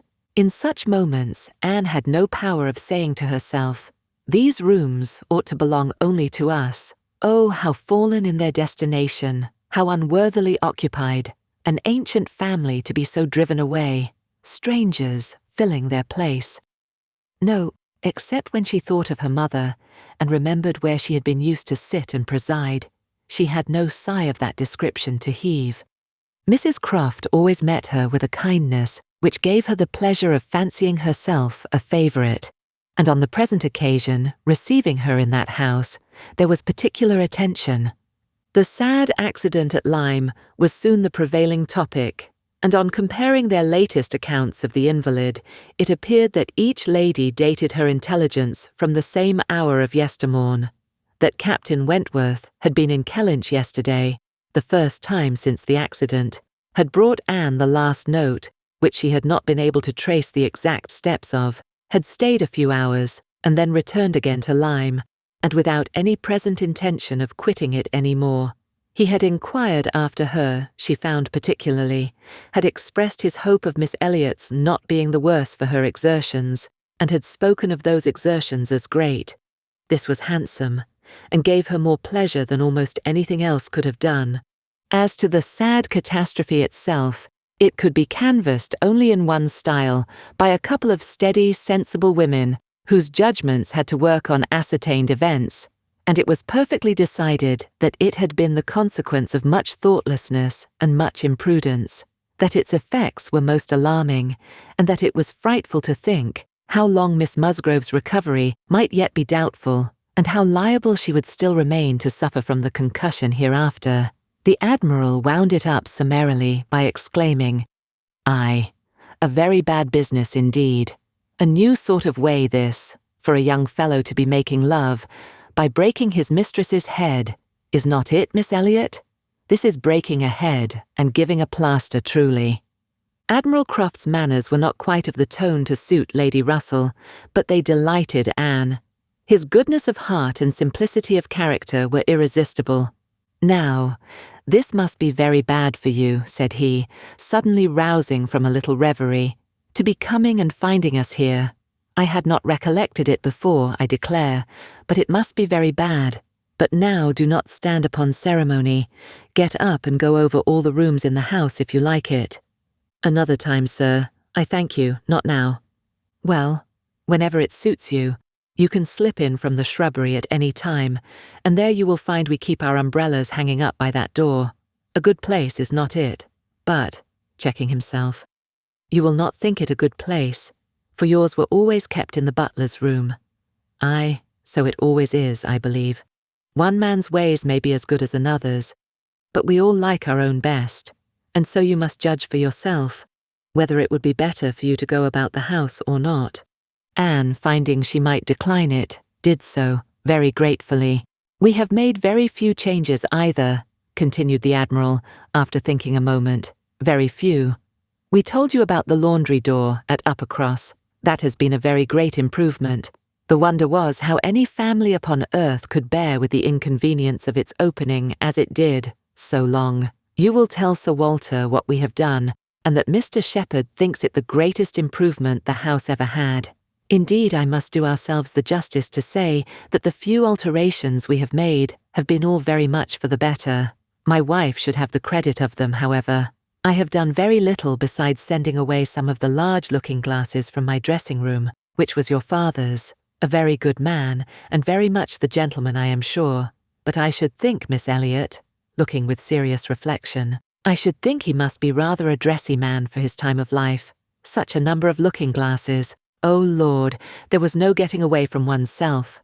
So I got Sophie to lend me a hand, and we soon shifted their quarters, and now I am quite snug, with my little shaving glass in one corner, and another great thing that I never go near. Anne, amused in spite of herself, was rather distressed for an answer, and the Admiral, fearing he might not have been civil enough, took up the subject again to say, "The next time you write to your good father, Miss Elliot, pray give him my compliments and Mrs. Croft's, and say that we are settled here quite to our liking, and have no fault at all to find with the place. The breakfast-room chimney smokes a little, I grant you, but it is only when the wind is due north and blows hard, which may not happen 3 times a winter. And take it altogether, now that we have been into most of the houses hereabouts and can judge, there is not one that we like better than this. Pray say so with my compliments. He will be glad to hear it."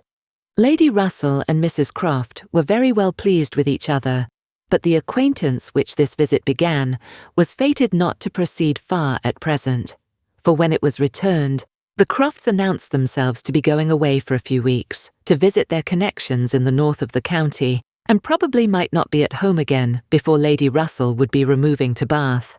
So ended all danger to Anne of meeting Captain Wentworth at Kellynch Hall, or of seeing him in company with her friend. Everything was safe enough, and she smiled over the many anxious feelings she had wasted on the subject. This concludes Chapter 13 of Persuasion. Chapter 14. Though Charles and Mary had remained at Lyme much longer after Mr. and Mrs. Musgrove's going than Anne conceived they could have been at all wanted, they were yet the first of the family to be at home again, and as soon as possible after their return to Uppercross, they drove over to the lodge. They had left Louisa beginning to sit up, but her head, though clear, was exceedingly weak, and her nerves susceptible to the highest extreme of tenderness, and though she might be pronounced to be altogether doing very well, it was still impossible to say when she might be able to bear the removal home. And her father and mother, who must return in time to receive their younger children for the Christmas holidays, had hardly a hope of being allowed to bring her with them. They had been all in lodgings together. Mrs. Musgrove had got Mrs. Harville's children away as much as she could.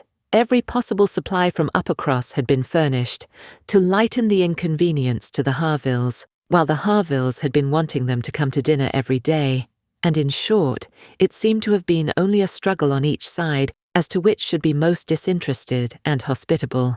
Mary had had her evils, but upon the whole, as was evident by her staying so long, she had found more to enjoy than to suffer.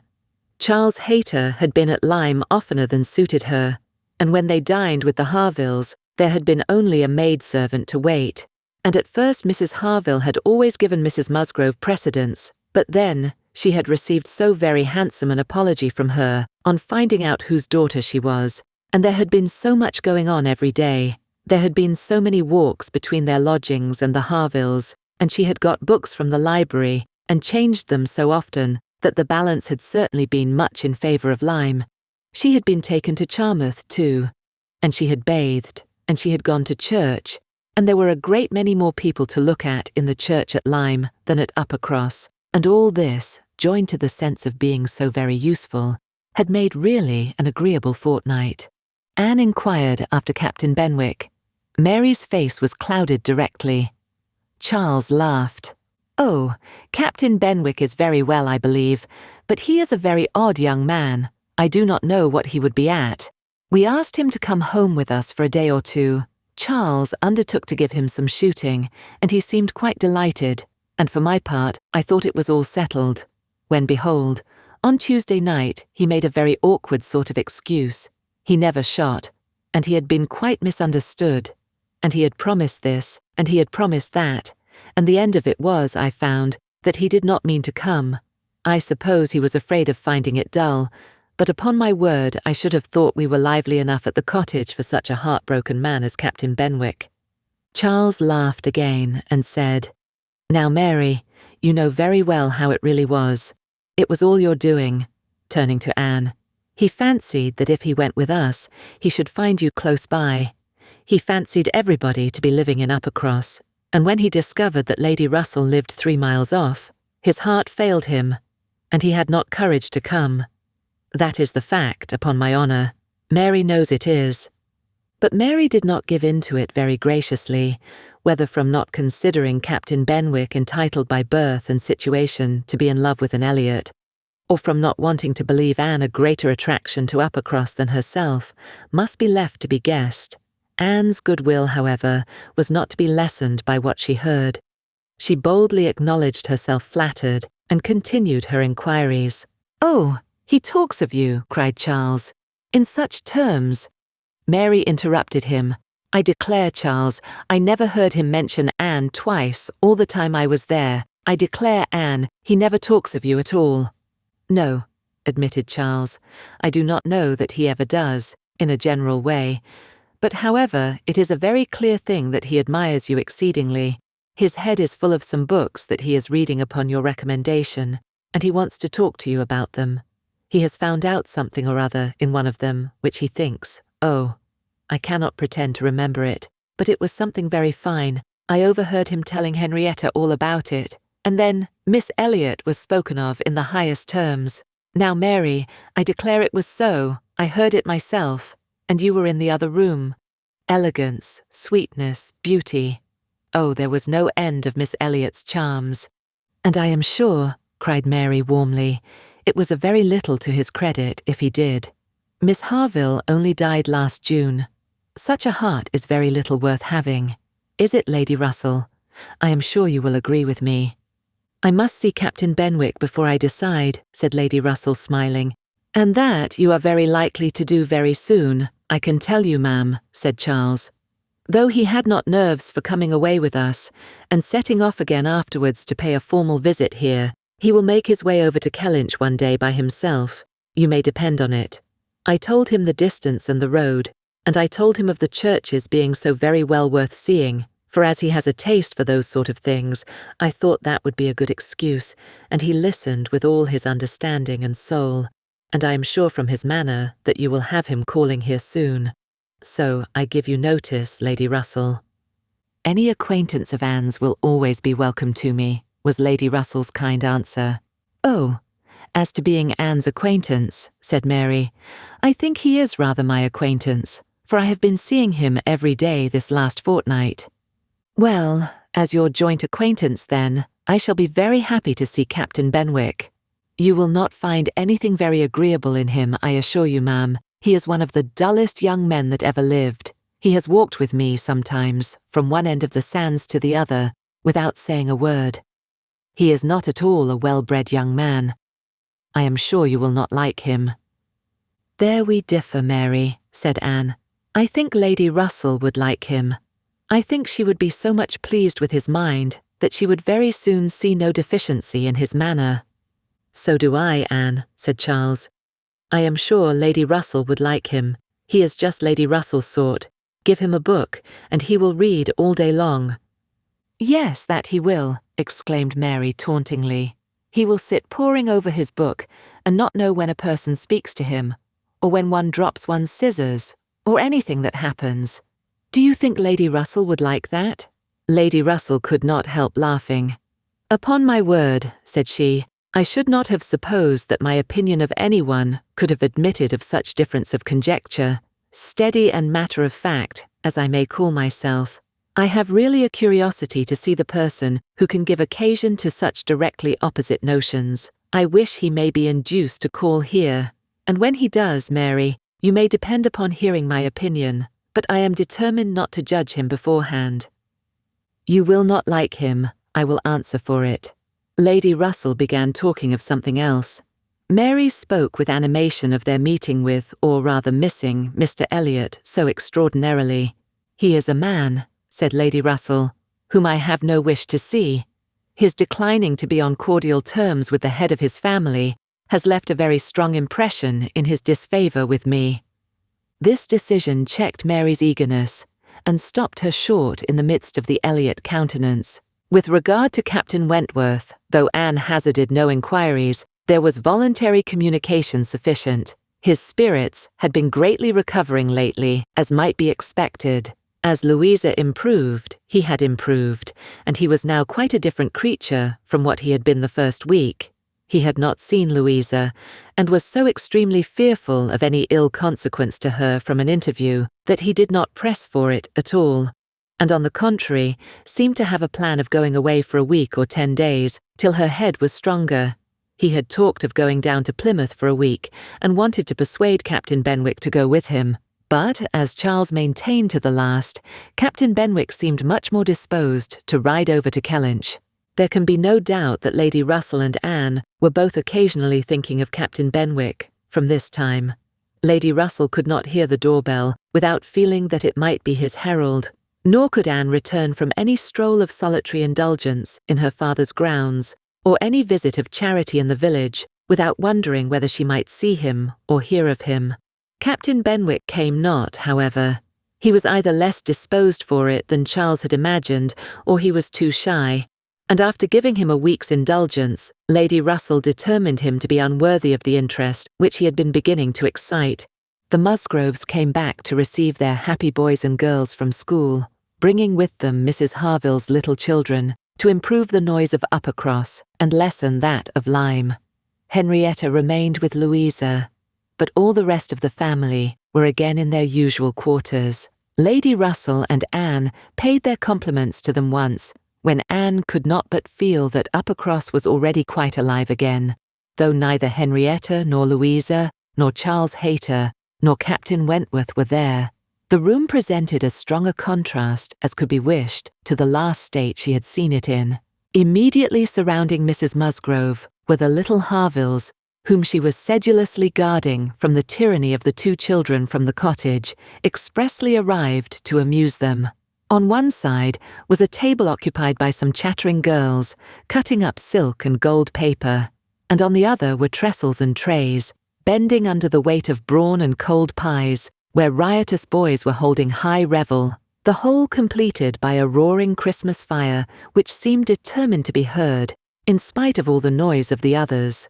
Charles and Mary also came in, of course, during their visit, and Mr. Musgrove made a point of paying his respects to Lady Russell, and sat down close to her for 10 minutes, talking with a very raised voice, but from the clamour of the children on his knees, generally in vain.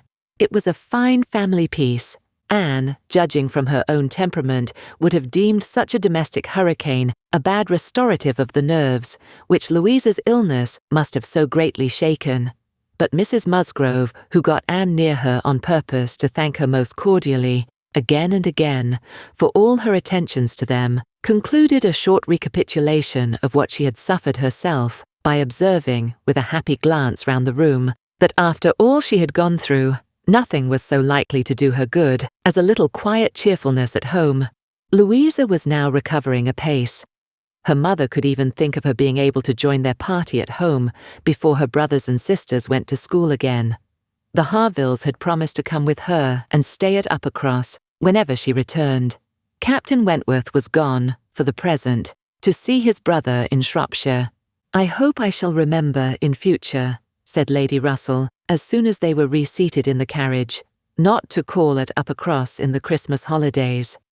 Everybody has their taste in noises, as well as in other matters, and sounds are quite innoxious, or most distressing, by their sort rather than their quantity." When Lady Russell not long afterwards was entering Bath on a wet afternoon, and driving through the long course of streets from the Old Bridge to Camden Place, amidst the dash of other carriages, the heavy rumble of carts and drays, the bawling of newspaper men, muffin men and milkmen, and the ceaseless clink of pattens, she made no complaint. No, these were noises which belonged to the winter pleasures. Her spirits rose under their influence, and like Mrs. Musgrove, she was feeling, though not saying, that after being long in the country, nothing could be so good for her as a little quiet cheerfulness. Anne did not share these feelings. she persisted in a very determined, though very silent disinclination for Bath, caught the first dim view of the extensive buildings, smoking in rain, without any wish of seeing them better, felt their progress through the streets to be, however disagreeable, yet too rapid. For who would be glad to see her when she arrived, and looked back, with fond regret, to the bustles of Uppercross and the seclusion of Kellynch? Elizabeth's last letter had communicated a piece of news of some interest. Mr. Elliot was in Bath. He had called in Camden Place, had called a second time, a third, had been pointedly attentive, if Elizabeth and her father did not deceive themselves, had been taking much pains to seek the acquaintance and proclaim the value of the connection, as he had formerly taken pains to show neglect. This was very wonderful if it were true, and Lady Russell was in a state of very agreeable curiosity and perplexity about Mr. Elliot, already recanting the sentiment she had so lately expressed to Mary, of his being a man whom she had no wish to see. She had a great wish to see him. If he really sought to reconcile himself like a dutiful branch, he must be forgiven for having dismembered himself from the paternal tree. Anne was not animated to an equal pitch by the circumstance, but she felt that she would rather see Mr. Elliot again than not, which was more than she could say for many other persons in Bath. She was put down in Camden Place, and Lady Russell then drove to her own lodgings in Rivers Street. This concludes Chapter 14 of Persuasion. Chapter 15. Sir Walter had taken a very good house in Camden Place, a lofty, dignified situation, such as becomes a man of consequence, and both he and Elizabeth were settled there, much to their satisfaction. Anne entered it with a sinking heart, anticipating an imprisonment of many months, and anxiously saying to herself, "Oh, when shall I leave you again?" A degree of unexpected cordiality, however, in the welcome she received, did her good. Her father and sister were glad to see her, for the sake of showing her the house and furniture, and met her with kindness. Her making a fourth when they sat down to dinner was noticed as an advantage. Mrs. Clay was very pleasant and very smiling, but her courtesies and smiles were more a matter of course. Anne had always felt that she would pretend what was proper on her arrival, but the complacence of the others was unlooked for. They were evidently in excellent spirits, and she was soon to listen to the causes. They had no inclination to listen to her. After laying out for some compliments of being deeply regretted in their old neighbourhood, which Anne could not pay, they had only a few faint inquiries to make, before the talk must be all their own. Uppercross excited no interest, Kellynch very little. It was all Bath. They had the pleasure of assuring her that Bath more than answered their expectations in every respect. Their house was undoubtedly the best in Camden Place. Their drawing-rooms had many decided advantages over all the others which they had either seen or heard of, and the superiority was not less in the style of the fitting up or the taste of the furniture. Their acquaintance was exceedingly sought after. Everybody was wanting to visit them. They had drawn back from many introductions, and still were perpetually having cards left by people of whom they knew nothing. Here were funds of enjoyment. Could Anne wonder that her father and sister were happy? She might not wonder, but she must sigh that her father should feel no degradation in his change, should see nothing to regret in the duties and dignity of the resident landholder, should find so much to be vain of in the littlenesses of a town. And she must sigh and smile, and wonder too as Elizabeth threw open the folding doors and walked with exultation from one drawing-room to the other, boasting of their space, at the possibility of that woman, who had been mistress of Kellynch Hall, finding extent to be proud of between two walls, perhaps 30 feet asunder. But this was not all which they had to make them happy. They had Mr. Elliot too. Anne had a great deal to hear of Mr. Elliot. He was not only pardoned, they were delighted with him. He had been in Bath about a fortnight. He had passed through Bath in November, in his way to London, when the intelligence of Sir Walter's being settled there had of course reached him, though only 24 hours in the place, but he had not been able to avail himself of it.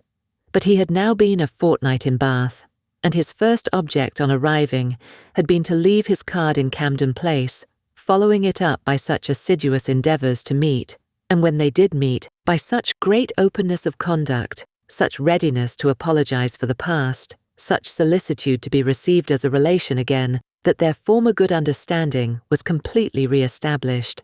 They had not a fault to find in him. He had explained away all the appearance of neglect on his own side. It had originated in misapprehension entirely. He had never had an idea of throwing himself off. He had feared that he was thrown off, but knew not why, and delicacy had kept him silent. Upon the hint of having spoken disrespectfully or carelessly of the family and the family honours, he was quite indignant. He, who had ever boasted of being an Elliot, and whose feelings as to connection were only too strict to suit the unfeudal tone of the present day. He was astonished indeed, but his character and general conduct must refute it. He could refer Sir Walter to all who knew him, and certainly the pains he had been taking on this, the first opportunity of reconciliation, to be restored to the footing of a relation and heir presumptive, was a strong proof of his opinions on the subject. The circumstances of his marriage, too, were found to admit of much extenuation. This was an article not to be entered on by himself, but a very intimate friend of his, a Colonel Wallace, a highly respectable man, perfectly the gentleman, and not an ill-looking man, Sir Walter added, who was living in very good style in Marlborough Buildings, and had, at his own particular request, been admitted to their acquaintance through Mr. Elliot, had mentioned one or two things relative to the marriage, which made a material difference in the discredit of it. Colonel Wallace had known Mr. Elliot long, had been well acquainted also with his wife, had perfectly understood the whole story. She was certainly not a woman of family, but well educated, accomplished, rich, and excessively in love with his friend. There had been the charm. She had sought him. Without that attraction, not all her money would have tempted Elliot, and Sir Walter was, moreover, assured of her having been a very fine woman. Here was a great deal to soften the business. A very fine woman with a large fortune, in love with him. Sir Walter seemed to admit it as complete apology, and though Elizabeth could not see the circumstance in quite so favourable a light, she allowed it be a great extenuation. Mr. Elliot had called repeatedly, had dined with them once, evidently delighted by the distinction of being asked, for they gave no dinners in general, delighted, in short, by every proof of cousinly notice, and placing his whole happiness in being on intimate terms in Camden Place. Anne listened, but without quite understanding it. Allowances, large allowances, she knew, must be made for the ideas of those who spoke. She heard it all under embellishment. All that sounded extravagant or irrational in the progress of the reconciliation might have no origin but in the language of the relators. Still, however, she had the sensation of there being something more than immediately appeared in Mr. Elliot's wishing, after an interval of so many years, to be well received by them. In a worldly view, he had nothing to gain by being on terms with Sir Walter, nothing to risk by a state of variance. In all probability, he was already the richer of the two, and the Kellynch estate would as surely be his hereafter as the title. A sensible man, and he had looked like a very sensible man. Why should it be an object to him? She could only offer one solution. It was, perhaps, for Elizabeth's sake. There might really have been a liking formerly, though convenience and accident had drawn him a different way, and now that he could afford to please himself, he might mean to pay his addresses to her. Elizabeth was certainly very handsome, with well-bred, elegant manners, and her character might never have been penetrated by Mr. Elliot, knowing her but in public, and when very young himself. How her temper and understanding might bear the investigation of his present keener time of life was another concern, and rather a fearful one. Most earnestly did she wish that he might not be too nice, or too observant, if Elizabeth were his object, and that Elizabeth was disposed to believe herself so, and that her friend Mrs. Clay was encouraging the idea, seemed apparent by a glance or two between them, while Mr. Elliot's frequent visits were talked of. Anne mentioned the glimpses she had had of him at Lyme, but without being much attended to. Oh yes, perhaps, it had been Mr. Elliot. They did not know. It might be him, perhaps. They could not listen to her description of him. They were describing him themselves. Sir Walter especially. He did justice to his very gentlemanlike appearance, his air of elegance and fashion, his good-shaped face, his sensible eye, but at the same time must lament his being very much underhung, a defect which time seemed to have increased, nor could he pretend to say that 10 years had not altered almost every feature for the worse. Mr. Elliot appeared to think that he, Sir Walter, was looking exactly as he had done when they last parted, but Sir Walter had not been able to return the compliment entirely, which had embarrassed him. He did not mean to complain, however. Mr. Elliot was better to look at than most men, and he had no objection to being seen with him anywhere. Mr. Elliot and his friends in Marlborough Buildings were talked of the whole evening. Colonel Wallis had been so impatient to be introduced to them, and Mr. Elliot so anxious that he should. And there was a Mrs. Wallis, at present known only to them by description, as she was in daily expectation of her confinement. But Mr. Elliot spoke of her as a most charming woman, quite worthy of being known in Camden Place, and as soon as she recovered, they were to be acquainted. Sir Walter thought much of Mrs. Wallis. She was said to be an excessively pretty woman, beautiful. He longed to see her. He hoped she might make some amends for the many very plain faces he was continually passing in the streets. The worst of Bath was the number of its plain women. He did not mean to say that there were no pretty women, but the number of the plain was out of all proportion. He had frequently observed, as he walked, that one handsome face would be followed by 30 or 35 frights, and once, as he had stood in a shop on Bond Street, he had counted 87 women go by, one after another, without there being a tolerable face among them. It had been a frosty morning, to be sure, a sharp frost, which hardly one woman in 1,000 could stand the test of. But still, there certainly were a dreadful multitude of ugly women in Bath, and as for the men, they were infinitely worse, such scarecrows as the streets were full of. It was evident how little the women were used to the sight of anything tolerable, by the effect which a man of decent appearance produced. He had never walked anywhere arm in arm with Colonel Wallis, who was a fine military figure, though sandy-haired, without observing that every woman's eye was upon him. Every woman's eye was sure to be upon Colonel Wallis. Modest Sir Walter. He was not allowed to escape, however. His daughter and Mrs. Clay united in hinting that Colonel Wallis's companion might have as good a figure as Colonel Wallis, and certainly was not sandy-haired. "How is Mary looking?" said Sir Walter, in the height of his good humour. "The last time I saw her she had a red nose, but I hope that may not happen every day." "Oh no, that must have been quite accidental. In general she has been in very good health and very good looks since Michaelmas. If I thought it would not tempt her to go out in sharp winds and grow coarse, I would send her a new hat and pelisse." Anne was considering whether she should venture to suggest that a gown or a cap would not be liable to any such misuse, when a knock at the door suspended everything. A knock at the door, and so late. It was 10 o'clock. Could it be Mr. Elliot? They knew he was to dine in Lansdowne Crescent. It was possible that he might stop in his way home to ask them how they did. They could think of no one else. Mrs. Clay decidedly thought it Mr. Elliot's knock. Mrs. Clay was right. With all the state which a butler and footboy could give, Mr. Elliot was ushered into the room. It was the very same man, with no difference but of dress.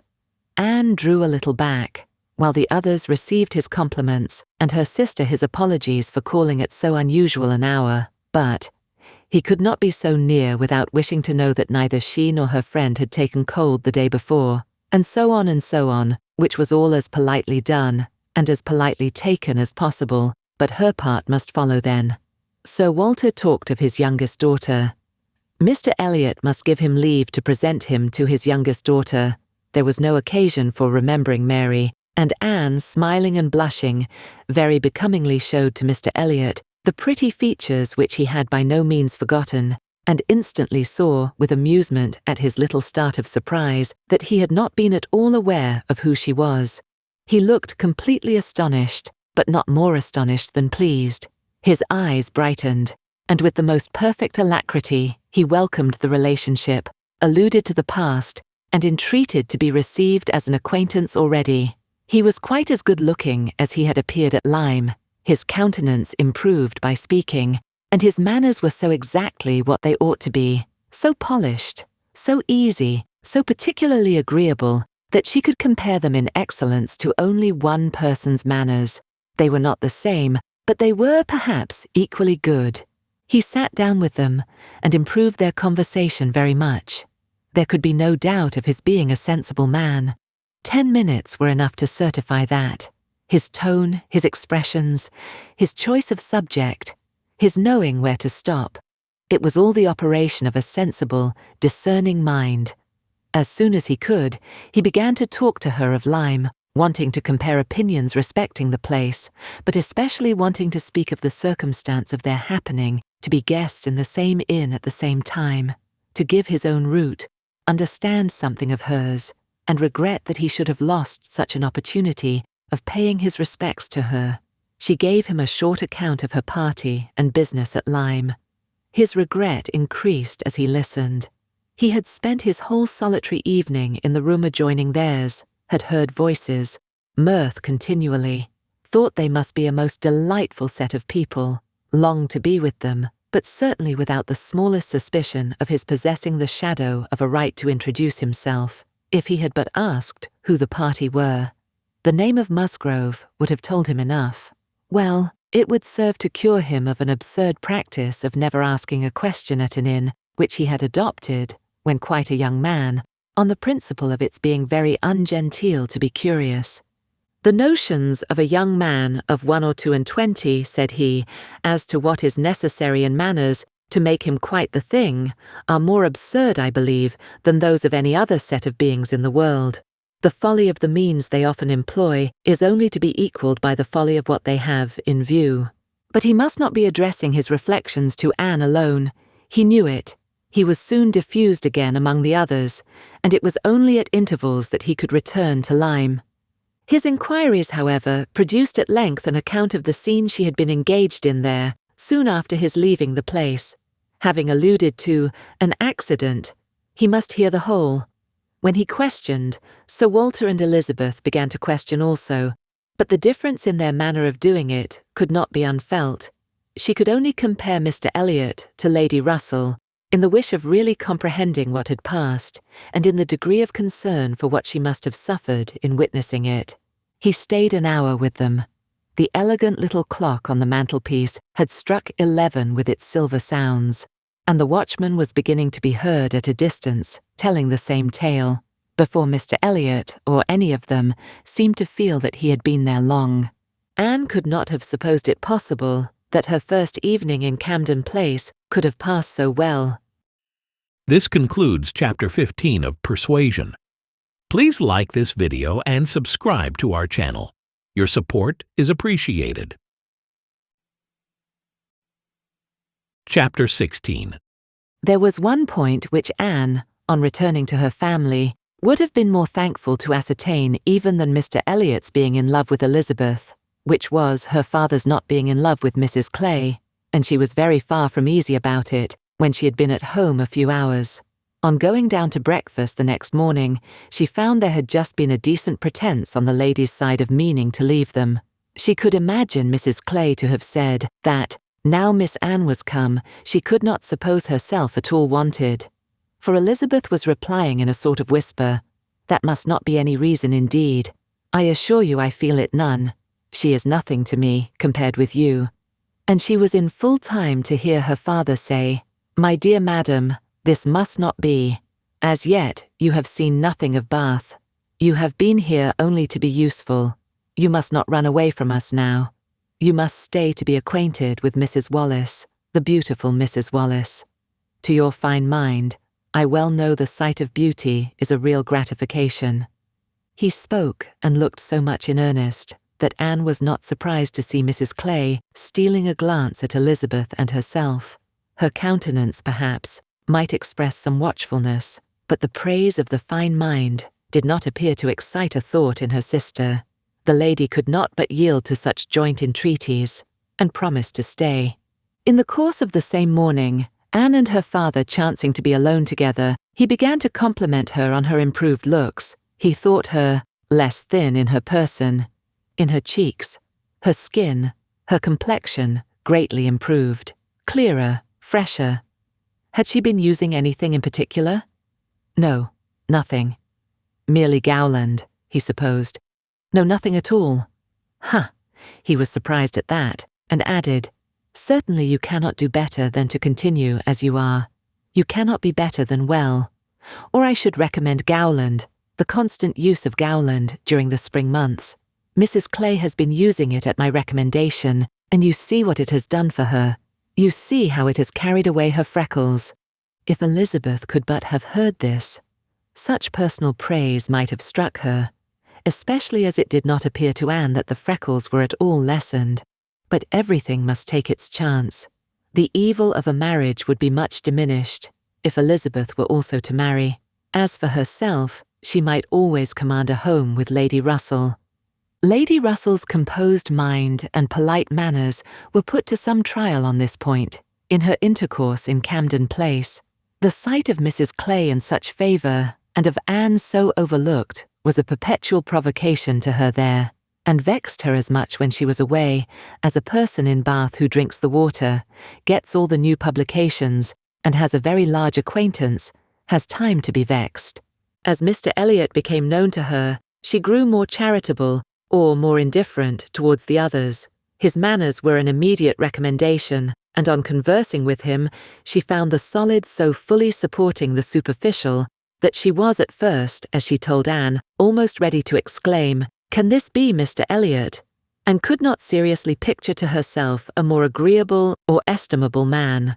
Everything united in him: good understanding, correct opinions, knowledge of the world, and a warm heart. He had strong feelings of family attachment and family honour, without pride or weakness.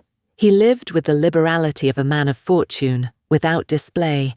He judged for himself in everything essential, without defying public opinion in any point of worldly decorum.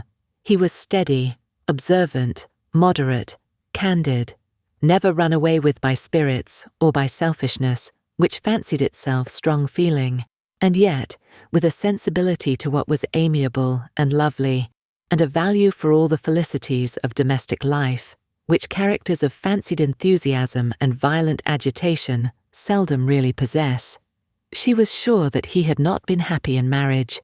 Colonel Wallis said it, and Lady Russell saw it, but it had been no unhappiness to sour his mind, nor, she began pretty soon to suspect, to prevent his thinking of a second choice. Her satisfaction in Mr. Elliot outweighed all the plague of Mrs. Clay. It was now some years since Anne had begun to learn that she and her excellent friend could sometimes think differently, and it did not surprise her, therefore, that Lady Russell should see nothing suspicious or inconsistent, nothing to require more motives than appeared in Mr. Elliot's great desire of a reconciliation. In Lady Russell's view, it was perfectly natural that Mr. Elliot, at a mature time of life, should feel it a most desirable object, and what would very generally recommend him among all sensible people, to be on good terms with the head of his family. The simplest process in the world of time upon ahead, naturally clear, and only erring in the heyday of youth. Anne presumed, however, still to smile about it, and at last to mention Elizabeth. Lady Russell listened and looked, and made only this cautious reply: "Elizabeth, very well. Time will explain." It was a reference to the future, which Anne, after a little observation, felt she must submit to. She could determine nothing at present. In that house Elizabeth must be first, and she was in the habit of such general observance as Miss Elliot, that any particularity of attention seemed almost impossible. Mr. Elliot, too, it must be remembered, had not been a widower 7 months. A little delay on his side might be very excusable. In fact, Anne could never see the crape round his hat without fearing that she was the inexcusable one in attributing to him such imaginations, for though his marriage had not been very happy, still it had existed so many years that she could not comprehend a very rapid recovery from the awful impression of its being dissolved. However it might end, he was without any question their pleasantest acquaintance in Bath. She saw nobody equal to him, and it was a great indulgence now and then to talk to him about Lyme, which he seemed to have as lively a wish to see again, and to see more of, as herself. They went through the particulars of their first meeting a great many times. He gave her to understand that he had looked at her with some earnestness. She knew it well, and she remembered another person's look also. They did not always think alike. His value for rank and connection, she perceived, was greater than hers. It was not merely complacence, it must be a liking to the cause, which made him enter warmly into her father and sister's solicitudes on a subject which she thought unworthy to excite them. The Bath paper, one morning, announced the arrival of the Dowager Viscountess Dalrymple and her daughter, the Honourable Miss Carteret, and all the comfort of Number, Camden Place, was swept away for many days. For the Dalrymples, in Anne's opinion, most unfortunately, were cousins of the Elliots, and the agony was how to introduce themselves properly. Anne had never seen her father and sister before, in contact with nobility, and she must acknowledge herself disappointed. She had hoped better things from their high ideas of their own situation in life, and was reduced to form a wish which she had never foreseen, a wish that they had more pride. For our cousins, Lady Dalrymple and Miss Carteret, our cousins, the Dalrymples, sounded in her ears all day long. Sir Walter had once been in company with the late Viscount, but had never seen any of the rest of the family, and the difficulties of the case arose from there having been a suspension of all intercourse by letters of ceremony ever since the death of that said late Viscount, when, in consequence of a dangerous illness of Sir Walter's at the same time, there had been an unlucky omission at Kellynch. No letter of condolence had been sent to Ireland. The neglect had been visited on the head of the sinner. For when poor Lady Elliot died herself, no letter of condolence was received at Kellynch, and consequently there was but too much reason to apprehend that the Dalrymples considered the relationship as closed. How to have this anxious business set to rights and be admitted as cousins again was the question, and it was a question which, in a more rational manner, neither Lady Russell nor Mr. Elliot thought unimportant. Family connections were always worth preserving, good company always worth seeking. Lady Dalrymple had taken a house for 3 months, in Laura Place, and would be living in style. She had been at Bath the year before, and Lady Russell had heard her spoken of as a charming woman. It was very desirable that the connection should be renewed, if it could be done without any compromise of propriety on the side of the Elliots. Sir Walter, however, would choose his own means, and at last wrote a very fine letter of ample explanation, regret, and entreaty to his right honourable cousin. Neither Lady Russell nor Mr. Elliot could admire the letter, but it did all that was wanted, in bringing 3 lines of scrawl from the Dowager Viscountess. She was very much honoured, and should be happy in their acquaintance.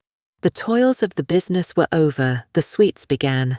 They visited in Laura Place, they had the cards of Dowager Viscountess Dalrymple, and the Honourable Miss Carteret, to be arranged wherever they might be most visible, and our cousins in Laura Place. Our cousin, Lady Dalrymple, and Miss Carteret were talked of to everybody. Anne was ashamed. Had Lady Dalrymple and her daughter even been very agreeable, she would still have been ashamed of the agitation they created. But they were nothing. There was no superiority of manner, accomplishment, or understanding. Lady Dalrymple had acquired the name of a charming woman because she had a smile and a civil answer for everybody. Miss Carteret, with still less to say, was so plain and so awkward that she would never have been tolerated in Camden Place but for her birth. Lady Russell confessed she had expected something better, but yet it was an acquaintance worth having, and when Anne ventured to speak her opinion of them to Mr. Elliot, he agreed to their being nothing in themselves, but still maintained that, as a family connection, as good company, as those who would collect good company around them, they had their value.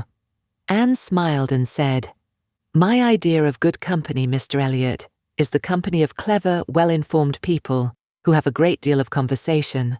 That is what I call good company." "You are mistaken," said he gently.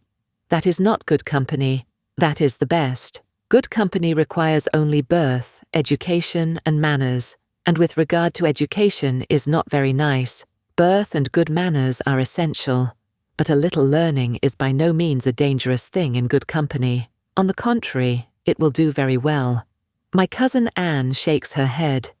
She is not satisfied, she is fastidious.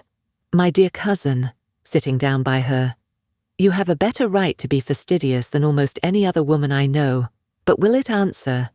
Will it make you happy? Will it not be wiser to accept the society of those good ladies in Laura Place and enjoy all the advantages of the connection as far as possible? You may depend upon it that they will move in the first set in Bath this winter, and as rank is rank, your being known to be related to them will have its use in fixing your family, our family, let me say, in that degree of consideration which we must all wish for. Yes, sighed Anne, we shall indeed be known to be related to them. Then, recollecting herself and not wishing to be answered, she added, I certainly do think there has been by far too much trouble taken to procure the acquaintance. I suppose, smiling, I have more pride than any of you, but I confess it does vex me that we should be so solicitous to have the relationship acknowledged, which we may be very sure is a matter of perfect indifference to them. Pardon me, dear cousin, you are unjust in your own claims. In London, perhaps, in your present quiet style of living, it might be as you say, but in Bath, Sir Walter Elliot and his family will always be worth knowing, always acceptable as acquaintance. Well, said Anne, I certainly am proud, too proud to enjoy a welcome which depends so entirely upon place. I love your indignation, said he, it is very natural. But here you are in Bath, and the object is to be established here with all the credit and dignity which ought to belong to Sir Walter Elliot. You talk of being proud. I am called proud, I know, and I shall not wish to believe myself otherwise, for our pride, if investigated, would have the same object, I have no doubt, though the kind may seem a little different. In one point I am sure, my dear cousin, he continued, speaking lower, though there was no one else in the room, in one point I am sure we must feel alike. We must feel that every addition to your father's society among his equals or superiors may be of use in diverting his thoughts from those who are beneath him. He looked, as he spoke, to the seat which Mrs. Clay had been lately occupying, a sufficient explanation of what he particularly meant, and though Anne could not believe in their having the same sort of pride, she was pleased with him for not liking Mrs. Clay, and her conscience admitted that his wishing to promote her father's getting great acquaintance was more than excusable in the view of defeating her. This concludes Chapter 16 of Persuasion. Chapter 17. While Sir Walter and Elizabeth were assiduously pushing their good fortune in Laura Place, Anne was renewing an acquaintance of a very different description. She had called on her former governess, and had heard from her of there being an old schoolfellow in Bath who had the two strong claims on her attention of past kindness and present suffering. Miss Hamilton, now Mrs. Smith, had shown her kindness in one of those periods of her life when it had been most valuable. Anne had gone unhappy to school, grieving for the loss of a mother whom she had dearly loved, feeling her separation from home, and suffering as a girl of 14, of strong sensibility and not high spirits, must suffer at such a time.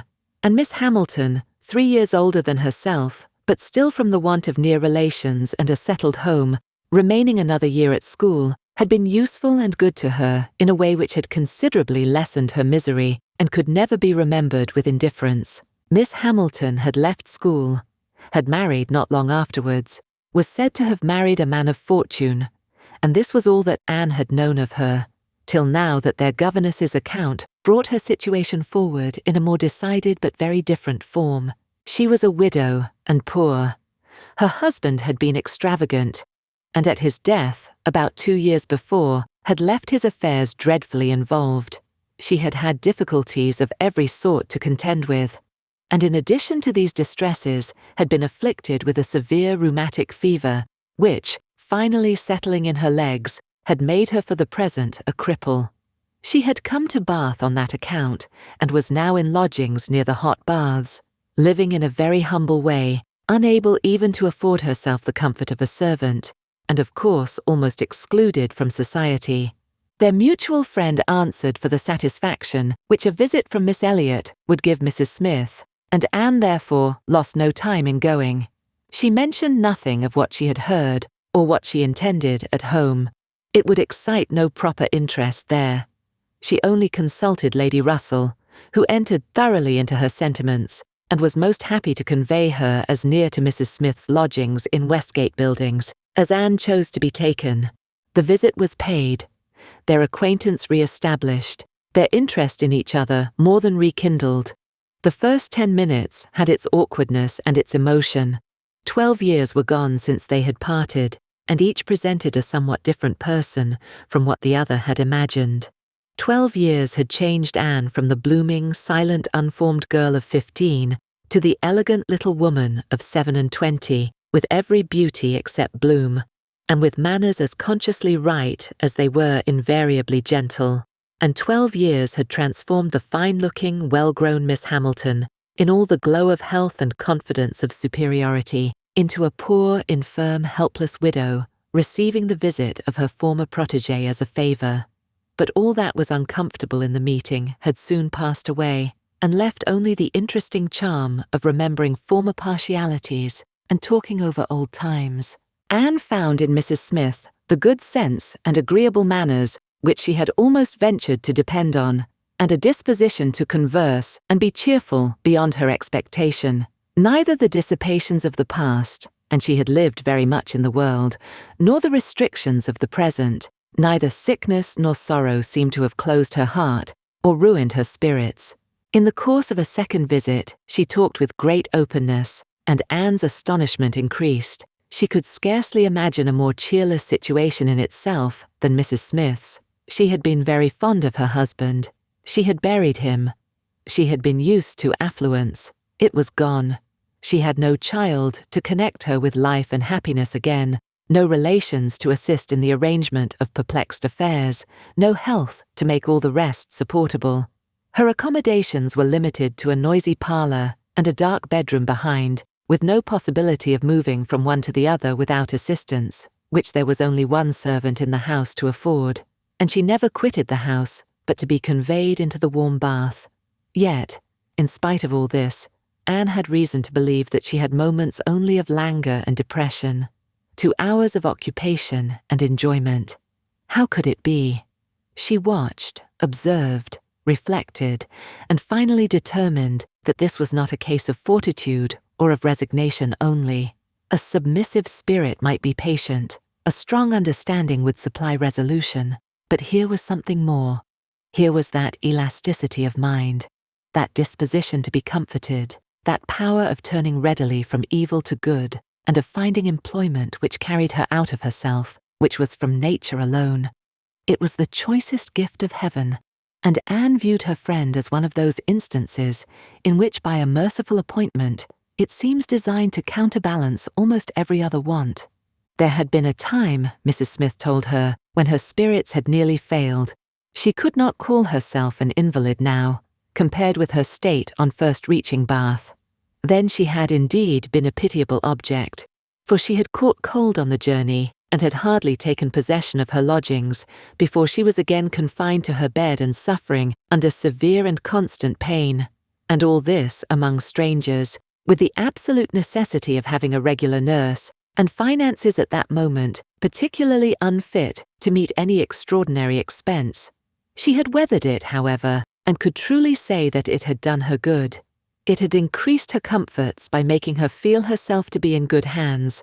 She had seen too much of the world to expect sudden or disinterested attachment anywhere, but her illness had proved to her that her landlady had a character to preserve and would not use her ill, and she had been particularly fortunate in her nurse, as a sister of her landlady, a nurse by profession, and who had always a home in that house when unemployed, chanced to be at liberty just in time to attend her.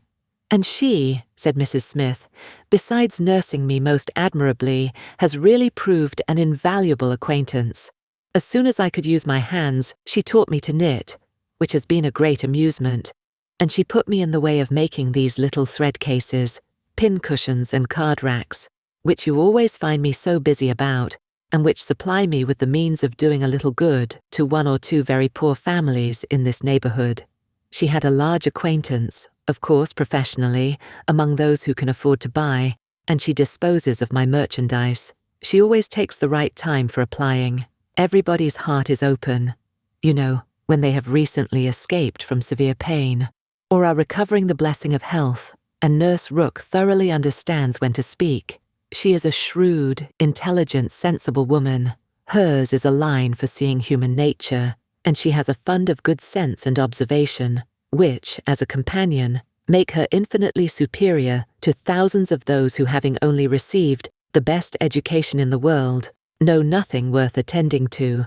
Call it gossip, if you will, but when Nurse Rook has half an hour's leisure to bestow on me, she is sure to have something to relate that is entertaining and profitable, something that makes one know one's species better.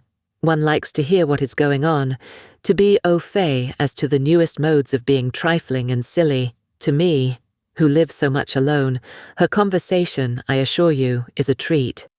Anne, far from wishing to cavil at the pleasure, replied, "I can easily believe it. Women of that class have great opportunities, and if they are intelligent, may be well worth listening to. Such varieties of human nature as they are in the habit of witnessing, and it is not merely in its follies that they are well read, for they see it occasionally under every circumstance that can be most interesting or affecting. What instances must pass before them of ardent, disinterested, self-denying attachment, of heroism, fortitude, patience, resignation, of all the conflicts and all the sacrifices that ennoble us most. A sick chamber may often furnish the worth of volumes." "Yes," said Mrs. Smith more doubtingly, "sometimes it may, though I fear its lessons are not often in the elevated style you describe. Here and there human nature may be great in times of trial, but generally speaking, it is its weakness and not its strength that appears in a sick chamber. It is selfishness and impatience, rather than generosity and fortitude, that one hears of.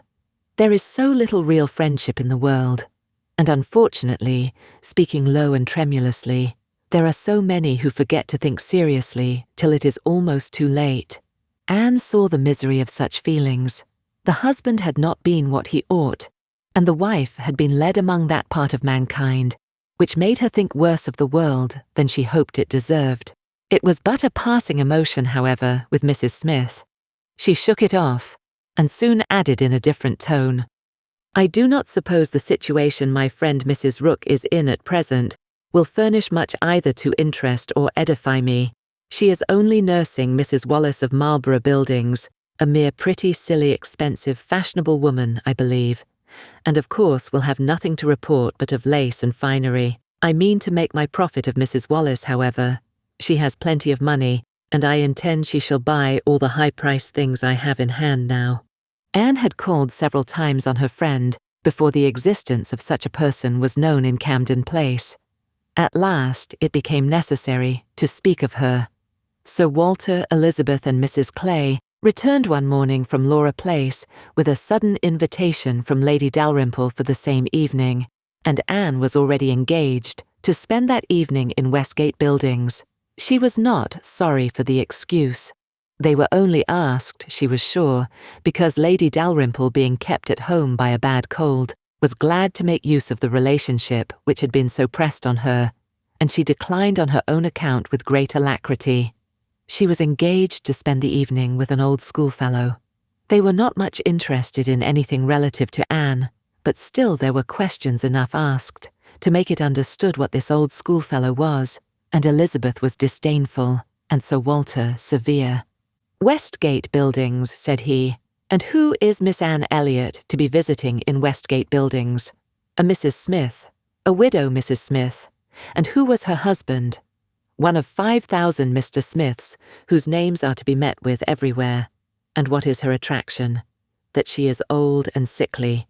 Upon my word, Miss Anne Elliot, you have the most extraordinary taste. Everything that revolts other people, low company, paltry rooms, foul air, disgusting associations are inviting to you. But surely you may put off this old lady till tomorrow.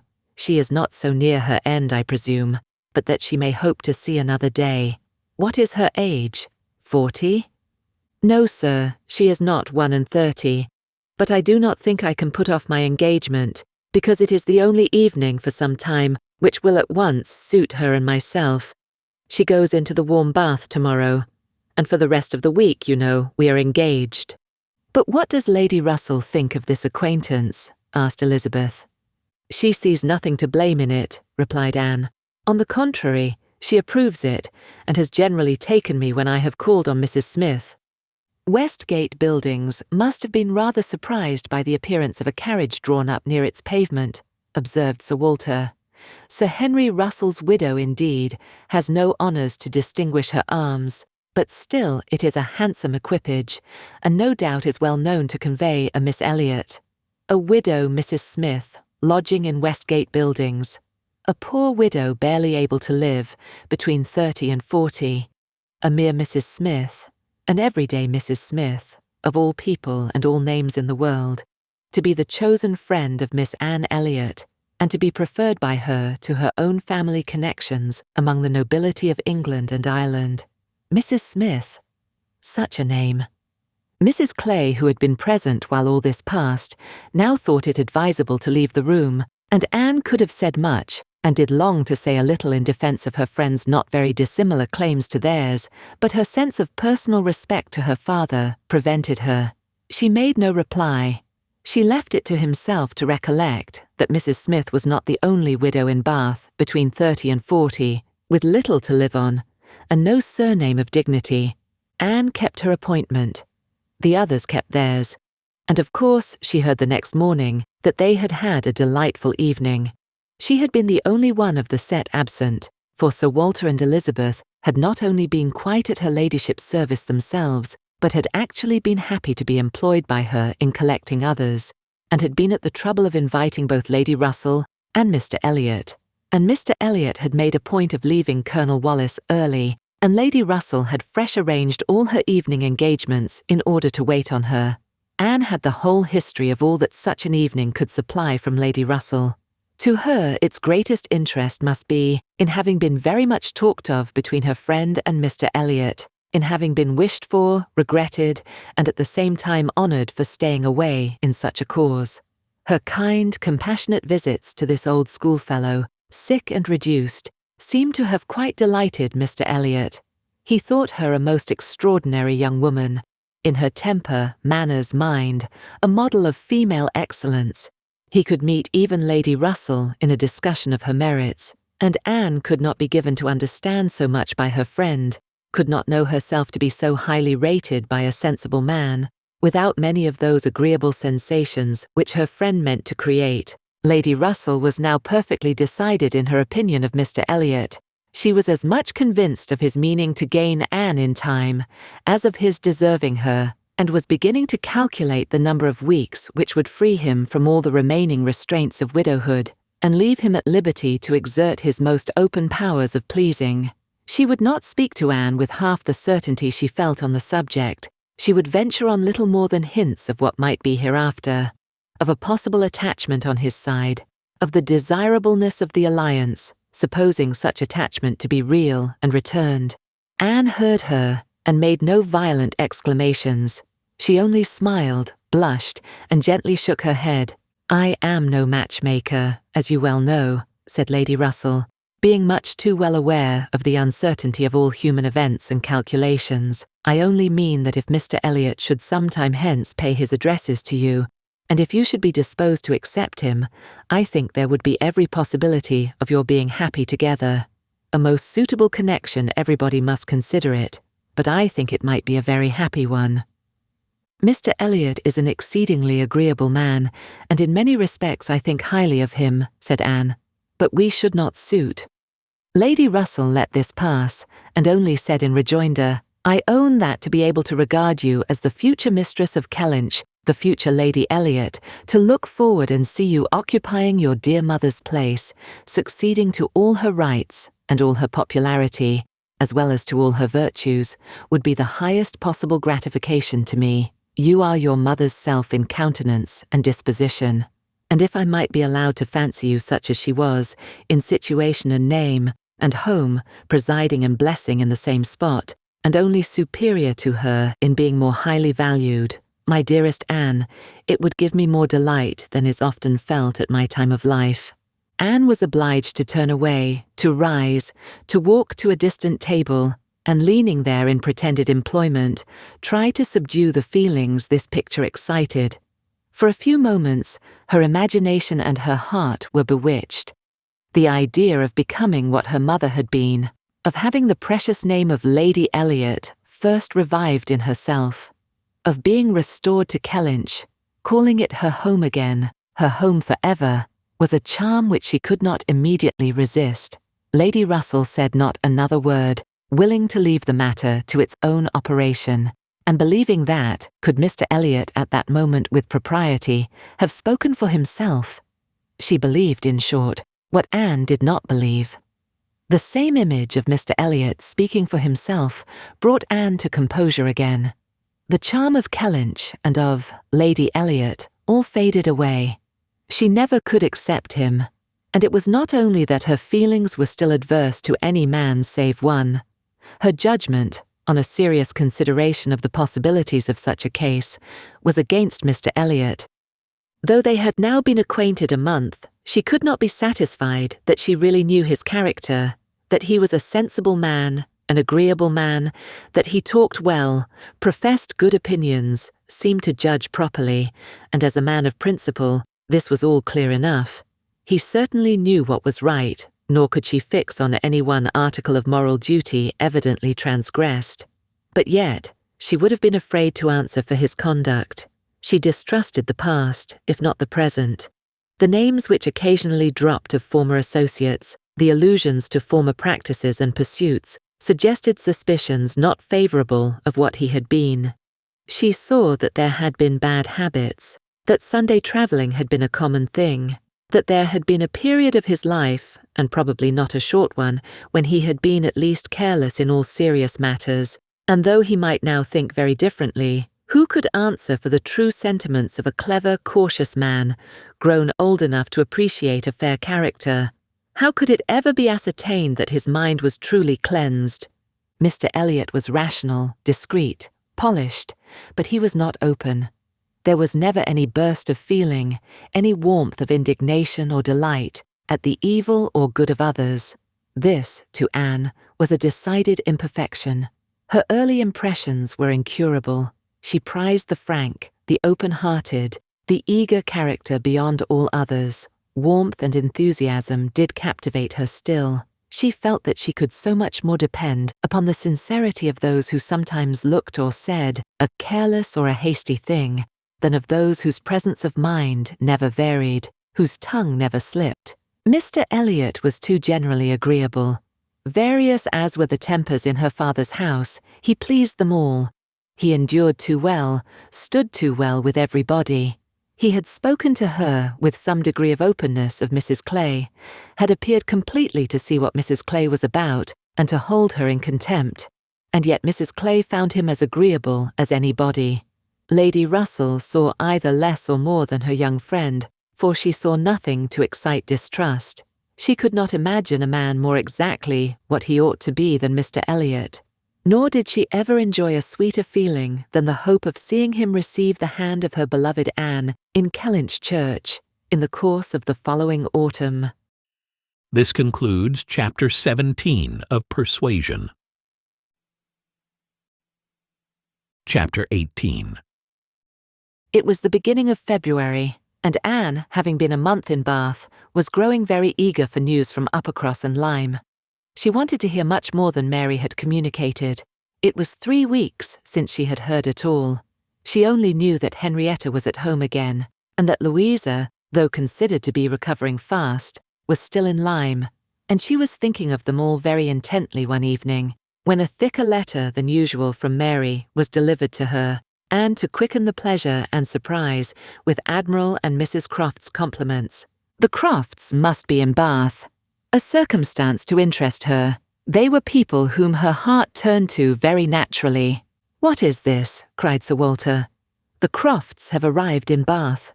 The Crofts who rent Kellynch. What have they brought you?" "A letter from Uppercross Cottage, sir." "Oh, those letters are convenient passports. They secure an introduction. I should have visited Admiral Croft, however, at any rate. I know what is due to my tenant." Anne could listen no longer. She could not even have told how the poor Admiral's complexion escaped. Her letter engrossed her. It had been begun several days back. February 1st. "My dear Anne, I make no apology for my silence because I know how little people think of letters in such a place as Bath. You must be a great deal too happy to care for Uppercross, which, as you well know, affords little to write about. We have had a very dull Christmas. Mr. and Mrs. Musgrove have not had one dinner party all the holidays. I do not reckon the haters as anybody. The holidays, however, are over at last. I believe no children ever had such long ones. I am sure I had not. The house was cleared yesterday, except of the little Harvilles, but you will be surprised to hear they have never gone home.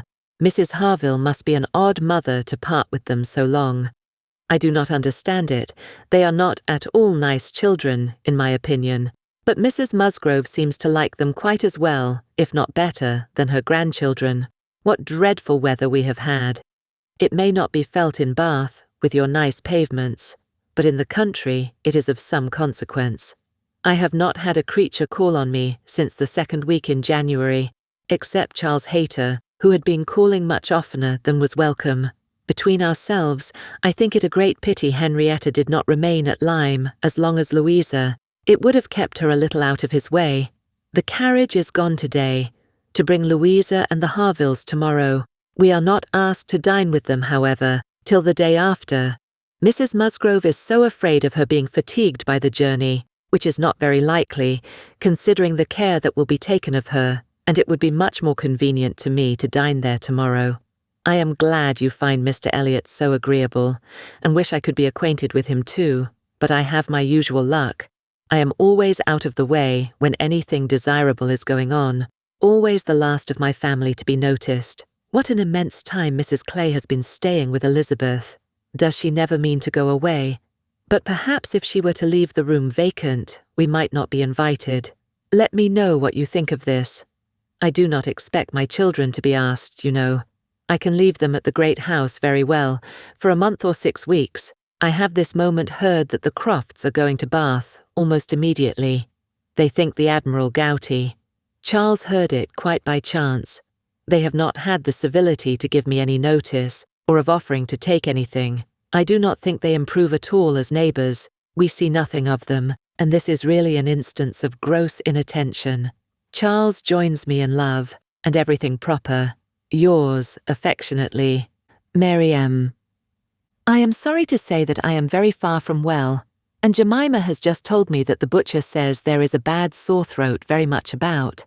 I dare say I shall catch it, and my sore throats, you know, are always worse than anybody's. So ended the first part, which had been afterwards put into an envelope, containing nearly as much more. I kept my letter open, that I might send you word how Louisa bore her journey, and now I am extremely glad I did, having a great deal to add. In the first place, I had a note from Mrs. Croft yesterday, offering to convey anything to you. A very kind, friendly note indeed, addressed to me just as it ought. I shall therefore be able to make my letter as long as I like. The Admiral does not seem very ill, and I sincerely hope Bath will do him all the good he wants. I shall be truly glad to have them back again. Our neighbourhood cannot spare such a pleasant family. But now for Louisa. I have something to communicate that will astonish you not a little. She and the Harvilles came on Tuesday very safely, and in the evening we went to ask her how she did, when we were rather surprised not to find Captain Benwick of the party, for he had been invited as well as the Harvilles. And what do you think was the reason? Neither more nor less than his being in love with Louisa, and not choosing to venture to Uppercross till he had had an answer from Mr. Musgrove, for it was all settled between him and her before she came away, and he had written to her father by Captain Harville. True, upon my honour. Are not you astonished? I shall be surprised at least if you ever received a hint of it, for I never did. Mrs. Musgrove protests solemnly that she knew nothing of the matter.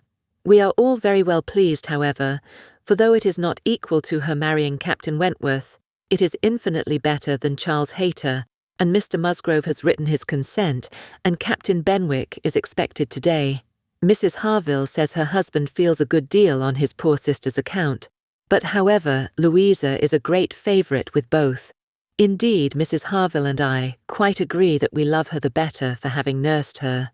Charles wonders what Captain Wentworth will say, but if you remember, I never thought him attached to Louisa. I never could see anything of it. And this is the end, you see, of Captain Benwick's being supposed to be an admirer of yours. How Charles could take such a thing into his head was always incomprehensible to me. I hope he will be more agreeable now.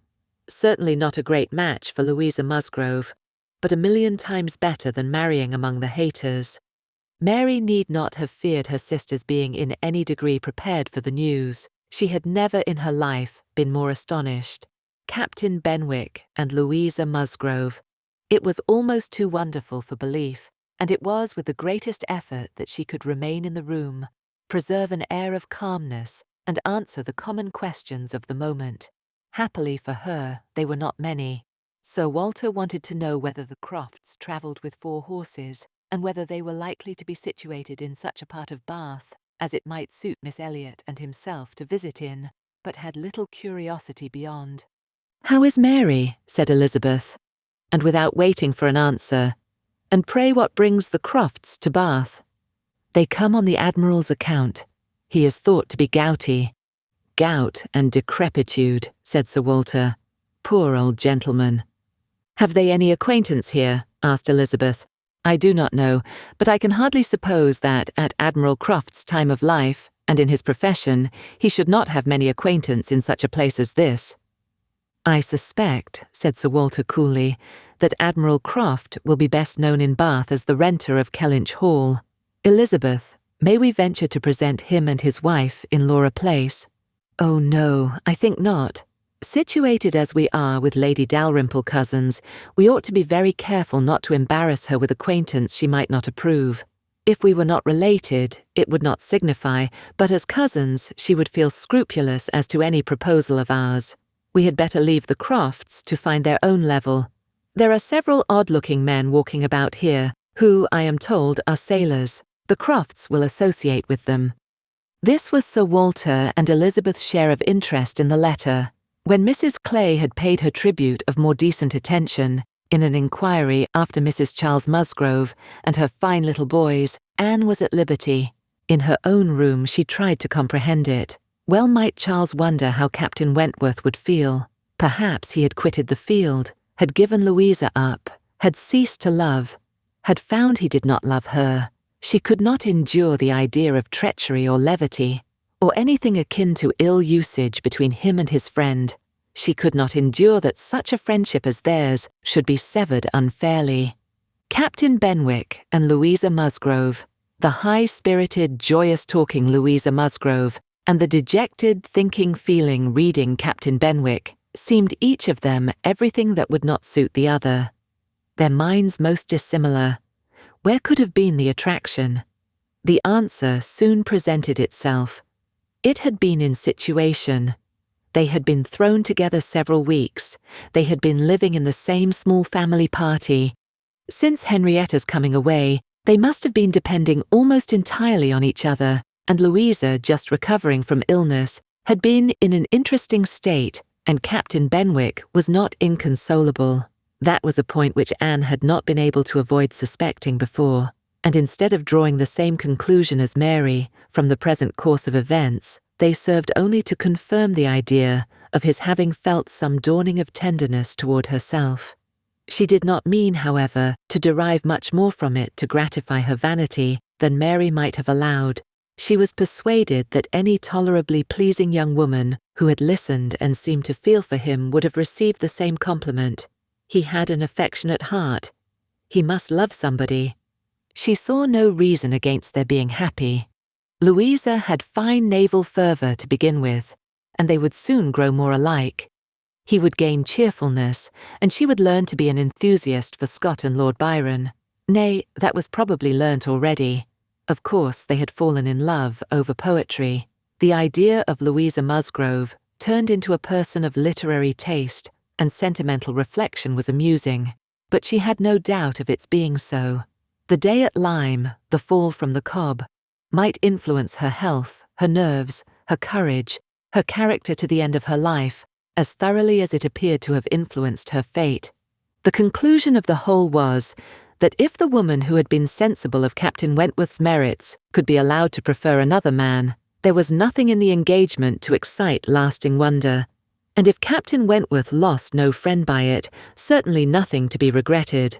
No, it was not regret which made Anne's heart beat in spite of herself, and brought the colour into her cheeks when she thought of Captain Wentworth, unshackled and free. She had some feelings which she was ashamed to investigate. They were too much like joy, senseless joy. She longed to see the Crofts, but when the meeting took place, it was evident that no rumour of the news had yet reached them. The visit of ceremony was paid and returned, and Louisa Musgrove was mentioned, and Captain Benwick too, without even half a smile. The Crofts had placed themselves in lodgings in Gay Street, perfectly to Sir Walter's satisfaction. He was not at all ashamed of the acquaintance, and did in fact think and talk a great deal more about the Admiral than the Admiral ever thought or talked about him. The Crofts knew quite as many people in Bath as they wished for, and considered their intercourse with the Elliots as a mere matter of form, and not in the least likely to afford them any pleasure. They brought with them their country habit of being almost always together. He was ordered to walk to keep off the gout, and Mrs. Croft seemed to go shares with him in everything, and to walk for her life to do him good. Anne saw them wherever she went. Lady Russell took her out in her carriage almost every morning, and she never failed to think of them, and never failed to see them. Knowing their feelings as she did, it was a most attractive picture of happiness to her. She always watched them as long as she could, delighted to fancy she understood what they might be talking of, as they walked along in happy independence, or equally delighted to see the Admiral's hearty shake of the hand when he encountered an old friend, and observed their eagerness of conversation when occasionally forming into a little knot of the navy, Mrs. Croft looking as intelligent and keen as any of the officers around her. Anne was too much engaged with Lady Russell to be often walking herself, but it so happened that one morning, about a week or 10 days after the Crofts' arrival, it suited her best to leave her friend, or her friend's carriage, in the lower part of the town, and return alone to Camden Place, and in walking up Milsom Street, she had the good fortune to meet with the Admiral. He was standing by himself at a print-shop window, with his hands behind him, in earnest contemplation of some print, and she not only might have passed him unseen, but was obliged to touch as well as address him before she could catch his notice. When he did perceive and acknowledge her, however, it was done with all his usual frankness and good humour. Is it you? Thank you, thank you. This is treating me like a friend. Here I am, you see, staring at a picture. I can never get by this shop without stopping. But what a thing here is, by way of a boat. Do look at it. Did you ever see the like? What queer fellows your fine painters must be. To think that anybody would venture their lives in such a shapeless old cockle-shell as that. And yet here are two gentlemen stuck up in it mightily at their ease, and looking about them at the rocks and mountains, as if they were not to be upset the next moment, which they certainly must be. I wonder where that boat was built. Laughing heartily, I would not venture over a horse-pond in it. Well, turning away.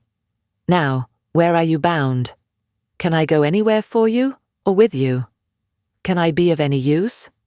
None, I thank you, unless you will give me the pleasure of your company the little way our road lies together. I am going home. That I will, with all my heart. And father too. Yes, we will have a snug walk together, and I have something to tell you as we go along. There, take my arm. That's right. I do not feel comfortable if I have not a woman there.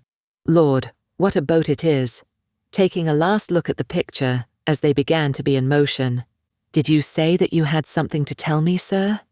Yes, I have, presently. But here comes a friend, Captain Brigden. I shall only say, how do you do? As we pass, however, I shall not stop. How do you do?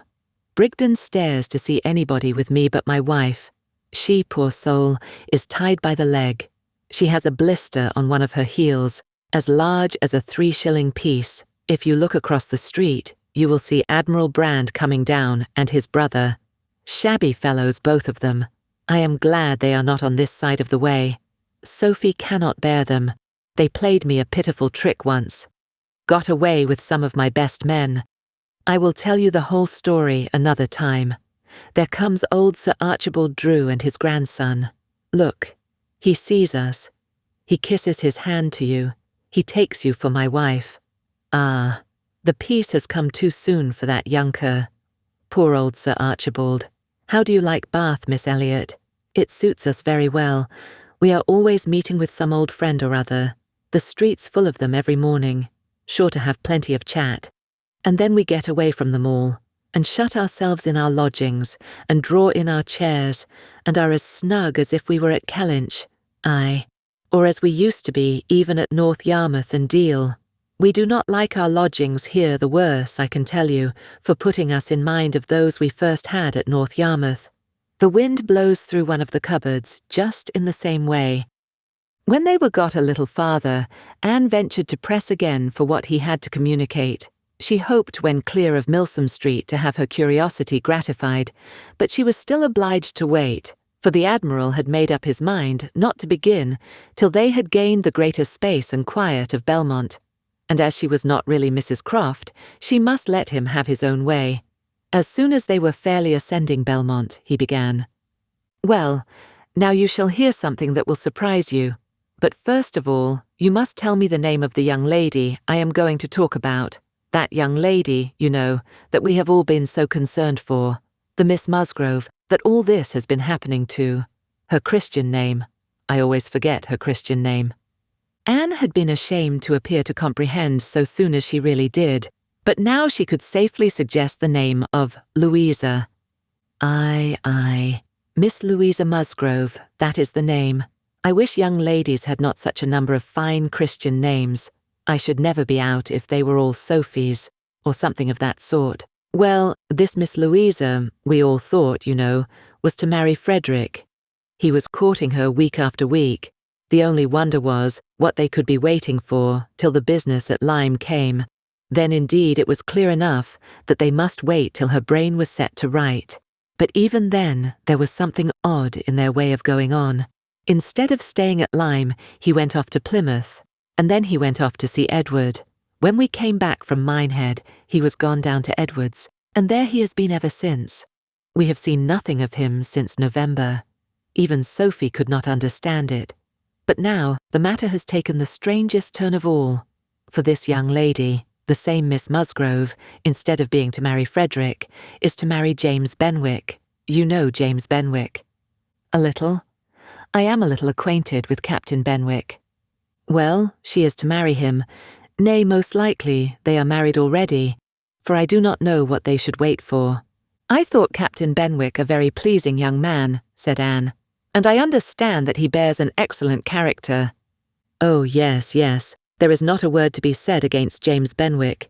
He is only a commander, it is true, made last summer, and these are bad times for getting on, but he has not another fault that I know of. An excellent, good-hearted fellow, I assure you. A very active, zealous officer too, which is more than you would think for, perhaps, for that soft sort of manner does not do him justice. Indeed, you are mistaken there, sir.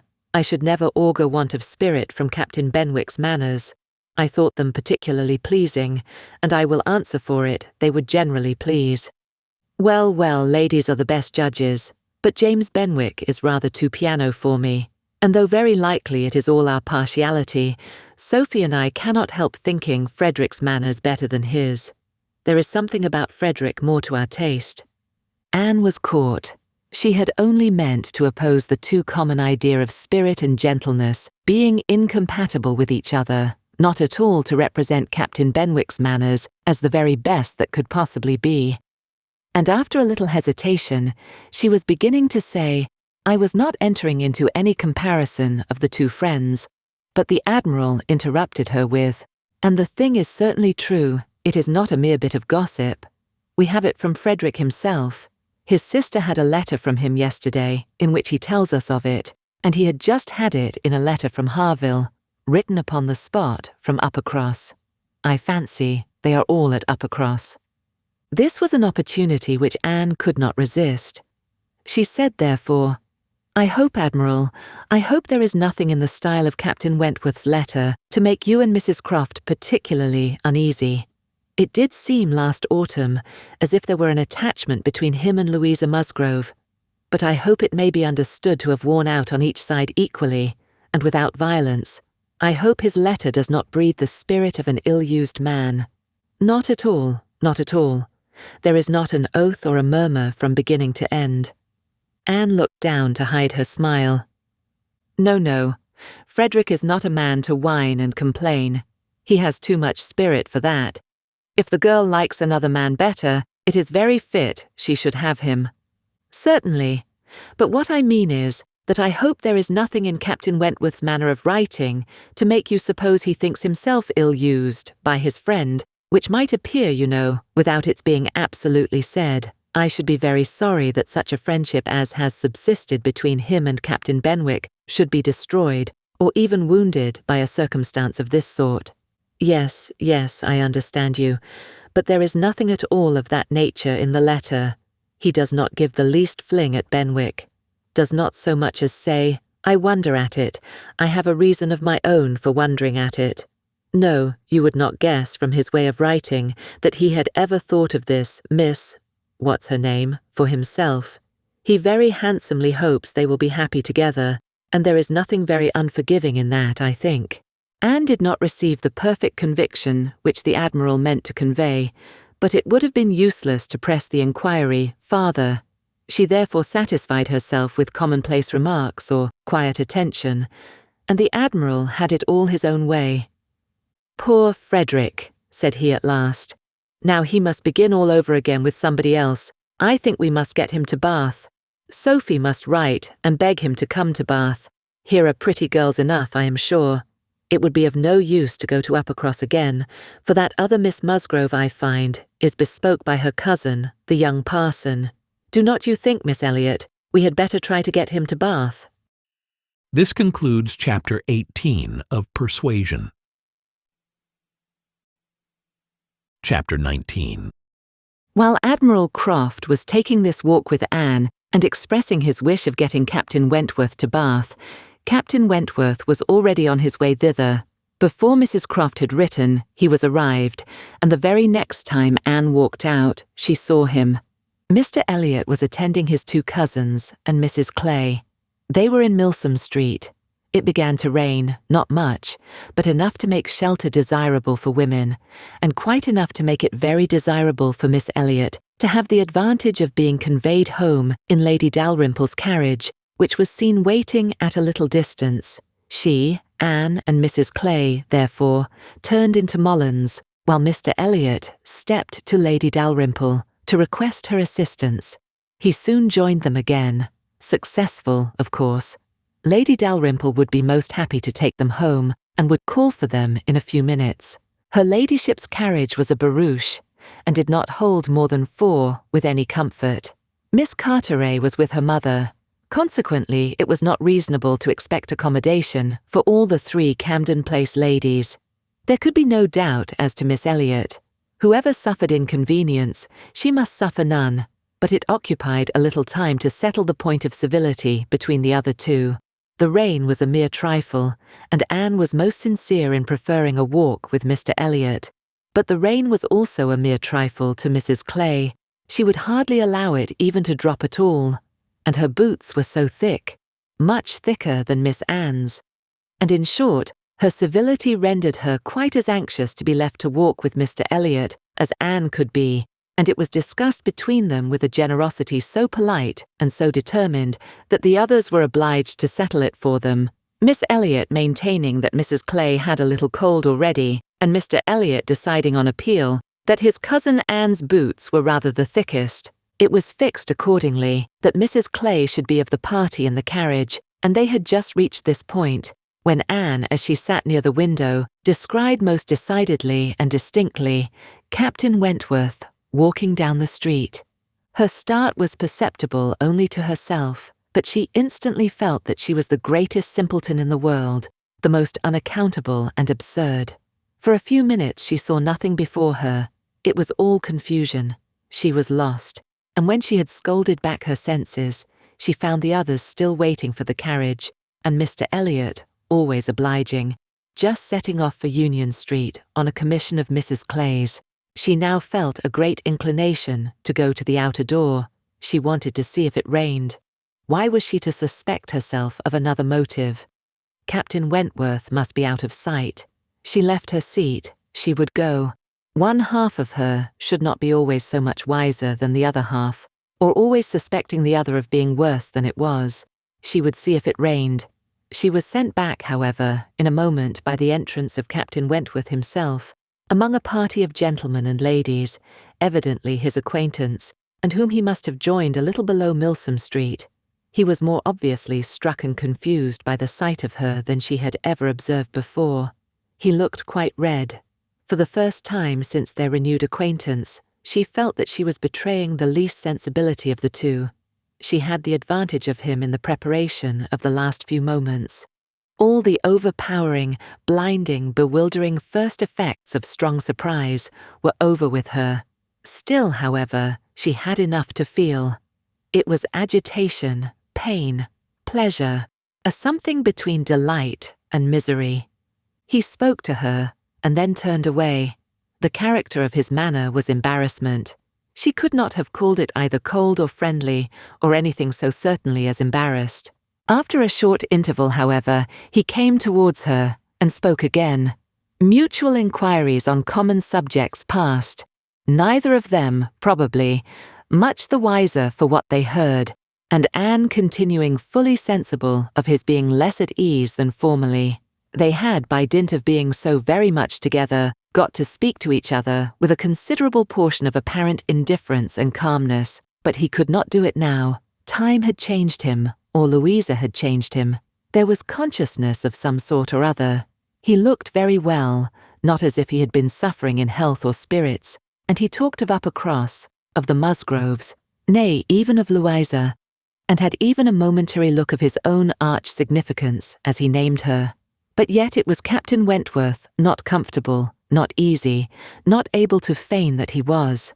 It did not surprise, but it grieved Anne to observe that Elizabeth would not know him. She saw that he saw Elizabeth, that Elizabeth saw him, that there was complete internal recognition on each side.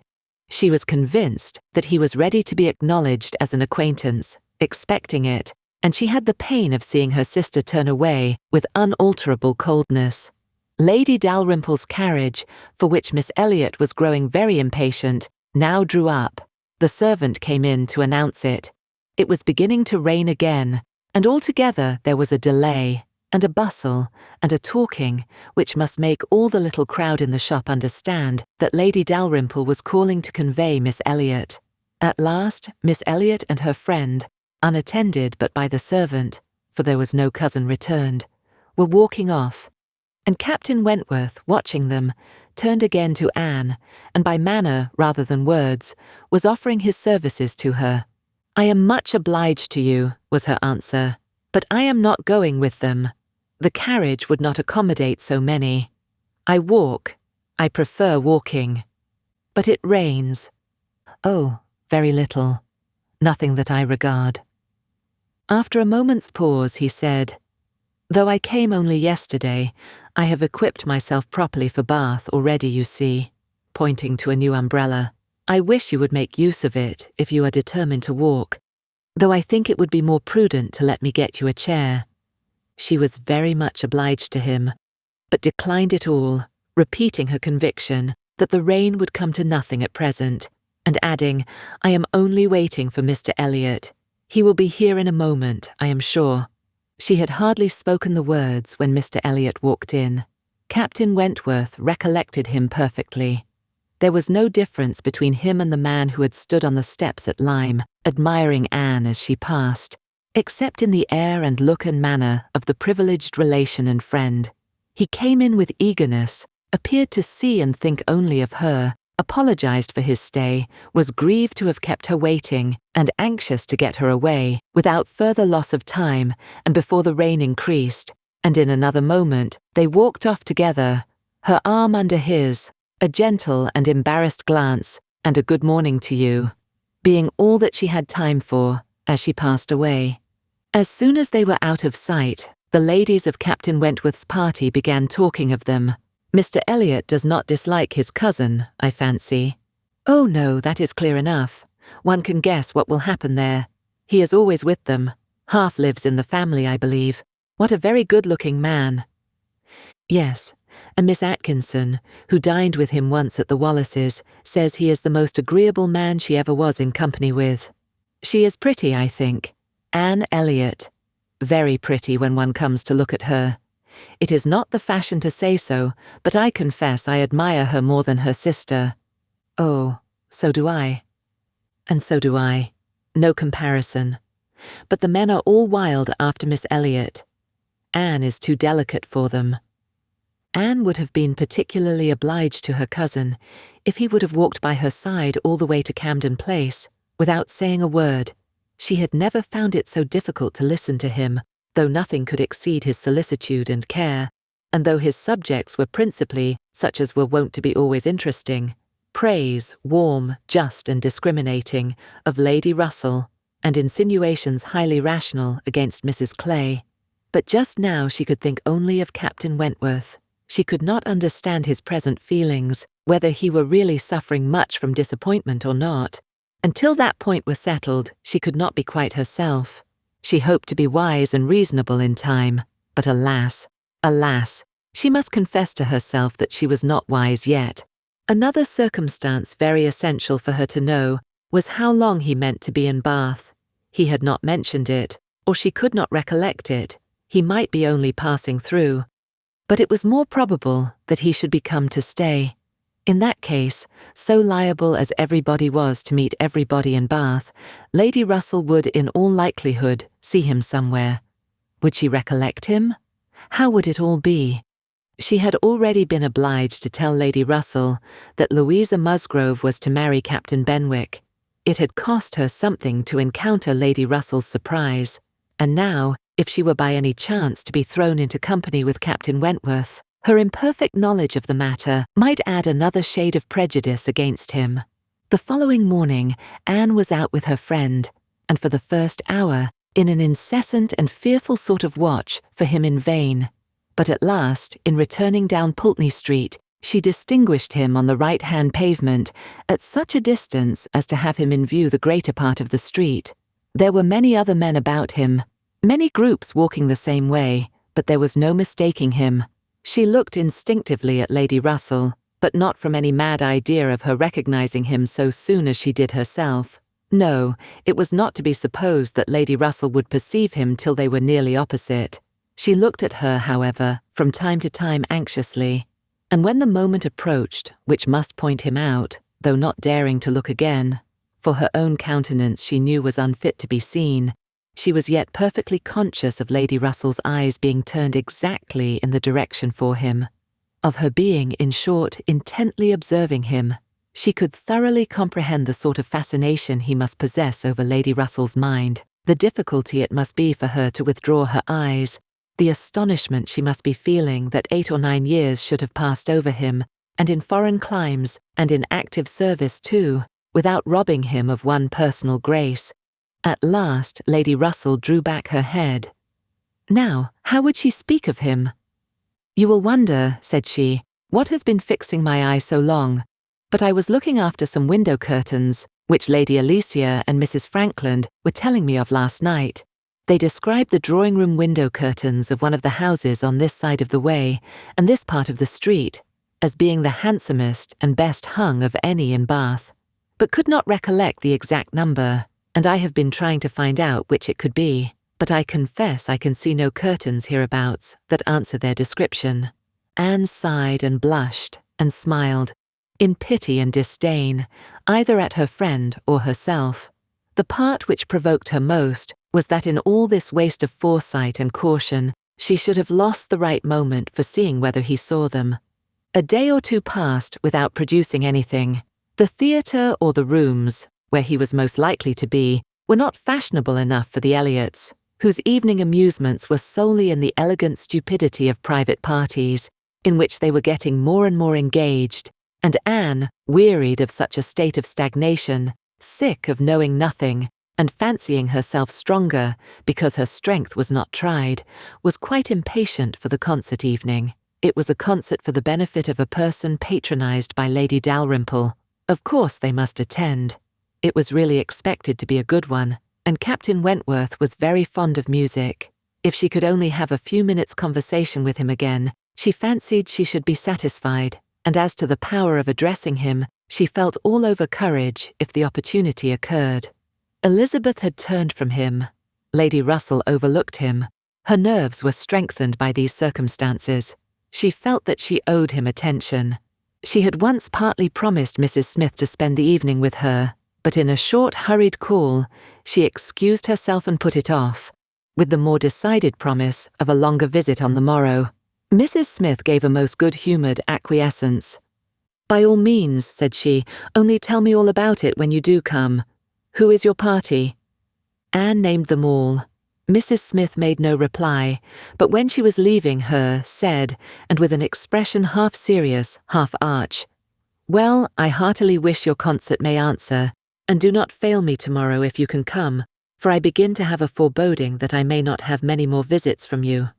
Anne was startled and confused, but after standing in a moment's suspense, was obliged, and not sorry to be obliged, to hurry away.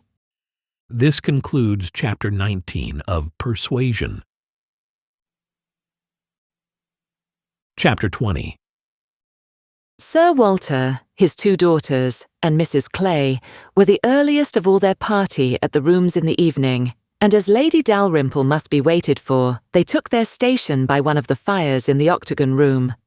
But hardly were they so settled, when the door opened again, and Captain Wentworth walked in alone. Anne was the nearest to him, and making yet a little advance, she instantly spoke. He was preparing only to bow and pass on, but her gentle, "How do you do?" brought him out of the straight line to stand near her and make inquiries in return, in spite of the formidable father and sister in the background. Their being in the background was a support to Anne. She knew nothing of their looks, and felt equal to everything which she believed right to be done. While they were speaking, a whispering between her father and Elizabeth caught her ear.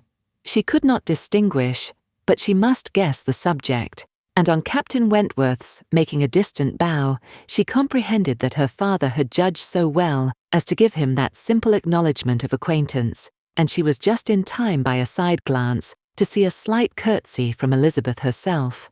This, though late, and reluctant, and ungracious, was yet better than nothing, and her spirits improved. After talking, however, of the weather, and Bath, and the concert, their conversation began to flag, and so little was said at last that she was expecting him to go every moment, but he did not. He seemed in no hurry to leave her, and presently, with renewed spirit, with a little smile, a little glow, he said, "I have hardly seen you since our day at Lyme. I am afraid you must have suffered from the shock, and the more from its not overpowering you at the time." She assured him that she had not. "It was a frightful hour," said he, "a frightful day," and he passed his hand across his eyes, as if the remembrance were still too painful, but in a moment, half smiling again, added, "The day has produced some effects, however, has had some consequences which must be considered as the very reverse of frightful. When you had the presence of mind to suggest that Benwick would be the properest person to fetch a surgeon, you could have little idea of his being eventually one of those most concerned in her recovery. Certainly I could have none, but it appears, I should hope it would be a very happy match. There are on both sides good principles and good temper." "Yes," said he, looking not exactly forward, "but there, I think, ends the resemblance. With all my soul I wish them happy, and rejoice over every circumstance in favour of it. They have no difficulties to contend with at home, no opposition, no caprice, no delays. The Musgroves are behaving like themselves, most honourably and kindly, only anxious with true parental hearts to promote their daughter's comfort. All this is much, very much in favour of their happiness, more than perhaps—" He stopped. A sudden recollection seemed to occur, and to give him some taste of that emotion which was reddening Anne's cheeks and fixing her eyes on the ground. After clearing his throat, however, he proceeded thus. I confess that I do think there is a disparity, too great a disparity, and in a point no less essential than mind.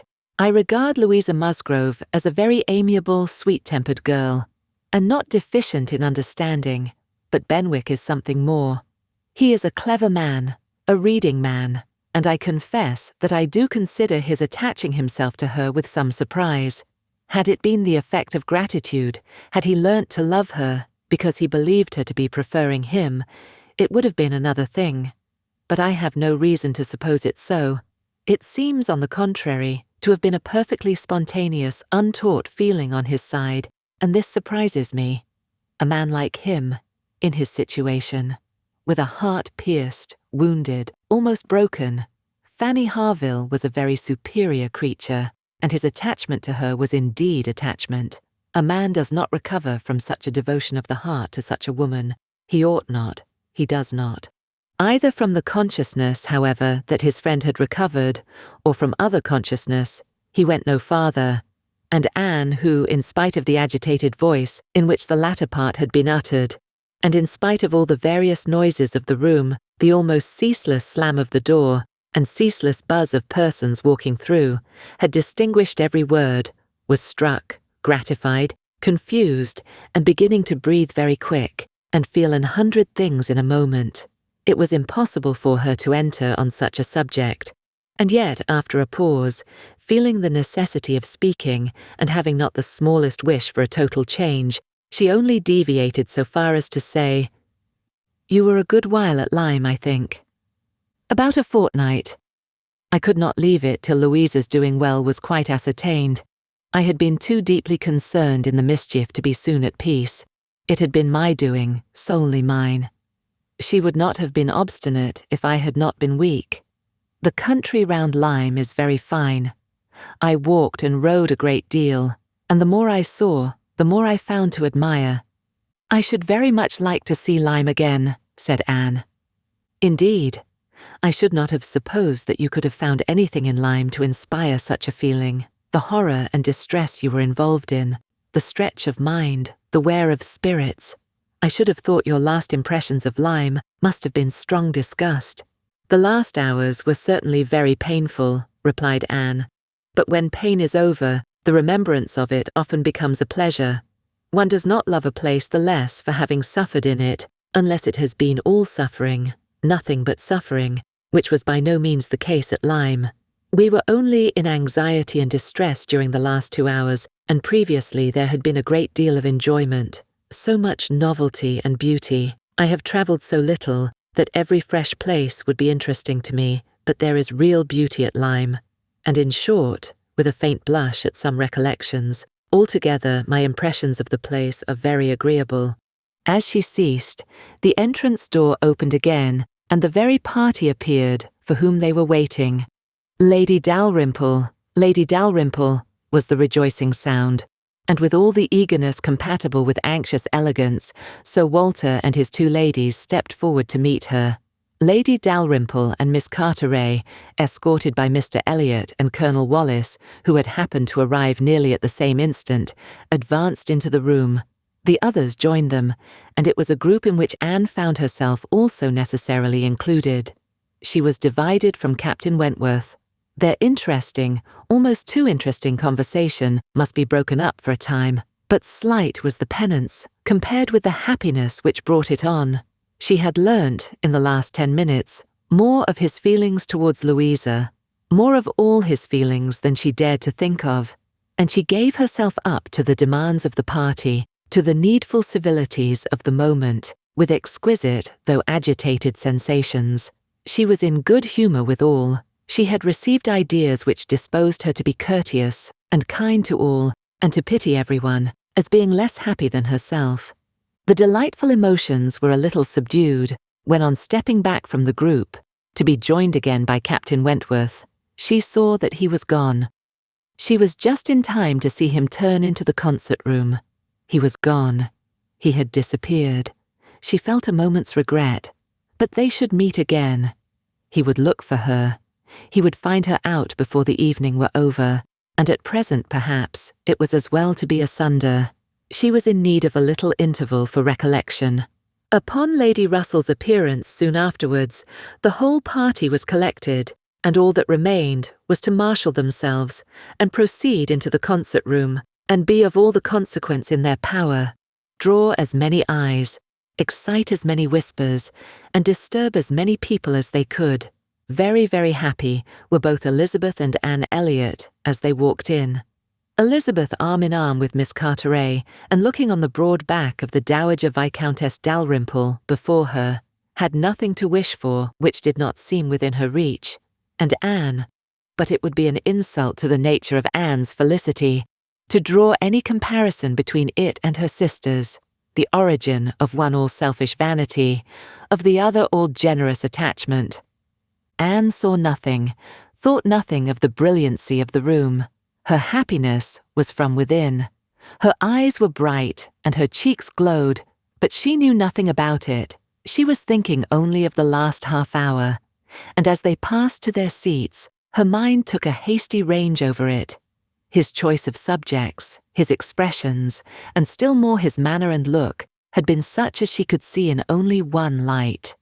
His opinion of Louisa Musgrove's inferiority, an opinion which he had seemed solicitous to give, his wonder at Captain Benwick, his feelings as to a first strong attachment, sentences begun which he could not finish, his half-averted eyes, and more than half-expressive glance, all declared that he had a heart returning to her at least, that anger, resentment, avoidance were no more, and that they were succeeded not merely by friendship and regard, but by the tenderness of the past. Yes, some share of the tenderness of the past. She could not contemplate the change as implying less. He must love her. These were thoughts, with their attendant visions, which occupied and flurried her too much to leave her any power of observation, and she passed along the room without having a glimpse of him, without even trying to discern him. When their places were determined on, and they were all properly arranged, she looked round to see if he should happen to be in the same part of the room, but he was not. Her eye could not reach him, and the concert being just opening, she must consent for a time to be happy in a humbler way. The party was divided and disposed of on two contiguous benches. Anne was among those on the foremost, and Mr. Elliot had manoeuvred so well, with the assistance of his friend Colonel Wallis, as to have a seat by her. Miss Elliot, surrounded by her cousins, and the principal object of Colonel Wallis's gallantry, was quite contented. Anne's mind was in a most favourable state for the entertainment of the evening. It was just occupation enough. She had feelings for the tender, spirits for the gay, attention for the scientific, and patience for the wearisome, and had never liked a concert better, at least during the first act. Towards the close of it, in the interval succeeding an Italian song, she explained the words of the song to Mr. Elliot. They had a concert bill between them. "This," said she, "is nearly the sense, or rather the meaning of the words, for certainly the sense of an Italian love song must not be talked of, but it is as nearly the meaning as I can give, for I do not pretend to understand the language. I am a very poor Italian scholar." "Yes, yes, I see you are. I see you know nothing of the matter. You have only knowledge enough of the language to translate at sight these inverted, transposed, curtailed Italian lines into clear, comprehensible, elegant English. You need not say anything more of your ignorance. Here is complete proof. I will not oppose such kind politeness, but I should be sorry to be examined by a real proficient. I have not had the pleasure of visiting in Camden Place so long," replied he, without knowing something of Miss Anne Elliot, "and I do regard her as one who is too modest for the world in general to be aware of half her accomplishments, and too highly accomplished for modesty to be natural in any other woman." For shame, this is too much flattery. I forget what we are to have next," turning to the bill. "Perhaps," said Mr. Elliot, speaking low, "I have had a longer acquaintance with your character than you are aware of." "Indeed? How so? You can have been acquainted with it only since I came to Bath, excepting as you might hear me previously spoken of in my own family. I knew you by report long before you came to Bath. I had heard you described by those who knew you intimately. I have been acquainted with you by character many years. Your person, your disposition, accomplishments, manner, they were all present to me. Mr. Elliot was not disappointed in the interest he hoped to raise. No one can withstand the charm of such a mystery. To have been described long ago to a recent acquaintance, by nameless people, is irresistible. And Anne was all curiosity. She wondered and questioned him eagerly, but in vain. He delighted in being asked, but he would not tell. No, some time or other perhaps, but not now. He would mention no names now, but such he could assure her had been the fact. He had many years ago received such a description of Miss Anne Elliot as had inspired him with the highest idea of her merit, and excited the warmest curiosity to know her. Anne could think of no one so likely to have spoken with partiality of her many years ago as the Mr. Wentworth of Monkford, Captain Wentworth's brother. He might have been in Mr. Elliot's company, but she had not courage to ask the question.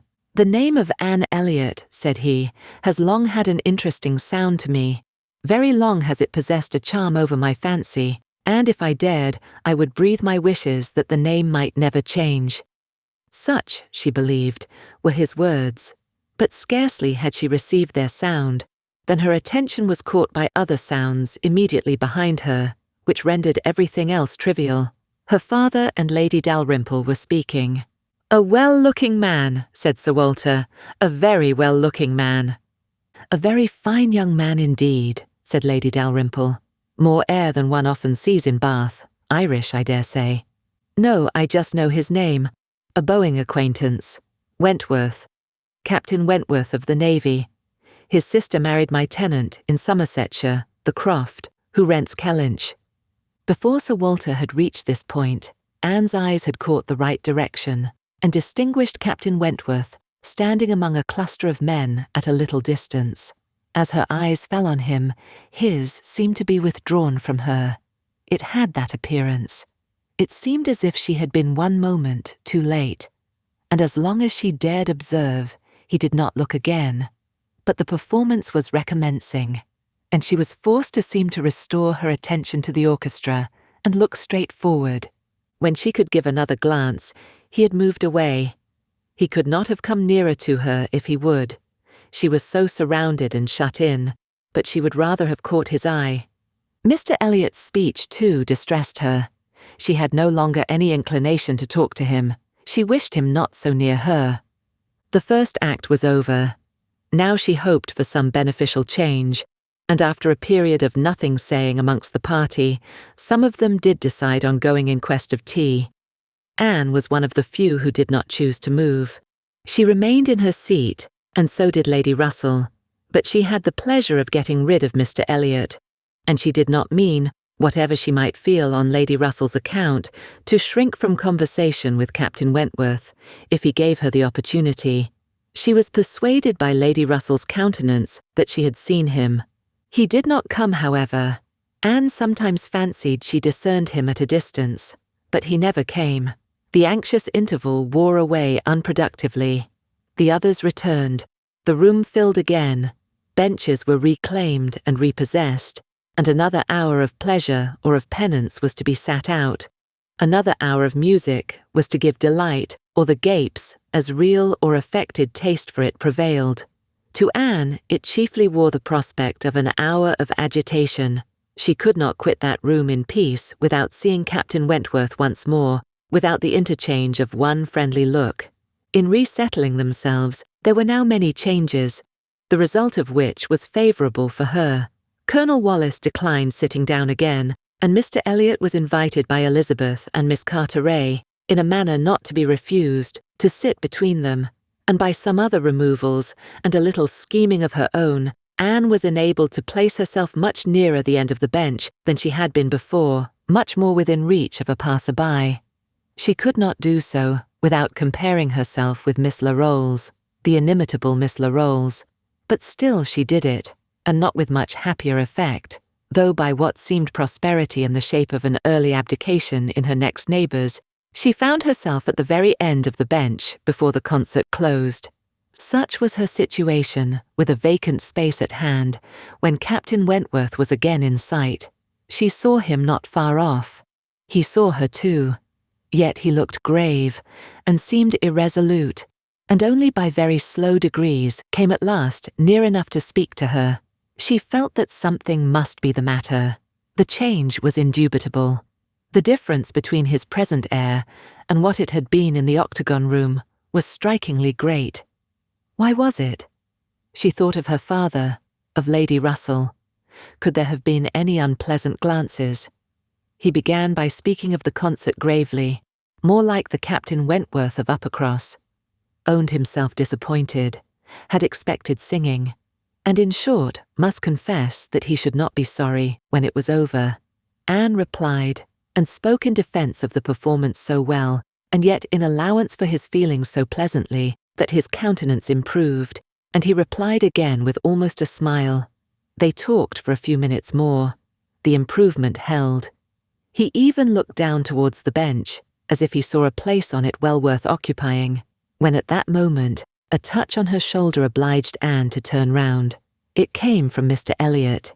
He begged her pardon, but she must be applied to explain Italian again. Miss Carteret was very anxious to have a general idea of what was next to be sung. Anne could not refuse, but never had she sacrificed to politeness with a more suffering spirit. A few minutes, though as few as possible, were inevitably consumed, and when her own mistress again, when able to turn and look as she had done before, she found herself accosted by Captain Wentworth in a reserved yet hurried sort of farewell. He must wish her good night. He was going. He should get home as fast as he could. "Is not this song worth staying for?" said Anne, suddenly struck by an idea which made her yet more anxious to be encouraging. "No," he replied impressively. "There is nothing worth my staying for." And he was gone directly. Jealousy of Mr. Elliot. It was the only intelligible motive. Captain Wentworth jealous of her affection. Could she have believed it a week ago? 3 hours ago? For a moment the gratification was exquisite. But alas, there were very different thoughts to succeed.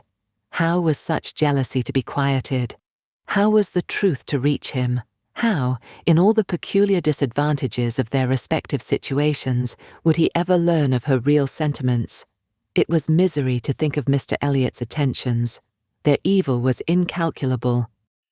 This concludes Chapter 20 of Persuasion. Please like this video and subscribe to our channel. Your support is appreciated. Chapter 21. Anne recollected with pleasure the next morning her promise of going to Mrs. Smith, meaning that it should engage her from home at the time when Mr. Elliot would be most likely to call, for to avoid Mr. Elliot was almost a first object. She felt a great deal of goodwill towards him. In spite of the mischief of his attentions, she owed him gratitude and regard, perhaps compassion.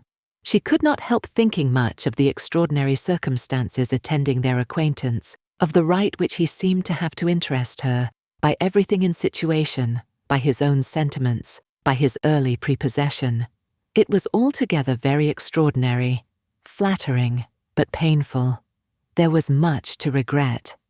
How she might have felt had there been no Captain Wentworth in the case was not worth inquiry, for there was a Captain Wentworth, and be the conclusion of the present suspense good or bad, her affection would be his for ever.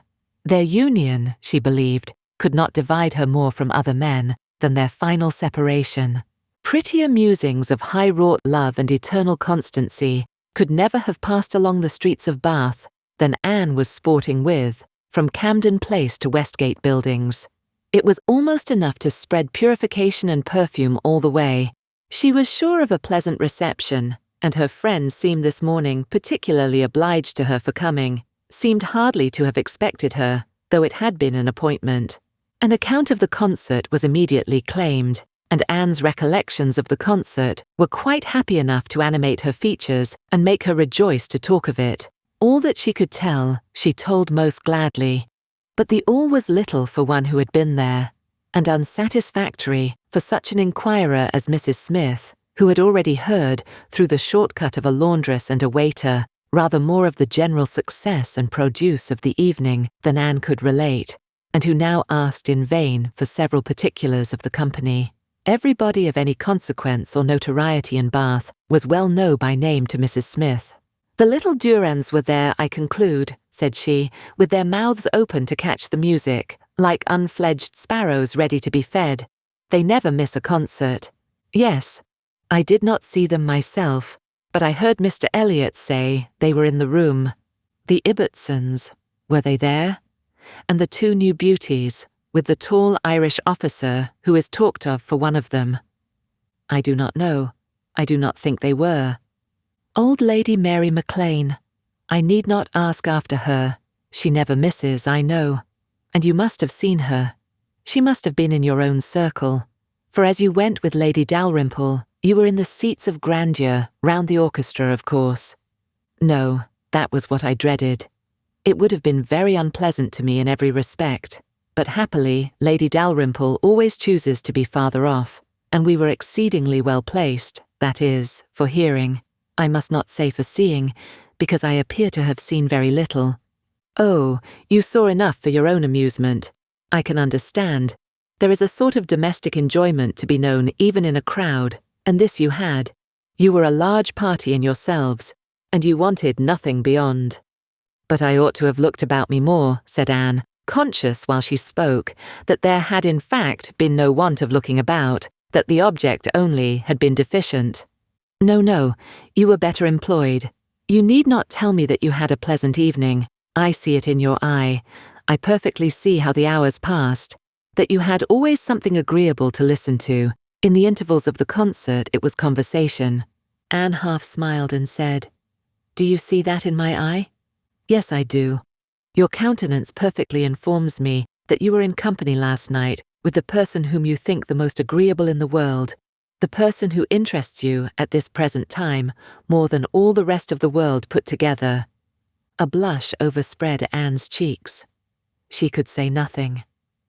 "And such being the case," continued Mrs. Smith after a short pause, "I hope you believe that I do know how to value your kindness in coming to me this morning.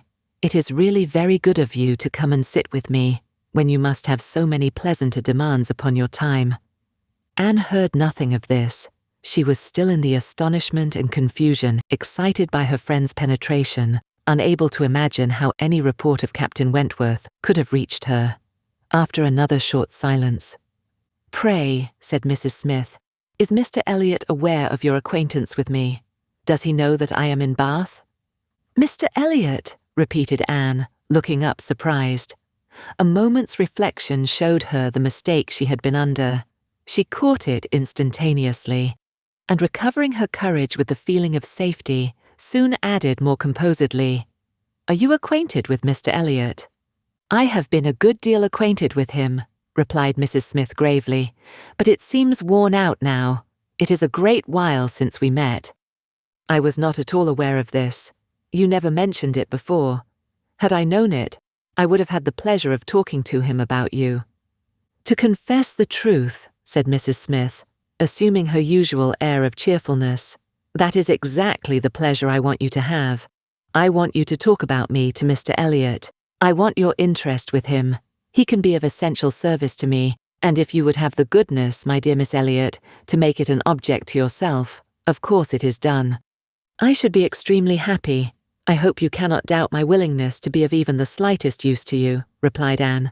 "But I suspect that you are considering me as having a higher claim on Mr. Elliot, a greater right to influence him than is really the case. I am sure you have, somehow or other, imbibed such a notion. You must consider me only as Mr. Elliot's relation. If in that light there is anything which you suppose his cousin might fairly ask of him, I beg you would not hesitate to employ me."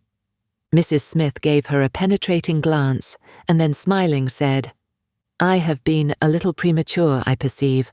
I beg your pardon. I ought to have waited for official information.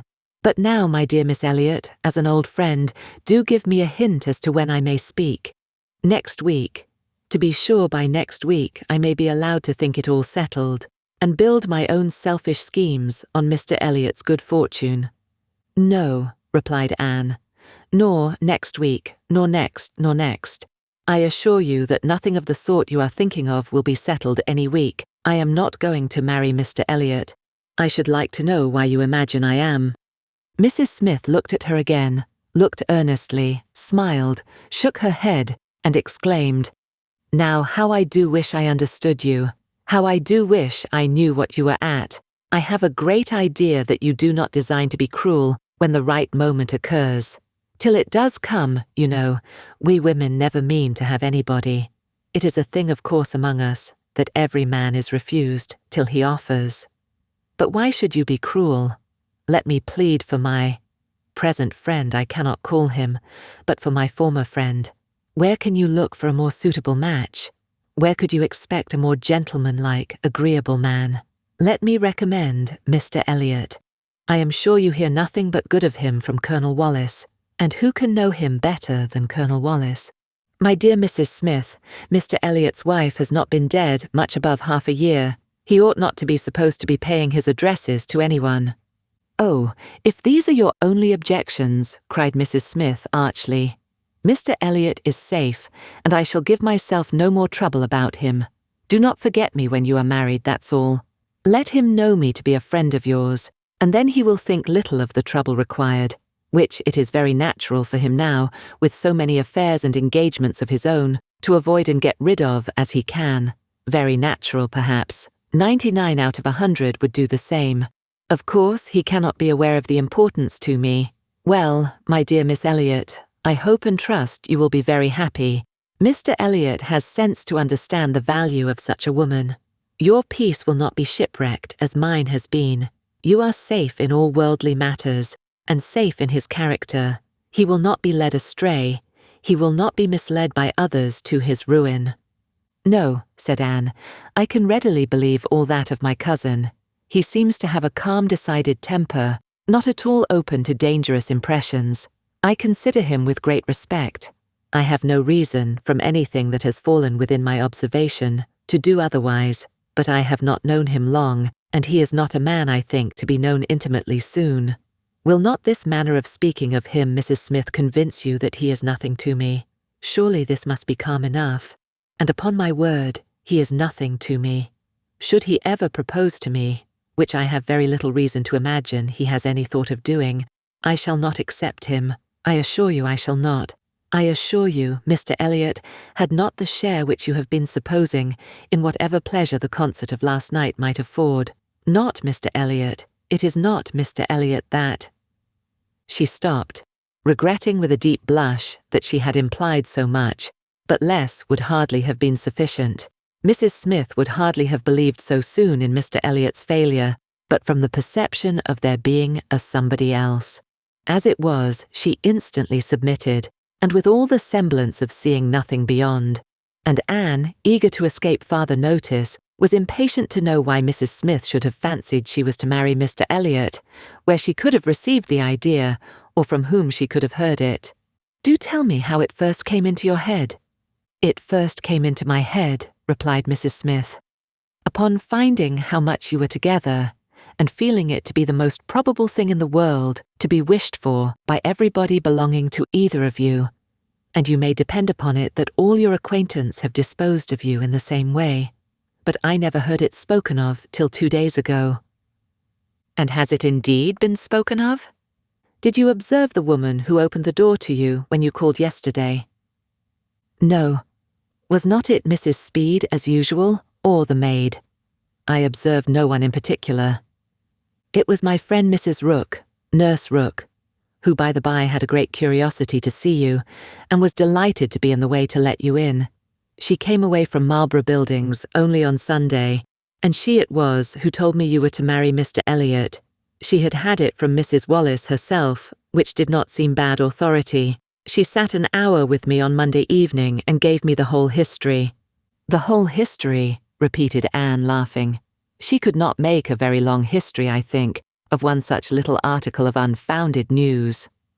Mrs. Smith said nothing. "But," continued Anne presently, "though there is no truth in my having this claim on Mr. Elliot, I should be extremely happy to be of use to you in any way that I could. Shall I mention to him your being in Bath? Shall I take any message?" "No, I thank you. No, certainly not. In the warmth of the moment and under a mistaken impression, I might perhaps have endeavoured to interest you in some circumstances, but not now. No, I thank you. I have nothing to trouble you with. I think you spoke of having known Mr. Elliot many years. I did. Not before he was married, I suppose? Yes, he was not married when I knew him first. And, were you much acquainted? Intimately. Indeed, then do tell me what he was at that time of life.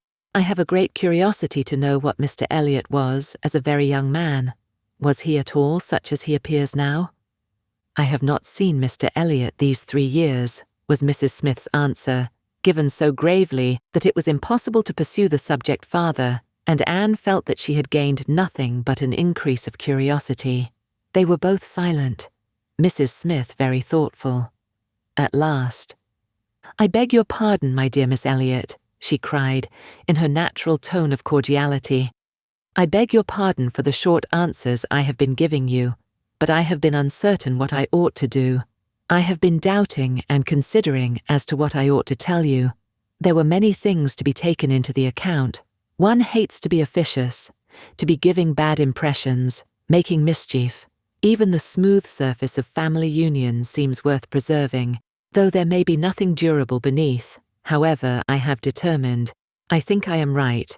I think you ought to be made acquainted with Mr. Elliot's real character. Though I fully believe that, at present, you have not the smallest intention of accepting him, there is no saying what may happen. You might, some time or other, be differently affected towards him. Hear the truth, therefore, now, while you are unprejudiced.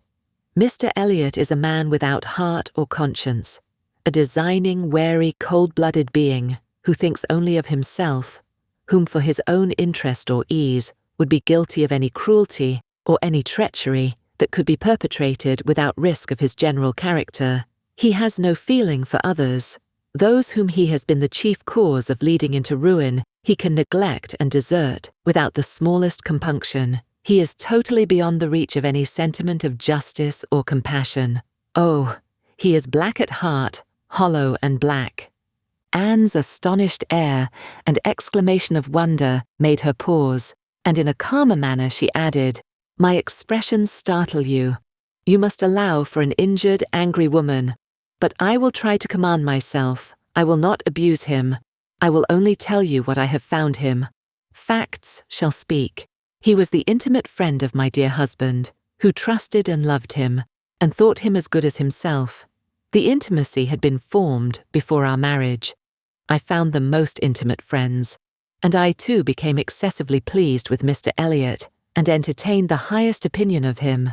At 19, you know, one does not think very seriously, but Mr. Elliot appeared to me quite as good as others, and much more agreeable than most others, and we were almost always together. We were principally in town, living in very good style.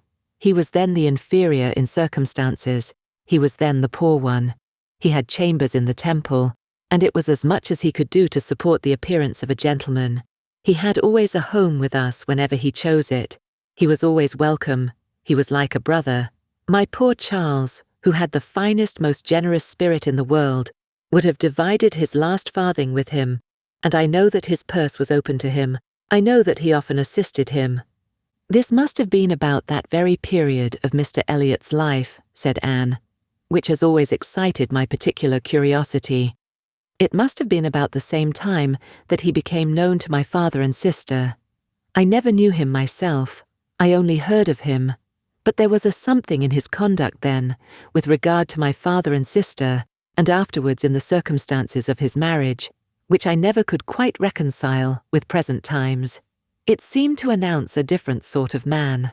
"I know it all, I know it all," cried Mrs. Smith. "He had been introduced to Sir Walter and your sister before I was acquainted with him, but I heard him speak of them forever. I know he was invited and encouraged, and I know he did not choose to go. I can satisfy you, perhaps, on points which you would little expect, and as to his marriage, I knew all about it at the time.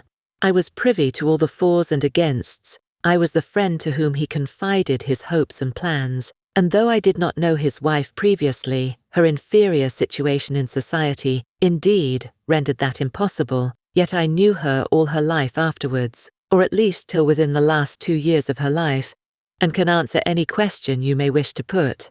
"Nay," said Anne, "I have no particular inquiry to make about her. I have always understood they were not a happy couple, but I should like to know why, at that time of his life, he should slight my father's acquaintance as he did. My father was certainly disposed to take very kind and proper notice of him.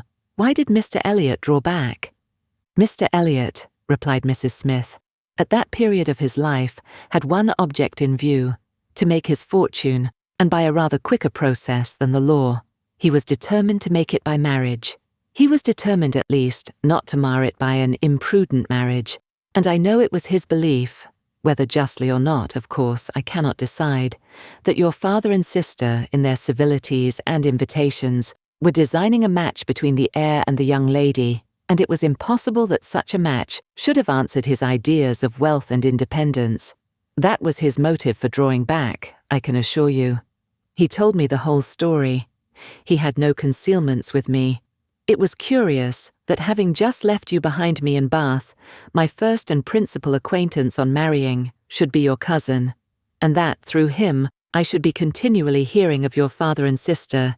He described one Miss Elliot, and I thought very affectionately of the other." "Perhaps," cried Anne, struck by a sudden idea, "you sometimes spoke of me to Mr. Elliot." "To be sure I did, very often. I used to boast of my own Anne Elliot, and vouch for your being a very different creature from—" She checked herself just in time. "This accounts for something which Mr. Elliot said last night," cried Anne. "This explains it. I found he had been used to hear of me. I could not comprehend how. What wild imaginations one forms where dear self is concerned. How sure to be mistaken. But I beg your pardon, I have interrupted you. Mr. Elliot married then, completely for money. The circumstances, probably, which first opened your eyes to his character." Mrs. Smith hesitated a little here. "Oh, those things are too common. When one lives in the world, a man or woman's marrying for money is too common to strike one as it ought. I was very young, and associated only with the young, and we were a thoughtless, gay set, without any strict rules of conduct. We lived for enjoyment. I think differently now. Time and sickness and sorrow have given me other notions, but at that period, I must own, I saw nothing reprehensible in what Mr. Elliot was doing. To do the best for himself passed as a duty.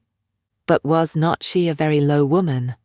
Yes, which I objected to, but he would not regard. Money was all that he wanted. Her father was a grazier, her grandfather had been a butcher, but that was all nothing. She was a fine woman, had had a decent education, was brought forward by some cousins, thrown by chance into Mr. Elliot's company, and fell in love with him. And not a difficulty or a scruple was there on his side with respect to her birth. All his caution was spent in being secured of the real amount of her fortune before he committed himself. Depend upon it, whatever esteem Mr. Elliot may have for his own situation in life now, as a young man he had not the smallest value for it. His chance for the Kellynch estate was something, but all the honour of the family he held as cheap as dirt.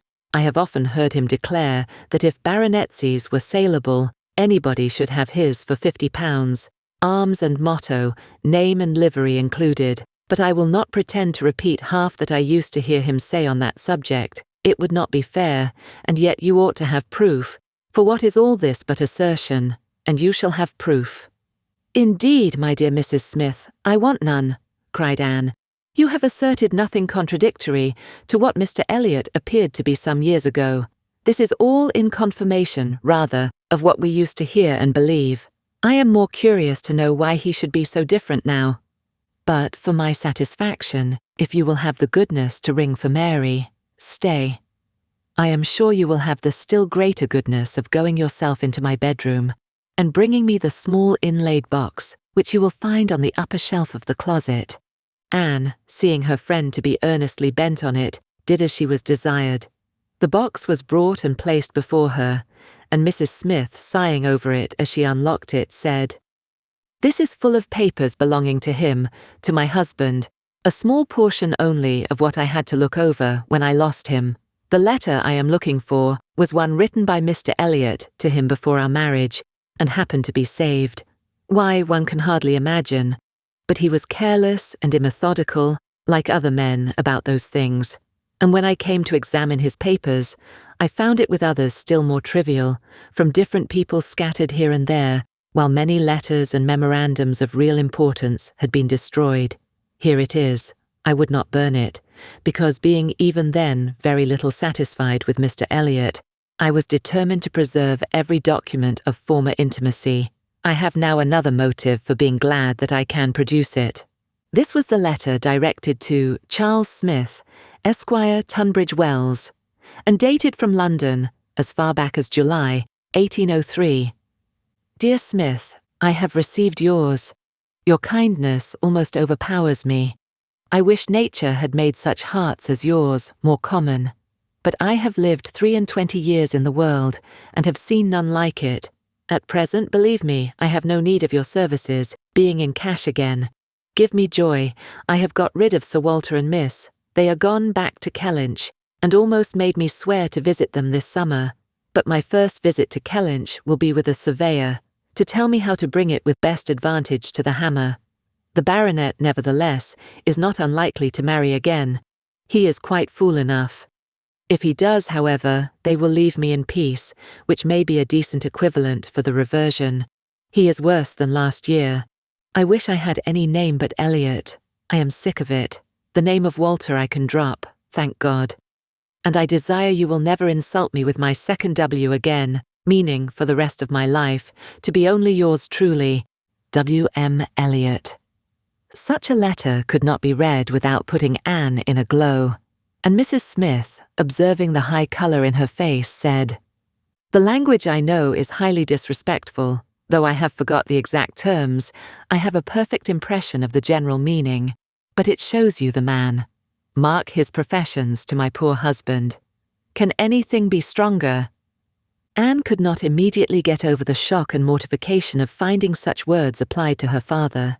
She was obliged to recollect that her seeing the letter was a violation of the laws of honour, that no one ought to be judged or to be known by such testimonies, that no private correspondence could bear the eye of others, before she could recover calmness enough to return the letter which she had been meditating over, and say, "Thank you. This is full proof, undoubtedly, proof of everything you were saying. But why be acquainted with us now?" "I can explain this too," cried Mrs. Smith, smiling. "Can you really?" "Yes, I have shown you Mr. Elliot as he was a dozen years ago, and I will show him as he is now. I cannot produce written proof again, but I can give as authentic oral testimony as you can desire of what he is now wanting and what he is now doing. He is no hypocrite now. He truly wants to marry you. His present attentions to your family are very sincere, quite from the heart. I will give you my authority. His friend Colonel Wallace." "Colonel Wallace? You are acquainted with him?" "No. It does not come to me in quite so direct a line as that. It takes a bend or two, but nothing of consequence. The stream is as good as at first.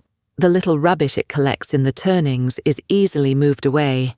Mr. Elliot talks unreservedly to Colonel Wallace of his views on you, which said, Colonel Wallace I imagine to be, in himself, a sensible, careful, discerning sort of character, but Colonel Wallace has a very pretty silly wife, to whom he tells things which he had better not, and he repeats it all to her.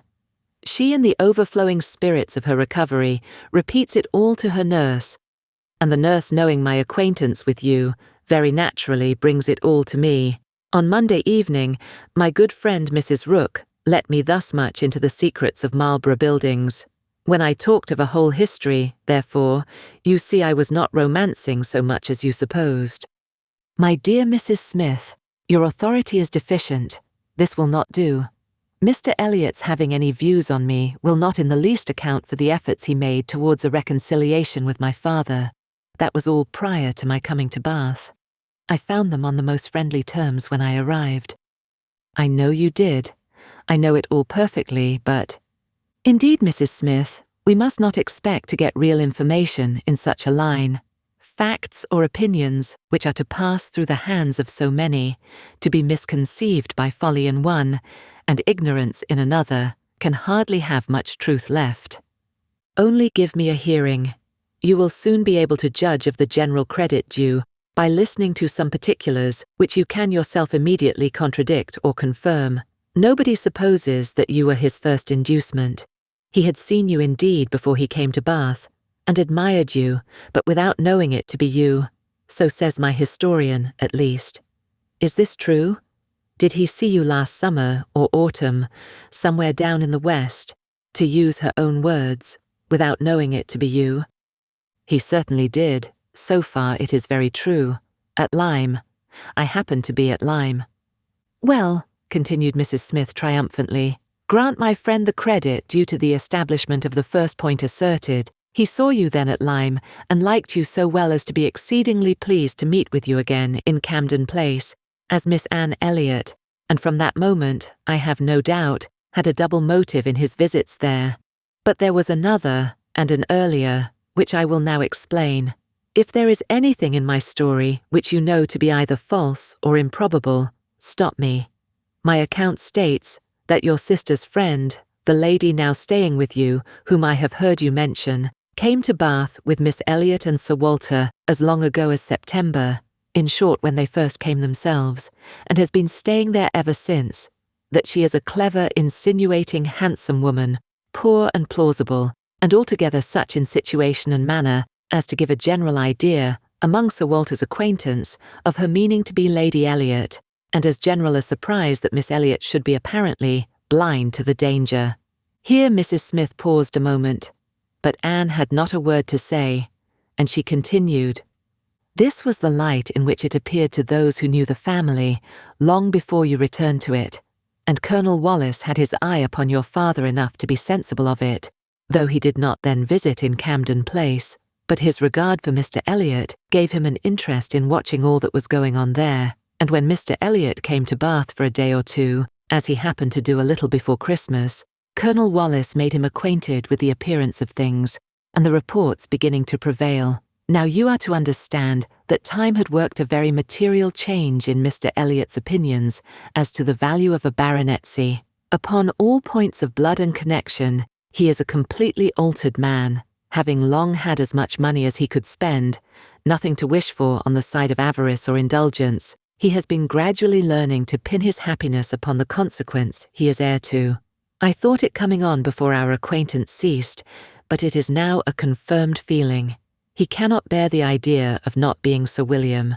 You may guess, therefore, that the news he heard from his friend could not be very agreeable, and you may guess what it produced, the resolution of coming back to Bath as soon as possible, and of fixing himself here for a time, with the view of renewing his former acquaintance, and recovering such a footing in the family as might give him the means of ascertaining the degree of his danger, and of circumventing the lady if he found it material. This was agreed upon between the two friends as the only thing to be done, and Colonel Wallis was to assist in every way that he could. He was to be introduced, and Mrs. Wallis was to be introduced, and everybody was to be introduced. Mr. Elliot came back accordingly, and on application was forgiven, as you know, and readmitted into the family. And there it was, his constant object, and his only object, till your arrival added another motive, to watch Sir Walter and Mrs. Clay. He omitted no opportunity of being with them, threw himself in their way, called at all hours, but I need not be particular on this subject. You can imagine what an artful man would do, and with this guide, perhaps, may recollect what you have seen him do. Yes, said Anne.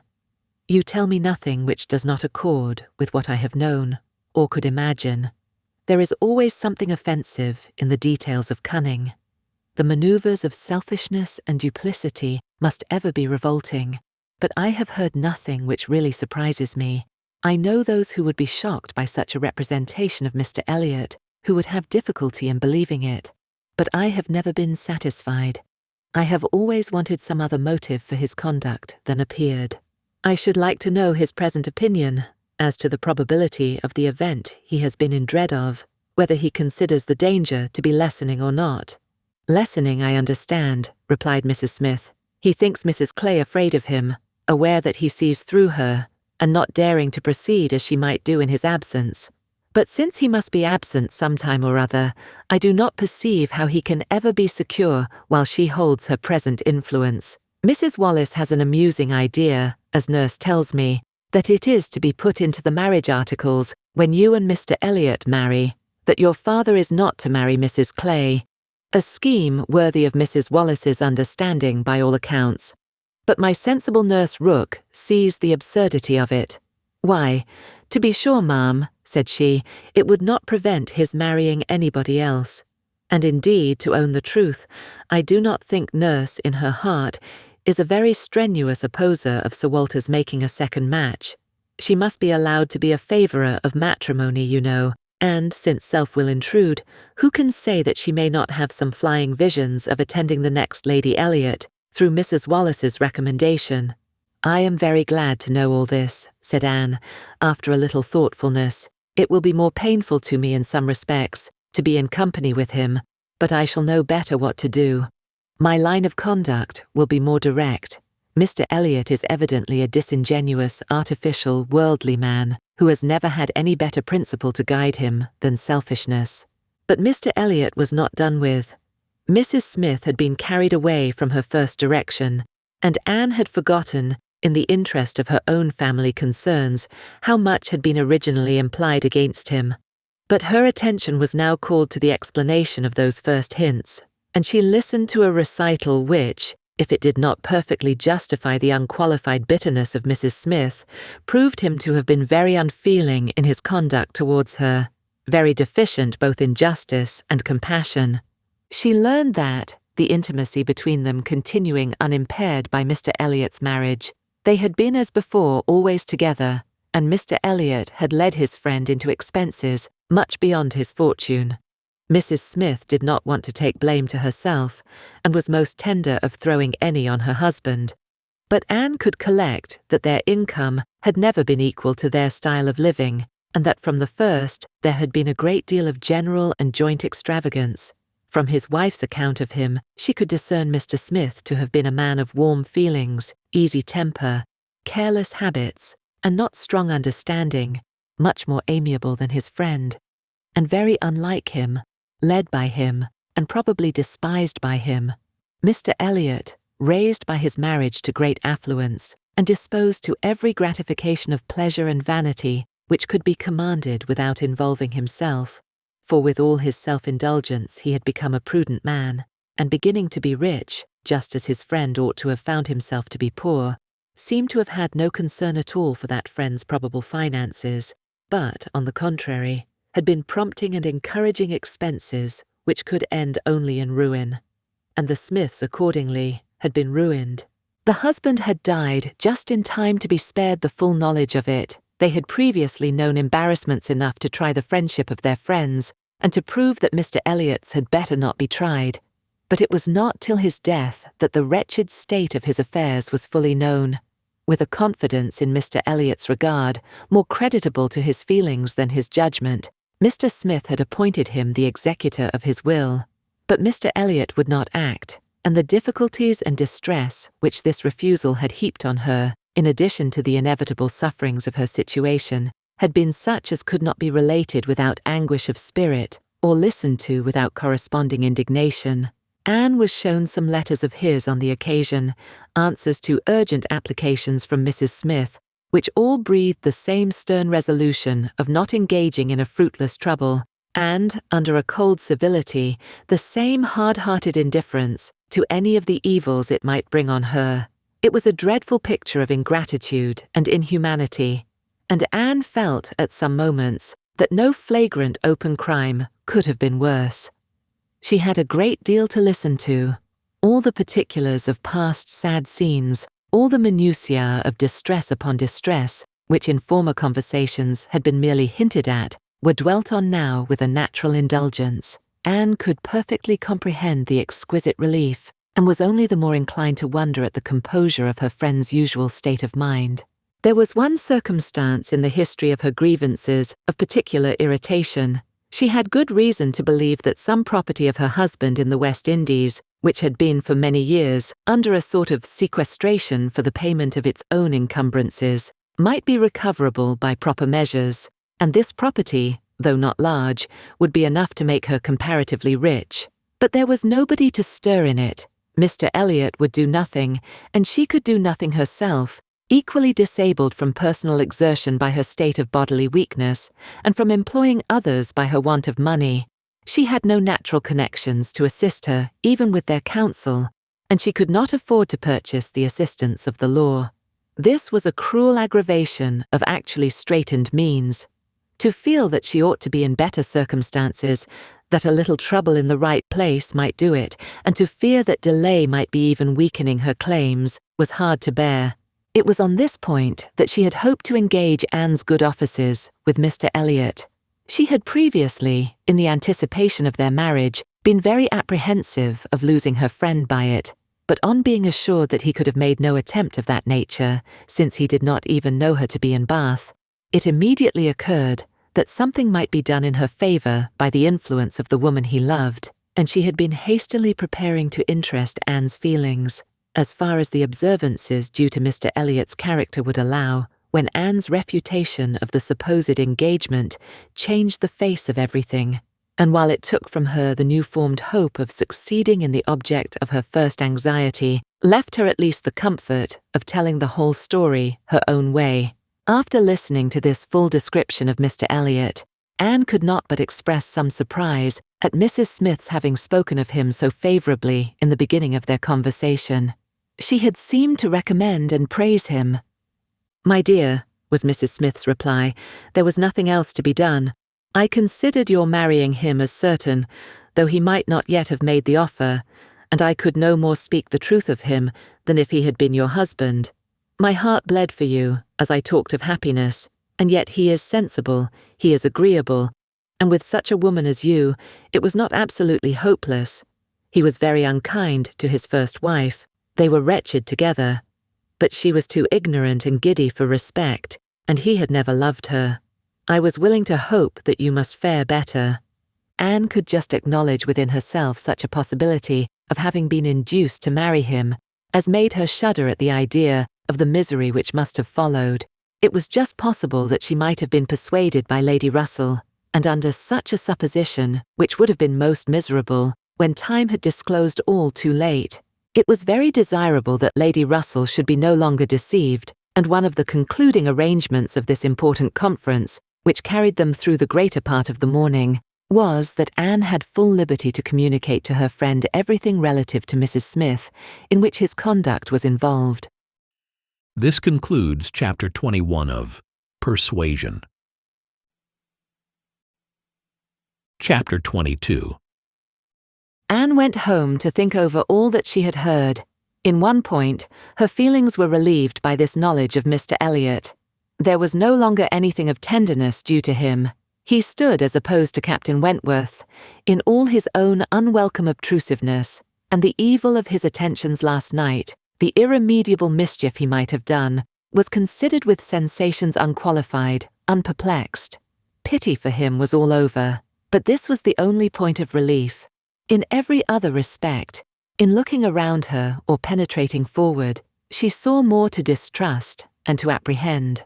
She was concerned for the disappointment and pain Lady Russell would be feeling, for the mortifications which must be hanging over her father and sister, and had all the distress of foreseeing many evils without knowing how to avert any one of them. She was most thankful for her own knowledge of him. She had never considered herself as entitled to reward for not slighting an old friend like Mrs. Smith, but here was a reward indeed springing from it. Mrs. Smith had been able to tell her what no one else could have done, could the knowledge have been extended through her family. But this was a vain idea. She must talk to Lady Russell, tell her, consult with her, and having done her best, wait the event with as much composure as possible. And after all, her greatest want of composure would be in that quarter of the mind which could not be open to Lady Russell, in that flow of anxieties and fears which must be all to herself. She found, on reaching home, that she had, as she intended, escaped seeing Mr. Elliot, that he had called and paid them a long morning visit, but hardly had she congratulated herself and felt safe when she heard that he was coming again in the evening. "I had not the smallest intention of asking him," said Elizabeth, with affected carelessness, "but he gave so many hints. So Mrs. Clay says, at least. Indeed, I do say it. I never saw anybody in my life spell harder for an invitation. Poor man, I was really in pain for him. For your hard-hearted sister, Miss Anne, seems bent on cruelty." "Oh," cried Elizabeth, "I have been rather too much used to the game to be soon overcome by a gentleman's hints. However, when I found how excessively he was regretting that he should miss my father this morning, I gave way immediately, for I would never really omit an opportunity of bringing him and Sir Walter together. They appear to so much advantage in company with each other, each behaving so pleasantly. Mr. Elliot looking up with so much respect." "Quite delightful," cried Mrs. Clay, not daring, however, to turn her eyes towards Anne. "Exactly like father and son. Dear Miss Elliot, may I not say father and son?" "Oh, I lay no embargo on anybody's words, if you will have such ideas, but upon my word I am scarcely sensible of his attentions being beyond those of other men." "My dear Miss Elliot," exclaimed Mrs. Clay, lifting her hands and eyes, and sinking all the rest of her astonishment in a convenient silence. "Well, my dear Penelope, you need not be so alarmed about him. I did invite him, you know. I sent him away with smiles. When I found he was really going to his friends at Thornbury Park for the whole day tomorrow, I had compassion on him." Anne admired the good acting of the friend. In being able to show such pleasure as she did, in the expectation and in the actual arrival of the very person whose presence must really be interfering with her prime object, it was impossible but that Mrs. Clay must hate the sight of Mr. Elliot, and yet she could assume a most obliging, placid look, and appear quite satisfied with the curtailed license of devoting herself only half as much to Sir Walter as she would have done otherwise. To Anne herself, it was most distressing to see Mr. Elliot enter the room, and quite painful to have him approach and speak to her. She had been used before to feel that he could not be always quite sincere, but now she saw insincerity in everything.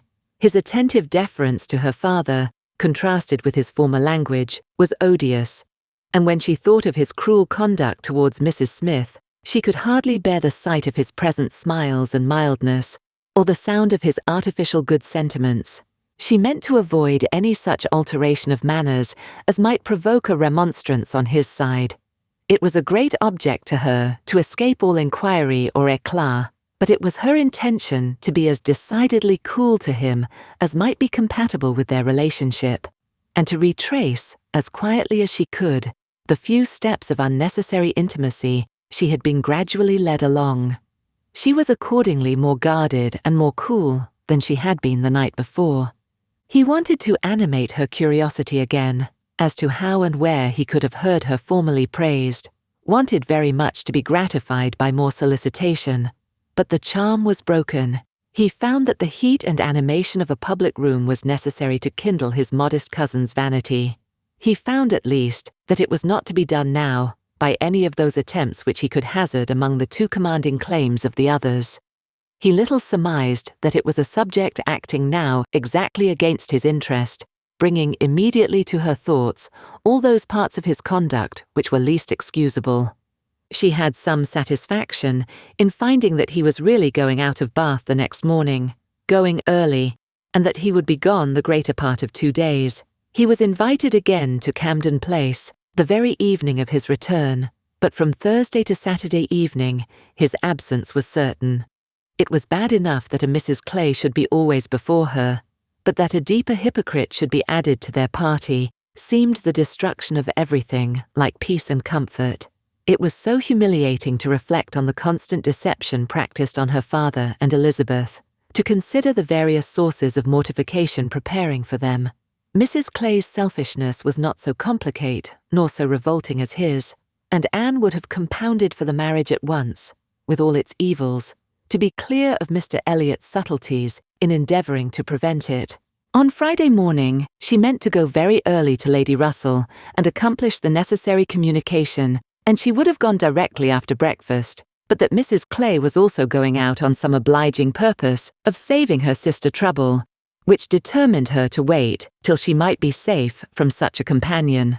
She saw Mrs. Clay fairly off, therefore, before she began to talk of spending the morning in Rivers Street. "Very well," said Elizabeth. "I have nothing to send but my love." "Oh, you may as well take back that tiresome book she would lend me and pretend I have read it through. I really cannot be plaguing myself forever with all the new poems and states of the nation that come out. Lady Russell quite bores one with her new publications. You need not tell her so, but I thought her dress hideous the other night. I used to think she had some taste in dress, but I was ashamed of her at the concert, something so formal and arrangey in her air, and she sits so upright. My best love, of course." "And mine," added Sir Walter. "Kindest regards, and you may say that I mean to call upon her soon. Make a civil message, but I shall only leave my card. Morning visits are never fair by women at her time of life, who make themselves up so little. If she would only wear rouge, she would not be afraid of being seen. But last time I called, I observed the blinds were let down immediately." While her father spoke, there was a knock at the door. Who could it be? Anne, remembering the preconcerted visits at all hours of Mr. Elliot, would have expected him, but for his known engagement 7 miles off. After the usual period of suspense, the usual sounds of approach were heard, and Mr. and Mrs. Charles Musgrove were ushered into the room. Surprise was the strongest emotion raised by their appearance, but Anne was really glad to see them, and the others were not so sorry, but that they could put on a decent air of welcome. And as soon as it became clear that these, their nearest relations, were not arrived with any views of accommodation in that house, Sir Walter and Elizabeth were able to rise in cordiality and do the honours of it very well. They were come to Bath for a few days with Mrs. Musgrove, and were at the White Hart. So much was pretty soon understood. But till Sir Walter and Elizabeth were walking Mary into the other drawing-room and regaling themselves with her admiration, Anne could not draw upon Charles's brain for a regular history of their coming, or an explanation of some smiling hints of particular business which had been ostentatiously dropped by Mary, as well as of some apparent confusion as to whom their party consisted of. She then found that it consisted of Mrs. Musgrove, Henrietta, and Captain Harville, beside their 2 selves. He gave her a very plain, intelligible account of the whole, a narration in which she saw a great deal of most characteristic proceeding. The scheme had received its first impulse by Captain Harville's wanting to come to Bath on business. He had begun to talk of it a week ago, and by way of doing something, as shooting was over, Charles had proposed coming with him, and Mrs. Harville had seemed to like the idea of it very much, as an advantage to her husband. But Mary could not bear to be left, and had made herself so unhappy about it, that for a day or 2 everything seemed to be in suspense, or at an end. But then it had been taken up by his father and mother. His mother had some old friends in Bath whom she wanted to see. It was thought a good opportunity for Henrietta to come and buy wedding clothes for herself and her sister, and in short, it ended in being his mother's party, that everything might be comfortable and easy to Captain Harville, and he and Mary were included in it by way of general convenience. They had arrived late the night before. Mrs. Harville, her children, and Captain Benwick remained with Mr. Musgrove and Louisa at Uppercross. Anne's only surprise was that affairs should be in forwardness enough for Henrietta's wedding clothes to be talked of. She had imagined such difficulties of fortune to exist there as must prevent the marriage from being near at hand. But she learned from Charles that, very recently, since Mary's last letter to herself, Charles Hayter had been applied to by a friend to hold a living for a youth who could not possibly claim it under many years, and that on the strength of his present income, with almost a certainty of something more permanent, long before the term in question, the 2 families had consented to the young people's wishes, and that their marriage was likely to take place in a few months, quite as soon as Louisa's. And a very good living it was, Charles added, only 25 miles from Uppercross, and in a very fine country, fine part of Dorsetshire, in the centre of some of the best preserves in the kingdom, surrounded by 3 great proprietors, each more careful and jealous than the other, and to 2 of the 3 at least, Charles Hayter might get a special recommendation. Not that he will value it as he ought, he observed. Charles is too cool about sporting, that's the worst of him. I am extremely glad indeed, cried Anne, particularly glad that this should happen. and that of two sisters, who both deserve equally well, and who have always been such good friends, the pleasant prospect of one should not be dimming those of the other. That they should be so equal in their prosperity and comfort, I hope your father and mother are quite happy with regard to both. Oh, yes. My father would be well pleased if the gentleman were richer, but he has no other fault to find. Money, you know, coming down with money. 2 daughters at once. It cannot be a very agreeable operation, and it straightens him as to many things. However, I do not mean to say they have not a right to it. It is very fit they should have daughters' shares, and I am sure he has always been a very kind, liberal father to me. Mary does not above half like Henrietta's match. She never did, you know, but she does not do him justice, nor think enough about Winthrop. I cannot make her attend to the value of the property. It is a very fair match, as times go, and I have liked Charles Hayter all my life, and I shall not leave off now. Such excellent parents as Mr. and Mrs. Musgrove, exclaimed Anne, should be happy in their children's marriages. They do everything to confer happiness, I am sure. What a blessing to young people to be in such hands. Your father and mother seem so totally free from all those ambitious feelings which have led to so much misconduct and misery, both in young and old. I hope you think Louisa perfectly recovered now. He answered rather hesitatingly, Yes, I believe I do, very much recovered. But she is altered. There is no running or jumping about, no laughing or dancing. It is quite different. If one happens only to shut the door a little hard, she starts and wriggles like a young dab-chick in the water, and Benwick sits at her elbow, reading verses, or whispering to her all day long. Anne could not help laughing. That cannot be much to your taste, I know, said she, but I do believe him to be an excellent young man. To be sure he is. Nobody doubts it, and I hope you do not think I am so illiberal as to want every man to have the same objects and pleasures as myself. I have a great value for Benwick, and when one can but get him to talk, he has plenty to say. His reading has done him no harm, for he has fought as well as read. He is a brave fellow. I got more acquainted with him last Monday than ever I did before. We had a famous set-to at rat-hunting all the morning in my father's great barns, and he played his part so well that I have liked him the better ever since. Here they were interrupted by the absolute necessity of Charles's following the others to admire mirrors and china, but Anne had heard enough to understand the present state of Uppercross and rejoice in its happiness, and though she sighed as she rejoiced, her sigh had none of the ill will of envy in it. She would certainly have risen to their blessings if she could, but she did not want to lessen theirs. The visit passed off altogether in high good humour. Mary was in excellent spirits, enjoying the gaiety and the change, and so well satisfied with the journey in her mother-in-law's carriage with 4 horses, and with her own complete independence of Camden Place, that she was exactly in a temper to admire everything as she ought, and enter most readily into all the superiorities of the house, as they were detailed to her. She had no demands on her father or sister, and her consequence was just enough increased by their handsome drawing-rooms. Elizabeth was, for a short time, suffering a good deal. She felt that Mrs. Musgrove and all her party ought to be asked to dine with them, but she could not bear to have the difference of style, the reduction of servants, which a dinner must betray, witnessed by those who had been always so inferior to the Elliots of Kellynch. It was a struggle between propriety and vanity, but vanity got the better, and then Elizabeth was happy again. These were her internal persuasions, old-fashioned notions, country hospitality. We do not profess to give dinners. Few people in Bath do.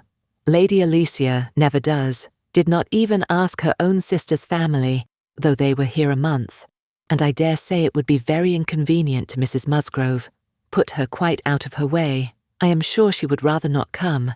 She cannot feel easy with us. I will ask them all for an evening. That will be much better. That will be a novelty and a treat. They have not seen 2 such drawing-rooms before. They will be delighted to come tomorrow evening. It shall be a regular party, small, but most elegant. And this satisfied Elizabeth. And when the invitation was given to the 2 present, and promised for the absent, Mary was as completely satisfied.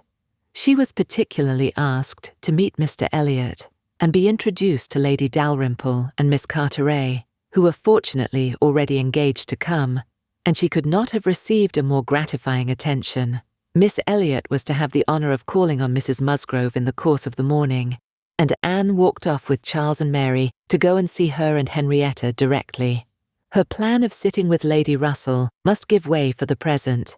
They all three called in Rivers Street for a couple of minutes, but Anne convinced herself that a day's delay of the intended communication could be of no consequence, and hastened forward to the White Hart to see again the friends and companions of the last autumn, with an eagerness of goodwill which many associations contributed to form. They found Mrs. Musgrove and her daughter within, and by themselves, and Anne had the kindest welcome from each. Henrietta was exactly in that state of recently improved views, of fresh-formed happiness, which made her full of regard and interest for everybody she had ever liked before at all. And Mrs. Musgrove's real affection had been won by her usefulness when they were in distress. It was a heartiness and a warmth, and a sincerity which Anne delighted in the more, from the sad want of such blessings at home. She was entreated to give them as much of her time as possible, invited for every day and all day long, or rather claimed as part of the family, and, in return, she naturally fell into all her wonted ways of attention and assistance, and on Charles's leaving them together, was listening to Mrs. Musgrove's history of Louisa, and to Henrietta's of herself, giving opinions on business, and recommendations to shops, with intervals of every help which Mary required, from altering her ribbon to settling her accounts, from finding her keys and assorting her trinkets, to trying to convince her that she was not ill-used by anybody, which Mary, well amused as she generally was, in her station at a window overlooking the entrance to the pump-room, could not but have her moments of imagining. A morning of thorough confusion was to be expected. A large party in an hotel ensured a quick-changing, unsettled scene. 5 minutes brought a note, the next a parcel, and Anne had not been there half an hour when their dining-room, spacious as it was, seemed more than half filled. A party of steady old friends were seated around Mrs. Musgrove, and Charles came back with Captains Harville and Wentworth. The appearance of the latter could not be more than the surprise of the moment. It was impossible for her to have forgotten to feel that this arrival of their common friends must be soon bringing them together again. Their last meeting had been most important in opening his feelings. She had derived from it a delightful conviction, but she feared from his looks that the same unfortunate persuasion which had hastened him away from the concert-room still governed. He did not seem to want to be near enough for conversation. She tried to be calm and leave things to take their course, and tried to dwell much on this argument of rational dependence. Surely, if there be constant attachment on each side, our hearts must understand each other ere long. We are not boy and girl, to be captiously irritable, misled by every moment's inadvertence, and wantonly playing with our own happiness. And yet, a few minutes afterwards, she felt as if their being in company with each other, under their present circumstances, could only be exposing them to inadvertencies and misconstructions of the most mischievous kind. "Anne," cried Mary, still at her window, "there is Mrs. Clay, I am sure, standing under the colonnade, and a gentleman with her. I saw them turn the corner from Bath Street just now. They seem deep in talk. Who is it? Come, and tell me." "Good heavens, I recollect. It is Mr. Elliot himself." "No," cried Anne quickly. "It cannot be Mr. Elliot, I assure you. He was to leave Bath at 9 this morning, and does not come back till tomorrow." As she spoke, she felt that Captain Wentworth was looking at her, the consciousness of which vexed and embarrassed her, and made her regret that she had said so much, simple as it was. Mary, resenting that she should be supposed not to know her own cousin, began talking very warmly about the family features, and protesting still more positively that it was Mr. Elliot, calling again upon Anne to come and look for herself. But Anne did not mean to stir, and tried to be cool and unconcerned. Her distress returned, however, on perceiving smiles and intelligent glances pass between 2 or 3 of the lady visitors, as if they believed themselves quite in the secret. It was evident that the report concerning her had spread, and a short pause succeeded, which seemed to ensure that it would now spread farther. "Do come, Anne," cried Mary. "Come and look yourself. You will be too late if you do not make haste. They are parting, they are shaking hands. He is turning away. Not know Mr. Elliot, indeed. You seem to have forgot all about Lyme." To pacify Mary, and perhaps screen her own embarrassment, Anne did move quietly to the window. She was just in time to ascertain that it really was Mr. Elliot, which she had never believed, before he disappeared on one side, as Mrs. Clay walked quickly off on the other, and checking the surprise which she could not but feel at such an appearance of friendly conference between two persons of totally opposite interest, she calmly said, "Yes, it is Mr. Elliot, certainly. He has changed his hour of going, I suppose, that is all. Or I may be mistaken. I might not attend." And walked back to her chair, recomposed, and with the comfortable hope of having acquitted herself well. The visitors took their leave, and Charles, having civilly seen them off, and then made a face at them, and abused them for coming, began with, "Well, mother, I have done something for you that you will like. I have been to the theatre and secured a box for tomorrow night. Ain't I a good boy? I know you love a play, and there is room for us all. It holds 9. I have engaged Captain Wentworth. Anne will not be sorry to join us, I am sure. We all like a play. Have not I done well, mother?" Mrs. Musgrove was good-humouredly beginning to express her perfect readiness for the play, if Henrietta and all the others liked it, when Mary eagerly interrupted her by exclaiming, "Good heavens, Charles, how can you think of such a thing? Take a box for tomorrow night. Have you forgot that we are engaged to Camden Place tomorrow night, and that we were most particularly asked to meet Lady Dalrymple and her daughter, and Mr. Elliot, and all the principal family connections, on purpose to be introduced to them? How can you be so forgetful?" "Phoo, phoo," replied Charles. "What's an evening party? Never worth remembering. Your father might have asked us to dinner, I think, if he had wanted to see us. You may do as you like, but I shall go to the play." "Oh, Charles, I declare it will be too abominable if you do, when you promised to go." "No, I did not promise.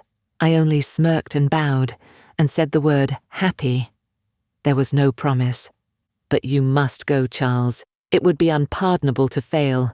We were asked on purpose to be introduced. There was always such a great connection between the Dalrymples and ourselves. Nothing ever happened on either side that was not announced immediately. We are quite near relations, you know, and Mr. Elliot too, whom you ought so particularly to be acquainted with. Every attention is due to Mr. Elliot. Consider my father's heir, the future representative of the family." "Don't talk to me about heirs and representatives," cried Charles. "I am not one of those who neglect the reigning power to bow to the rising sun. If I would not go for the sake of your father, I should think it scandalous to go for the sake of his heir. What is Mr. Elliot to me?" The careless expression was life to Anne, who saw that Captain Wentworth was all attention, looking and listening with his whole soul, and that the last words brought his inquiring eyes from Charles to herself. Charles and Mary still talked on in the same style. He, half serious and half jesting, maintaining the scheme for the play, and she, invariably serious, most warmly opposing it, and not omitting to make it known that, however determined to go to Camden Place herself, she should not think herself very well used if they went to the play without her. Mrs. Musgrove interposed. "We had better put it off. Charles, you had much better go back and change the box for Tuesday. It would be a pity to be divided, and we should be losing Miss Anne too if there is a party at her father's. And I am sure neither Henrietta nor I should care at all for the play if Miss Anne could not be with us." Anne felt truly obliged to her for such kindness, and quite as much so for the opportunity it gave her of decidedly saying, "If it depended only on my inclination, ma'am, the party at home, excepting on Mary's account, would not be the smallest impediment. I have no pleasure in the sort of meeting, and should be too happy to change it for a play, and with you. But it had better not be attempted, perhaps." She had spoken it, but she trembled when it was done, conscious that her words were listened to, and daring not even to try to observe their effect. It was soon generally agreed that Tuesday should be the day, Charles only reserving the advantage of still teasing his wife by persisting that he would go to the play tomorrow if nobody else would. Captain Wentworth left his seat and walked to the fireplace, probably for the sake of walking away from it soon afterwards and taking a station with less bare-faced design by Anne. "You have not been long enough in Bath," said he, "to enjoy the evening parties of the place." "Oh, no. The usual character of them has nothing for me. I am no card player." "You were not formerly, I know. You did not use to like cards, but time makes many changes." "I am not yet so much changed," cried Anne, and stopped, fearing she hardly knew what misconstruction. After waiting a few moments, he said, and as if it were the result of immediate feeling, "It is a period, indeed. 8 years and a half is a period." Whether he would have proceeded farther was left to Anne's imagination to ponder over in a calmer hour, for while still hearing the sounds he had uttered, she was startled to other subjects by Henrietta, eager to make use of the present leisure for getting out, and calling on her companions to lose no time, lest somebody else should come in. They were obliged to move. Anne talked of being perfectly ready, and tried to look it, but she felt that could Henrietta have known the regret and reluctance of her heart in quitting that chair, in preparing to quit the room, she would have found, in all her own sensations for her cousin, in the very security of his affection, wherewith to pity her.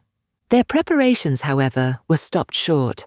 Alarming sounds were heard, other visitors approached, and the door was thrown open for Sir Walter and Miss Elliot, whose entrance seemed to give a general chill.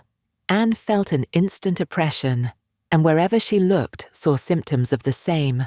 The comfort, the freedom, the gaiety of the room was over, hushed into cold composure, determined silence, or insipid talk, to meet the heartless elegance of her father and sister. How mortifying to feel that it was so. Her jealous eye was satisfied in one particular. Captain Wentworth was acknowledged again by each, by Elizabeth more graciously than before. She even addressed him once, and looked at him more than once. Elizabeth was, in fact, revolving a great measure. The sequel explained it. After the waste of a few minutes in saying the proper nothings, she began to give the invitation, which was to comprise all the remaining dues of the Musgroves. Tomorrow evening to meet a few friends. No formal party. It was all said very gracefully, and the cards with which she had provided herself, the Miss Elliot at home, were laid on the table, with a courteous, comprehensive smile to all, and one smile and one card more decidedly for Captain Wentworth. The truth was that Elizabeth had been long enough in Bath to understand the importance of a man of such an air and appearance as his. The past was nothing. The present was that Captain Wentworth would move about well in her drawing-room. The card was pointedly given, and Sir Walter and Elizabeth arose and disappeared. The interruption had been short, though severe, and ease and animation returned to most of those they left as the door shut them out, but not to Anne. She could think only of the invitation she had with such astonishment witnessed, and of the manner in which it had been received, a manner of doubtful meaning, of surprise rather than gratification, of polite acknowledgement rather than acceptance. She knew him. She saw disdain in his eye, and could not venture to believe that he had determined to accept such an offering, as an atonement for all the insolence of the past. Her spirits sank. He held the card in his hand after they were gone, as if deeply considering it. "Only think of Elizabeth's including everybody," whispered Mary very audibly. "I do not wonder Captain Wentworth is delighted. You see, he cannot put the card out of his hand." Anne caught his eye, saw his cheeks glow, and his mouth form itself into a momentary expression of contempt, and turned away, that she might neither see nor hear more to vex her. The party separated. The gentlemen had their own pursuits, the ladies proceeded on their own business, and they met no more while Anne belonged to them. She was earnestly begged to return and dine, and give them all the rest of the day, but her spirits had been so long exerted that at present she felt unequal to more, and fit only for home, where she might be sure of being as silent as she chose. Promising to be with them the whole of the following morning, therefore, she closed the fatigues of the present by a toilsome walk to Camden Place, there to spend the evening chiefly in listening to the busy arrangements of Elizabeth and Mrs. Clay for the morrow's party, the frequent enumeration of the persons invited, and the continually improving detail of all the embellishments which were to make it the most completely elegant of its kind in Bath, while harassing herself with the never-ending question of whether Captain Wentworth would come or not. They were reckoning him as certain, but with her it was a gnawing solicitude never appeased for 5 minutes together. She generally thought he would come, because she generally thought he ought, but it was a case which she could not so shape into any positive act of duty or discretion as inevitably to defy the suggestions of very opposite feelings. She only roused herself from the broodings of this restless agitation to let Mrs. Clay know that she had been seen with Mr. Elliot 3 hours after his being supposed to be out of Bath, for having watched in vain for some intimation of the interview from the lady herself. She determined to mention it, and it seemed to her there was guilt in Mrs. Clay's face as she listened. It was transient, cleared away in an instant, but Anne could imagine she read there the consciousness of having, by some complication of mutual trick, or some overbearing authority of his, been obliged to attend, perhaps for half an hour, to his lectures and restrictions on her designs on Sir Walter. She exclaimed, however, with a very tolerable imitation of nature, "Oh dear, very true. Only think, Miss Elliot, to my great surprise I met with Mr. Elliot in Bath Street. I was never more astonished. He turned back and walked with me to the pump yard. He had been prevented setting off for Thornbury, but I really forget by what, for I was in a hurry and could not much attend, and I can only answer for his being determined not to be delayed in his return. He wanted to know how early he might be admitted tomorrow. He was full of tomorrow, and it is very evident that I have been full of it too, ever since I entered the house, and learnt the extension of your plan, and all that had happened, or my seeing him could never have gone so entirely out of my head." This concludes Chapter 22 of Persuasion. Chapter 23.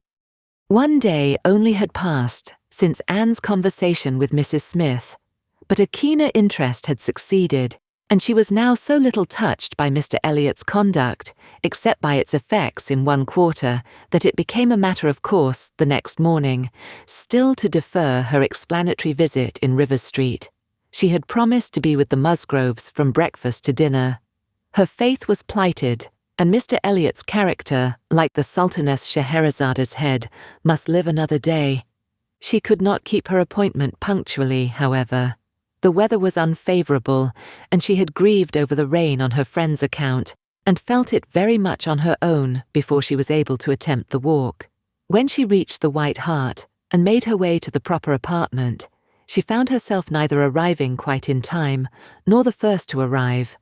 The party before her were Mrs. Musgrove, talking to Mrs. Croft, and Captain Harville to Captain Wentworth, and she immediately heard that Mary and Henrietta, too impatient to wait, had gone out the moment it had cleared, but would be back again soon, and that the strictest injunctions had been left with Mrs. Musgrove to keep her there till they returned.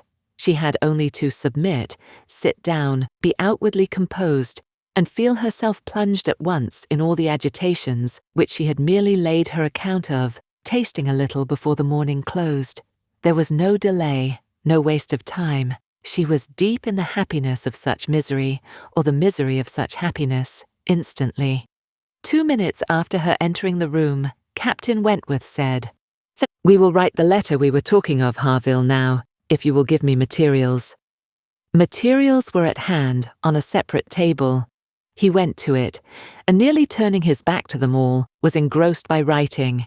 Mrs. Musgrove was giving Mrs. Croft the history of her eldest daughter's engagement, and just in that inconvenient tone of voice which was perfectly audible while it pretended to be a whisper.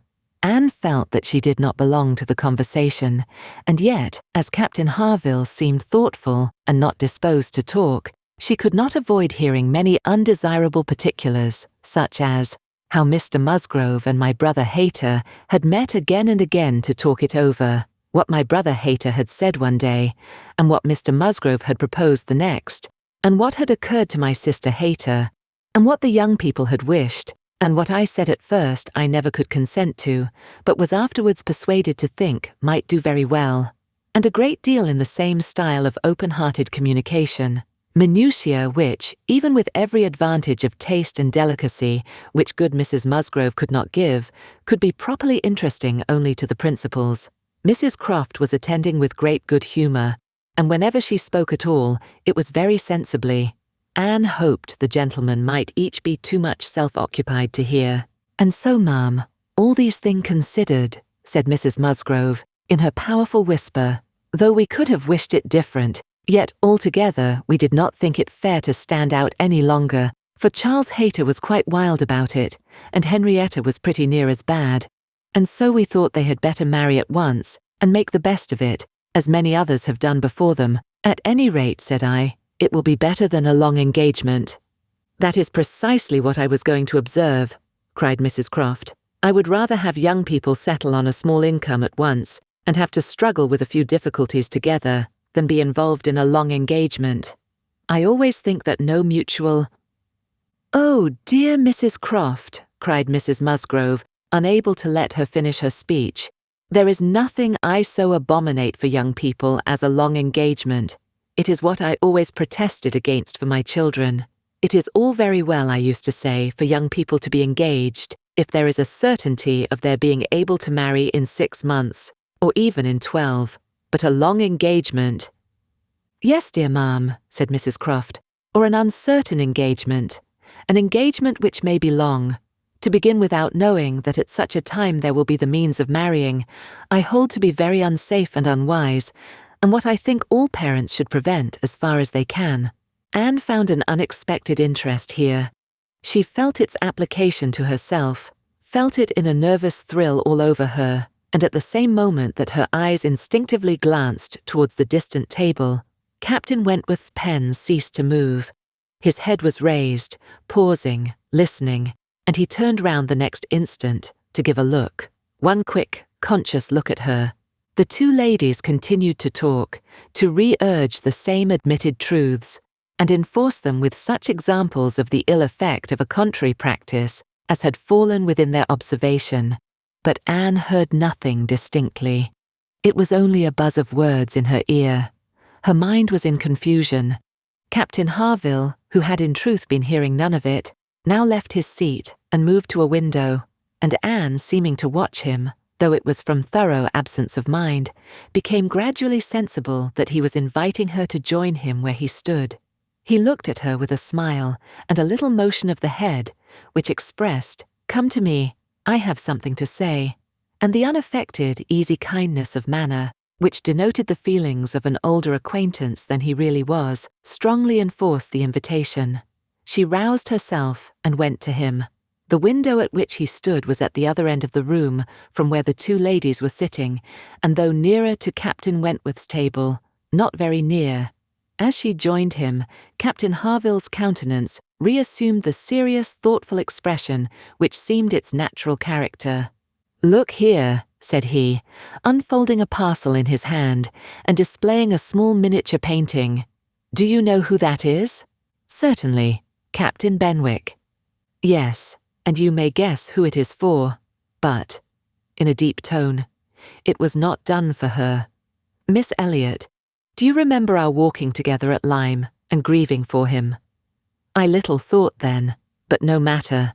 This was drawn at the Cape. He met with a clever young German artist at the Cape, and in compliance with a promise to my poor sister, sat to him, and was bringing it home for her, and I have now the charge of getting it properly set for another. It was a commission to me, but who else was there to employ? I hope I can allow for him. I am not sorry indeed to make it over to another. He undertakes it," looking towards Captain Wentworth. "He is writing about it now." And with a quivering lip, he wound up the whole by adding, "Poor Fanny, she would not have forgotten him so soon." "No," replied Anne, in a low, feeling voice, "that I can easily believe. It was not in her nature. She doted on him. It would not be the nature of any woman who truly loved. Captain Harville smiled, as much as to say, "Do you claim that for your sex?" And she answered the question, smiling also, "Yes, we certainly do not forget you as soon as you forget us. It is, perhaps, our fate rather than our merit. We cannot help ourselves. We live at home, quiet, confined, and our feelings prey upon us. You are forced on exertion. You have always a profession, pursuits, business of some sort or other, to take you back into the world immediately, and continual occupation and change soon weaken impressions. Granting your assertion that the world does all this so soon for men, which, however, I do not think I shall grant, it does not apply to Benwick. He has not been forced upon any exertion.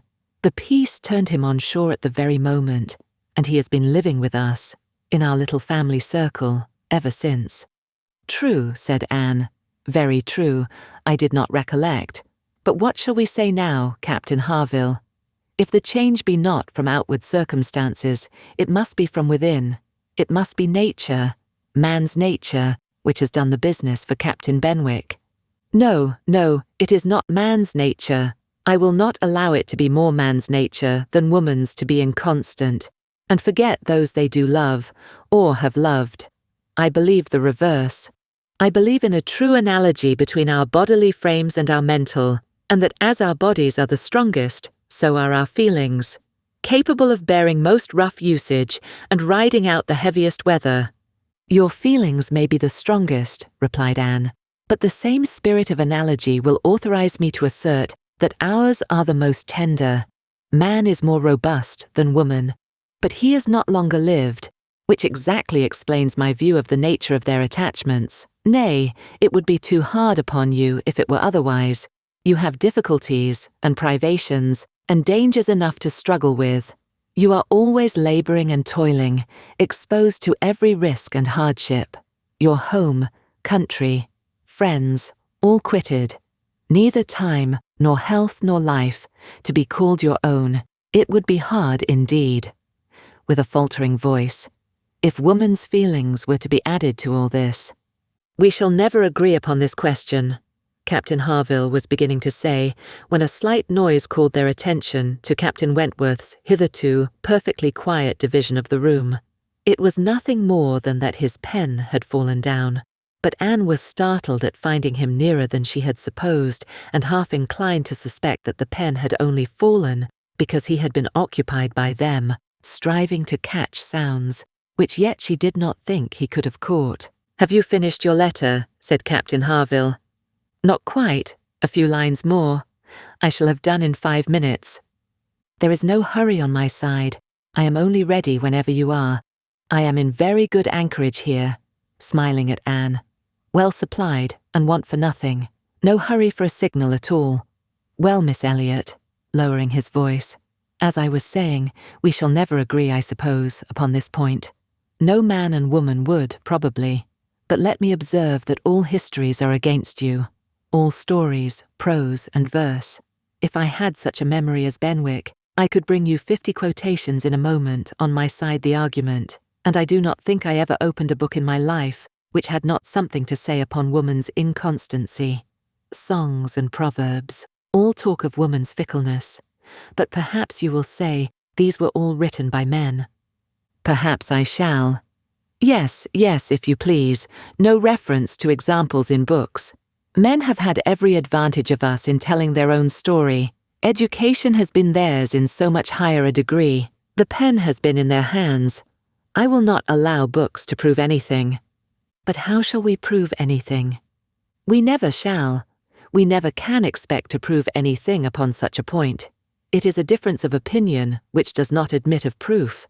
We each begin, probably, with a little bias towards our own sex, and upon that bias build every circumstance in favour of it which has occurred within our own circle, many of which circumstances, perhaps those very cases which strike us the most, may be precisely such as cannot be brought forward without betraying a confidence, or in some respect, saying what should not be said.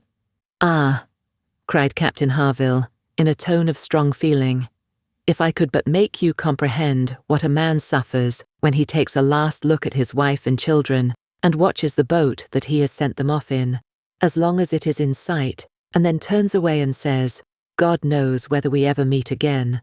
And then, if I could convey to you the glow of his soul when he does see them again, when coming back after a 12-month's absence, perhaps, and obliged to put into another port, he calculates how soon it be possible to get them there, pretending to deceive himself, and saying, "They cannot be here till such a day," but all the while hoping for them 12 hours sooner, and seeing them arrive at last, as if heaven had given them wings, by many hours sooner still.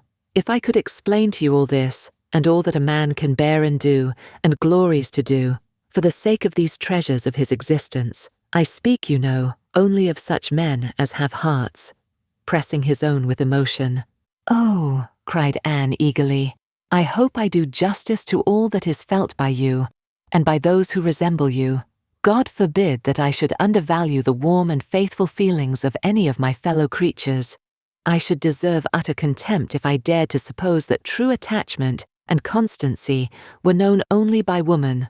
No, I believe you capable of everything great and good in your married lives. I believe you equal to every important exertion, and to every domestic forbearance, so long as, if I may be allowed the expression, so long as you have an object, I mean while the woman you love lives, and lives for you. All the privilege I claim for my own sex, it is not a very enviable one, you need not covet it, is that of loving longest when existence or when hope is gone." She could not immediately have uttered another sentence. Her heart was too full, her breath too much oppressed. "You are a good soul," cried Captain Harville, putting his hand on her arm quite affectionately. "There is no quarrelling with you, and when I think of Benwick, my tongue is tied." Their attention was called towards the others. Mrs. Croft was taking leave. "Here, Frederick, you and I part company, I believe," said she. "I am going home, and you have an engagement with your friend. Tonight we may have the pleasure of all meeting again at your party," turning to Anne. "We had your sister's card yesterday, and I understood Frederick had a card too, though I did not see it. And you are disengaged, Frederick, are you not, as well as ourselves?" Captain Wentworth was folding up a letter in great haste, and either could not or would not answer fully. "Yes," said he, "very true. Here we separate, but Harville and I shall soon be after you. That is, Harville, if you are ready. I am in half a minute. I know you will not be sorry to be off. I shall be at your service in half a minute." Mrs. Croft left them, and Captain Wentworth, having sealed his letter with great rapidity, was indeed ready, and had even a hurried, agitated air, which showed impatience to be gone. Anne knew not how to understand it. She had the kindest "Good morning, God bless you," from Captain Harville, but from him not a word, nor a look. He had passed out of the room without a look. She had only time, however, to move closer to the table where he had been writing, when footsteps were heard returning. The door opened. It was himself. He begged their pardon, but he had forgotten his gloves, and instantly crossing the room to the writing table, he drew out a letter from under the scattered paper, placed it before Anne, with eyes of glowing entreaty fixed on her for a time, and hastily collecting his gloves, was again out of the room, almost before Mrs. Musgrove was aware of his being in it. The work of an instant, the revolution which one instant had made in Anne, was almost beyond expression. The letter, with a direction hardly legible, to Miss A.E., was evidently the one which he had been folding so hastily. While supposed to be writing only to Captain Benwick, he had been also addressing her.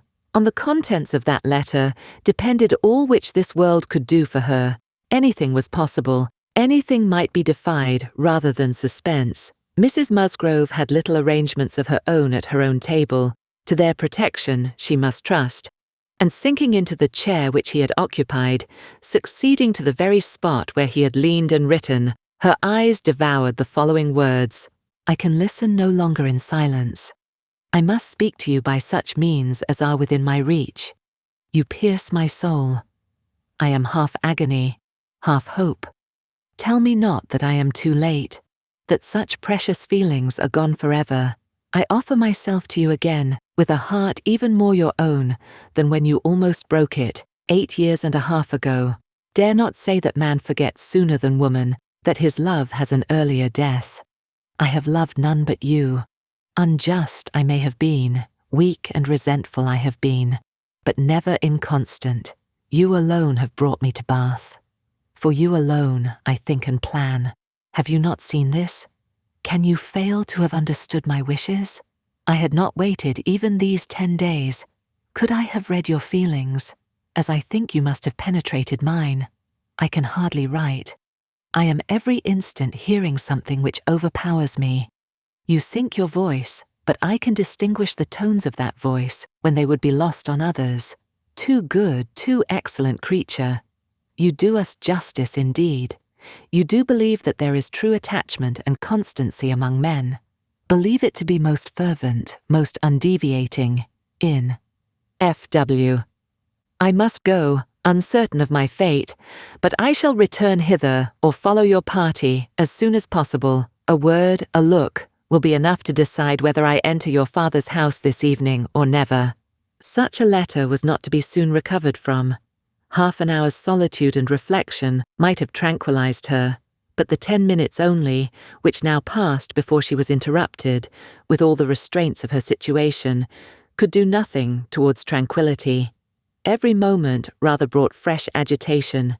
It was overpowering happiness, and before she was beyond the first stage of full sensation, Charles, Mary, and Henrietta all came in.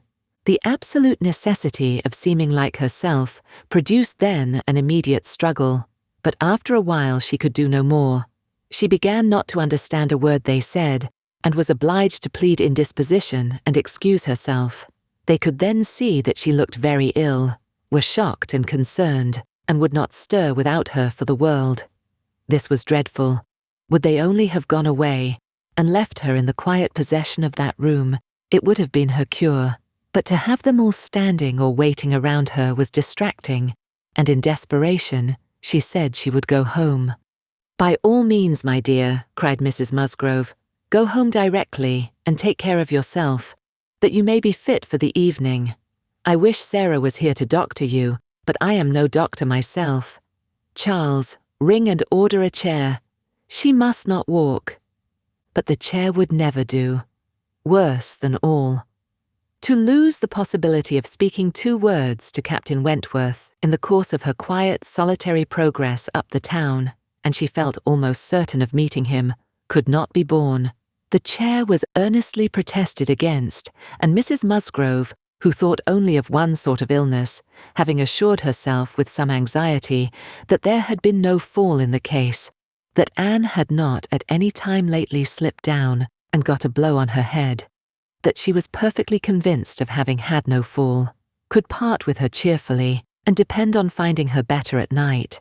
Anxious to omit no possible precaution, Anne struggled, and said, "I am afraid, ma'am, that it is not perfectly understood.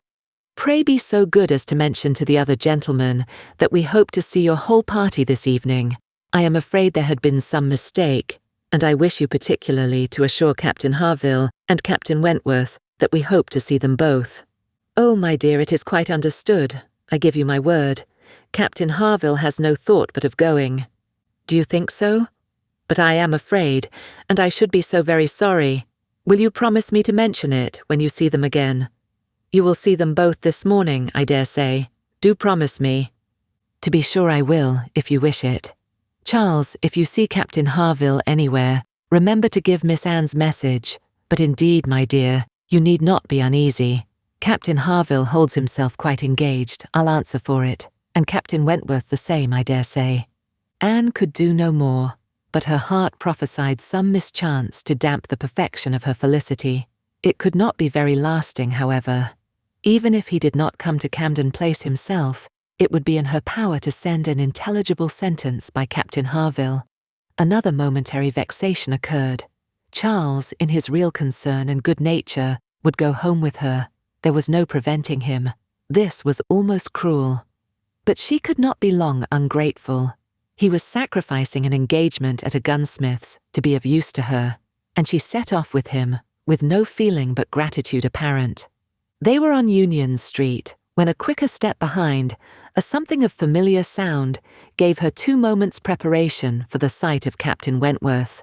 He joined them, but, as if irresolute whether to join or to pass on, said nothing, only looked. Anne could command herself enough to receive that look, and not repulsively. The cheeks which had been pale now glowed, and the movements which had hesitated were decided. He walked by her side. Presently, struck by a sudden thought, Charles said, "Captain Wentworth, which way are you going? Only to Gay Street or farther up the town?" "I hardly know," replied Captain Wentworth, surprised. "Are you going as high as Belmont? Are you going near Camden Place? Because if you are, I shall have no scruple in asking you to take my place and give Anne your arm to her father's door. She is rather done for this morning, and must not go so far without help, and I ought to be at that fellow's in the market-place. He promised me the sight of a capital gun he is just going to send off, said he would keep it unpacked to the last possible moment, that I might see it, and if I do not turn back now, I have no chance. By his description, a good deal like the second-sized double-barrel of mine, which you shot with one day round Winthrop." There could not be an objection. There could be only the most proper alacrity, a most obliging compliance for public view, and smiles reigned in, and spirits dancing in private rapture. In half a minute, Charles was at the bottom of Union Street again, and the other 2 proceeding together, and soon words enough had passed between them to decide their direction towards the comparatively quiet and retired gravel walk, where the power of conversation would make the present hour a blessing indeed, and prepare it for all the immortality which the happiest recollections of their own future lives could bestow. There they exchanged again those feelings and those promises which had once before seemed to secure everything, but which had been followed by so many, many years of division and estrangement. There they returned again into the past, more exquisitely happy, perhaps, in their reunion than when it had been first projected, more tender, more tried, more fixed in a knowledge of each other's character, truth, and attachment, more equal to act, more justified in acting. And there, as they slowly paced the gradual ascent, heedless of every group around them, seeing neither sauntering politicians, bustling housekeepers, flirting girls, nor nursery maids and children, they could indulge in those retrospections and acknowledgements, and especially in those explanations of what had directly preceded the present moment, which were so poignant and so ceaseless in interest. All the little variations of the last week were gone through, and of yesterday and today there could scarcely be an end. She had not mistaken him. Jealousy of Mr. Elliot had been the retarding weight, the doubt, the torment. That had begun to operate in the very hour of first meeting her in Bath. That had returned, after a short suspension, to ruin the concert, and that had influenced him in everything he had said and done, or omitted to say and do, in the last 24 hours. It had been gradually yielding to the better hopes which her looks or words or actions occasionally encouraged. It had been vanquished at last by those sentiments and those tones which had reached him while she talked with Captain Harville, and under the irresistible governance of which he had seized a sheet of paper and poured out his feelings. Of what he had then written, nothing was to be retracted or qualified. He persisted in having loved none but her. She had never been supplanted. He never even believed himself to see her equal. Thus much indeed he was obliged to acknowledge that he had been constant unconsciously, nay unintentionally, that he had meant to forget her and believed it to be done. He had imagined himself indifferent when he had only been angry, and he had been unjust to her merits because he had been a sufferer from them. Her character was now fixed on his mind as perfection itself, maintaining the loveliest medium of fortitude and gentleness.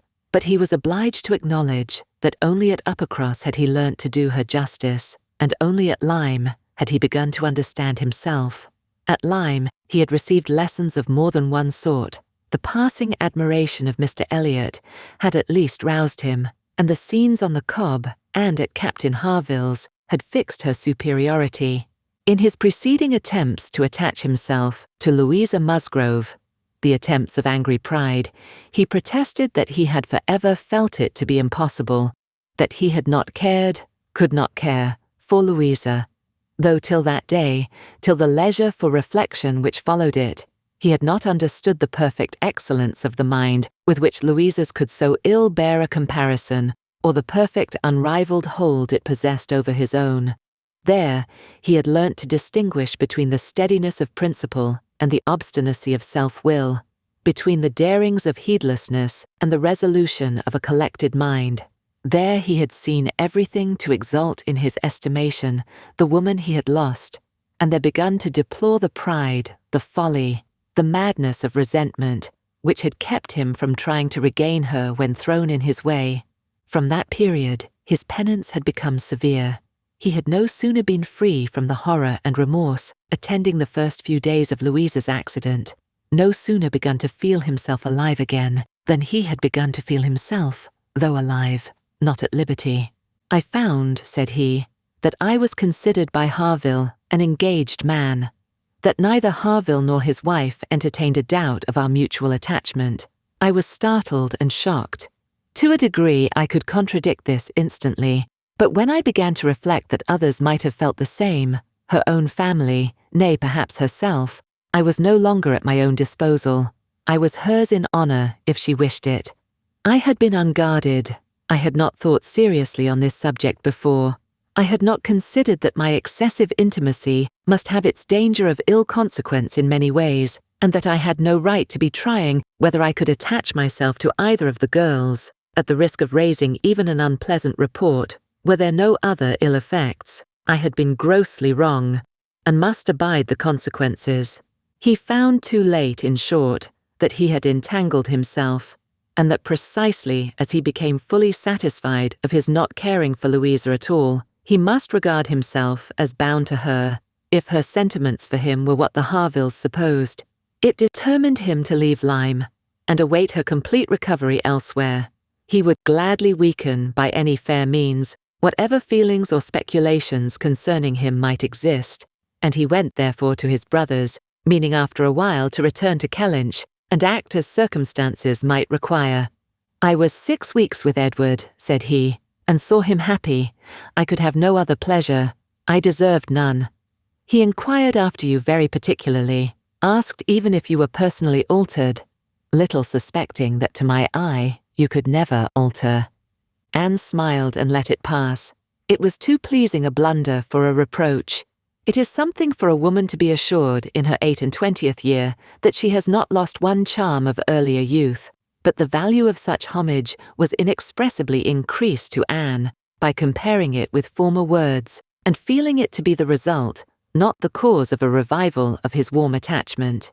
He had remained in Shropshire, lamenting the blindness of his own pride and the blunders of his own calculations, till at once released from Louisa by the astonishing and felicitous intelligence of her engagement with Benwick.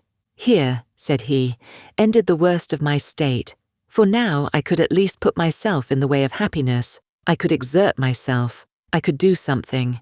But to be waiting so long in inaction, and waiting only for evil, had been dreadful. Within the first 5 minutes I said, 'I will be at Bath on Wednesday.' And I was. Was it unpardonable to think it worth my while to come, and to arrive with some degree of hope? You were single. It was possible that you might retain the feelings of the past, as I did, and one encouragement happened to be mine. I could never doubt that you would be loved and sought by others, but I knew to a certainty that you had refused one man, at least of better pretensions than myself, and I could not help often saying, 'Was this for me?'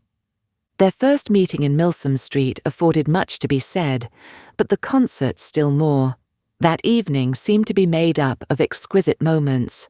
The moment of her stepping forward in the octagon room to speak to him, the moment of Mr. Elliot's appearing and tearing her away, and 1 or 2 subsequent moments, marked by returning hope or increasing despondency, were dwelt on with energy. "To see you," cried he, "in the midst of those who could not be my well-wishers, to see your cousin close by you, conversing and smiling, and feel all the horrible eligibilities and proprieties of the match, to consider it as the certain wish of every being who could hope to influence you, even if your own feelings were reluctant or indifferent, to consider what powerful supports would be his. Was it not enough to make the fool of me which I appeared? How could I look on without agony? Was not the very sight of the friend who sat behind you, was not the recollection of what had been, the knowledge of her influence, the indelible, immovable impression of what Persuasion had once done, was it not all against me?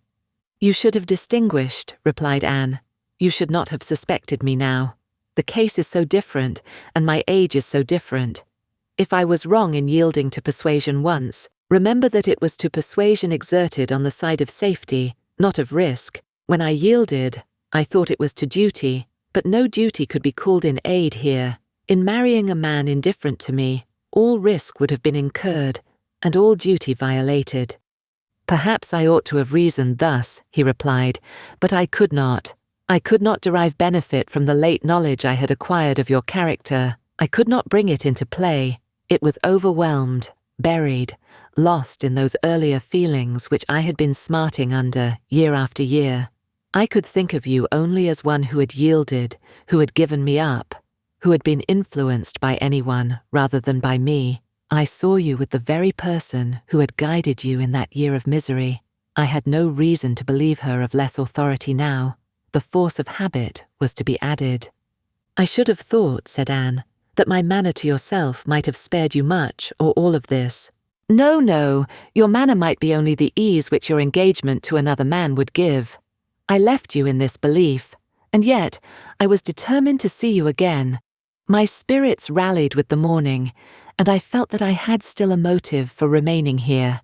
At last Anne was at home again, and happier than anyone in that house could have conceived. All the surprise and suspense and every other painful part of the morning dissipated by this conversation. She re-entered the house so happy as to be obliged to find an alloy in some momentary apprehensions of its being impossible to last. An interval of meditation, serious and grateful, was the best corrective of everything dangerous in such high-wrought felicity, and she went to her room and grew steadfast and fearless in the thankfulness of her enjoyment. The evening came, the drawing-rooms were lighted up, the company assembled. It was but a card party. It was but a mixture of those who had never met before and those who met too often, a commonplace business, too numerous for intimacy, too small for variety. But Anne had never found an evening shorter, glowing and lovely in sensibility and happiness, and more generally admired than she thought about or cared for. She had cheerful or forbearing feelings for every creature around her. Mr. Elliot was there. She avoided, but she could pity him. The Wallaces, she had amusement in understanding them. Lady Dalrymple and Miss Carteret. They would soon be innoxious cousins to her. She cared not for Mrs. Clay, and had nothing to blush for in the public manners of her father and sister. With the Musgroves, there was the happy chat of perfect ease. With Captain Harville, the kind-hearted intercourse of brother and sister. With Lady Russell, attempts at conversation, which a delicious consciousness cut short. With Admiral and Mrs. Croft, everything of peculiar cordiality and fervent interest, which the same consciousness sought to conceal. And with Captain Wentworth, some moments of communications continually occurring, and always the hope of more, and always the knowledge of his being there. It was in one of these short meetings, each apparently occupied in admiring a fine display of greenhouse plants, that she said, I have been thinking over the past, and trying impartially to judge of the right and wrong, I mean with regard to myself, and I must believe that I was right, much as I suffered from it, that I was perfectly right in being guided by the friend whom you will love better than you do now. To me, she was in the place of a parent. Do not mistake me, however. I am not saying that she did not err in her advice. It was perhaps one of those cases in which advice is good or bad only as the event decides, and for myself, I certainly never should, in any circumstance of tolerable similarity, give such advice. But I mean that I was right in submitting to her, and that if I had done otherwise, I should have suffered more in continuing the engagement than I did even in giving it up, because I should have suffered in my conscience. I have now, as far as such a sentiment is allowable in human nature, nothing to reproach myself with, and if I mistake not, a strong sense of duty is no bad part of a woman's portion. He looked at her, looked at Lady Russell, and looking again at her replied, as if in cool deliberation, "Not yet, but there are hopes of her being forgiven in time. I trust to being in charity with her soon, but I too have been thinking over the past, and a question has suggested itself, whether there may not have been one person more my enemy even than that lady. My own self. Tell me if, when I returned to England in the year 8, with a few £1,000, and was posted into the Laconia, if I had then written to you, would you have answered my letter? Would you, in short, have renewed the engagement then?" "Would I?" was all her answer. But the accent was decisive enough. "Good God," he cried, "you would! It is not that I did not think of it or desire it, as what could alone crown all my other success, but I was proud, too proud to ask again. I did not understand you. I shut my eyes and would not understand you, or do you justice. This is a recollection which ought to make me forgive every one sooner than myself. 6 years of separation and suffering might have been spared. It is a sort of pain, too, which is new to me. I have been used to the gratification of believing myself to earn every blessing that I enjoyed. I have valued myself on honourable toils and just rewards. Like other great men under reverses," he added with a smile, "I must endeavour to subdue my mind to my fortune. I must learn to brook being happier than I deserve." This concludes Chapter 23 of Persuasion. Chapter 24. Who can be in doubt of what followed?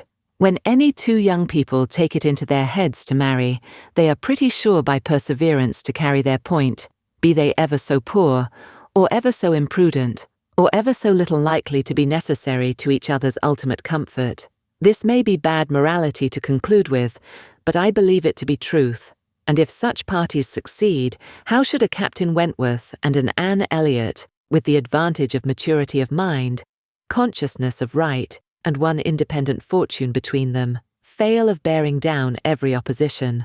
They might, in fact, have borne down a great deal more than they met with, for there was little to distress them beyond the want of graciousness and warmth. Sir Walter made no objection, and Elizabeth did nothing worse than look cold and unconcerned. Captain Wentworth, with £25,000, and as high in his profession as merit and activity could place him, was no longer nobody. He was now esteemed quite worthy to address the daughter of a foolish, spendthrift baronet who had not had principle or sense enough to maintain himself in the situation in which Providence had placed him, and who could give his daughter at present but a small part of the share of £10,000 which must be hers hereafter. Sir Walter, indeed, though he had no affection for Anne, and no vanity flattered to make him really happy on the occasion, was very far from thinking it a bad match for her. On the contrary, when he saw more of Captain Wentworth, saw him repeatedly by daylight, and eyed him well, he was very much struck by his personal claims, and felt that his superiority of appearance might be not unfairly balanced against her superiority of rank. And all this, assisted by his well-sounding name, enabled Sir Walter at last to prepare his pen, with a very good grace, for the insertion of the marriage in the volume of honour. The only one among them whose opposition of feeling could excite any serious anxiety was Lady Russell.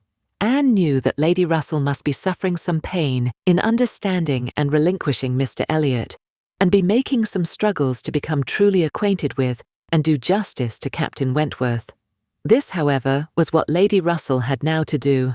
She must learn to feel that she had been mistaken with regard to both, that she had been unfairly influenced by appearances in each, that because Captain Wentworth's manners had not suited her own ideas, she had been too quick in suspecting them to indicate a character of dangerous impetuosity, and that because Mr. Elliot's manners had precisely pleased her in their propriety and correctness, their general politeness and suavity, she had been too quick in receiving them as the certain result of the most correct opinions and well-regulated mind.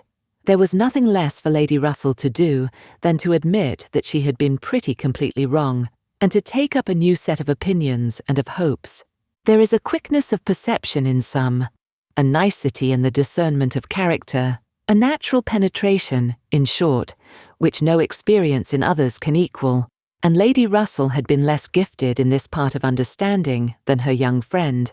But she was a very good woman, and if her second object was to be sensible and well-judging, her first was to see Anne happy. She loved Anne better than she loved her own abilities, and when the awkwardness of the beginning was over, found little hardship in attaching herself as a mother to the man who was securing the happiness of her other child. Of all the family, Mary was probably the one most immediately gratified by the circumstance. It was creditable to have a sister married, and she might flatter herself with having been greatly instrumental to the connection by keeping Anne with her in the autumn, and as her own sister must be better than her husband's sisters, it was very agreeable that Captain Wentworth should be a richer man than either Captain Benwick or Charles Hayter. She had something to suffer, perhaps, when they came into contact again, in seeing Anne restored to the rights of seniority and the mistress of a very pretty landaulette, but she had a future to look forward to, of powerful consolation. Anne had no Uppercross Hall before her, no landed estate, no headship of a family, and if they could but keep Captain Wentworth from being made a baronet, she would not change situations with Anne. It would be well for the eldest sister if she were equally satisfied with her situation, for a change is not very probable there. She had soon the mortification of seeing Mr. Elliot withdraw, and no one of proper condition has since presented himself to raise even the unfounded hopes which sunk with him. The news of his cousin Anne's engagement burst on Mr. Elliot most unexpectedly. It deranged his best plan of domestic happiness, his best hope of keeping Sir Walter single by the watchfulness which a son-in-law's rights would have given. But though discomfited and disappointed, he could still do something for his own interest and his own enjoyment. He soon quitted Bath, and on Mrs. Clay's quitting it soon afterwards, and being next heard of as established under his protection in London, it was evident how double a game he had been playing, and how determined he was to save himself from being cut out by one artful woman, at least. Mrs. Clay's affections had overpowered her interest, and she had sacrificed, for the young man's sake, the possibility of scheming longer for Sir Walter. She has abilities, however, as well as affections, and it is now a doubtful point whether his cunning or hers may finally carry the day, whether after preventing her from being the wife of Sir Walter, he may not be wheedled and caressed at last into making her the wife of Sir William. It cannot be doubted that Sir Walter and Elizabeth were shocked and mortified by the loss of their companion and the discovery of their deception in her. They had their great cousins, to be sure, to resort to for comfort, but they must long feel that to flatter and follow others, without being flattered and followed in turn, is but a state of half-enjoyment. Anne, satisfied at a very early period of Lady Russell's meaning to love Captain Wentworth as she ought, had no other alloy to the happiness of her prospects than what arose from the consciousness of having no relations to bestow on him which a man of sense could value. There she felt her own inferiority very keenly.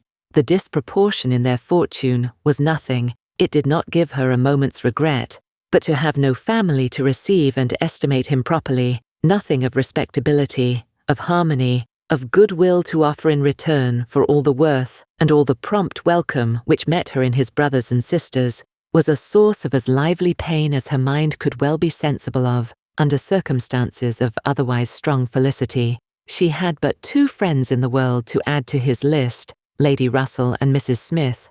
To those, however, he was very well disposed to attach himself. Lady Russell, in spite of all her former transgressions, he could now value from his heart.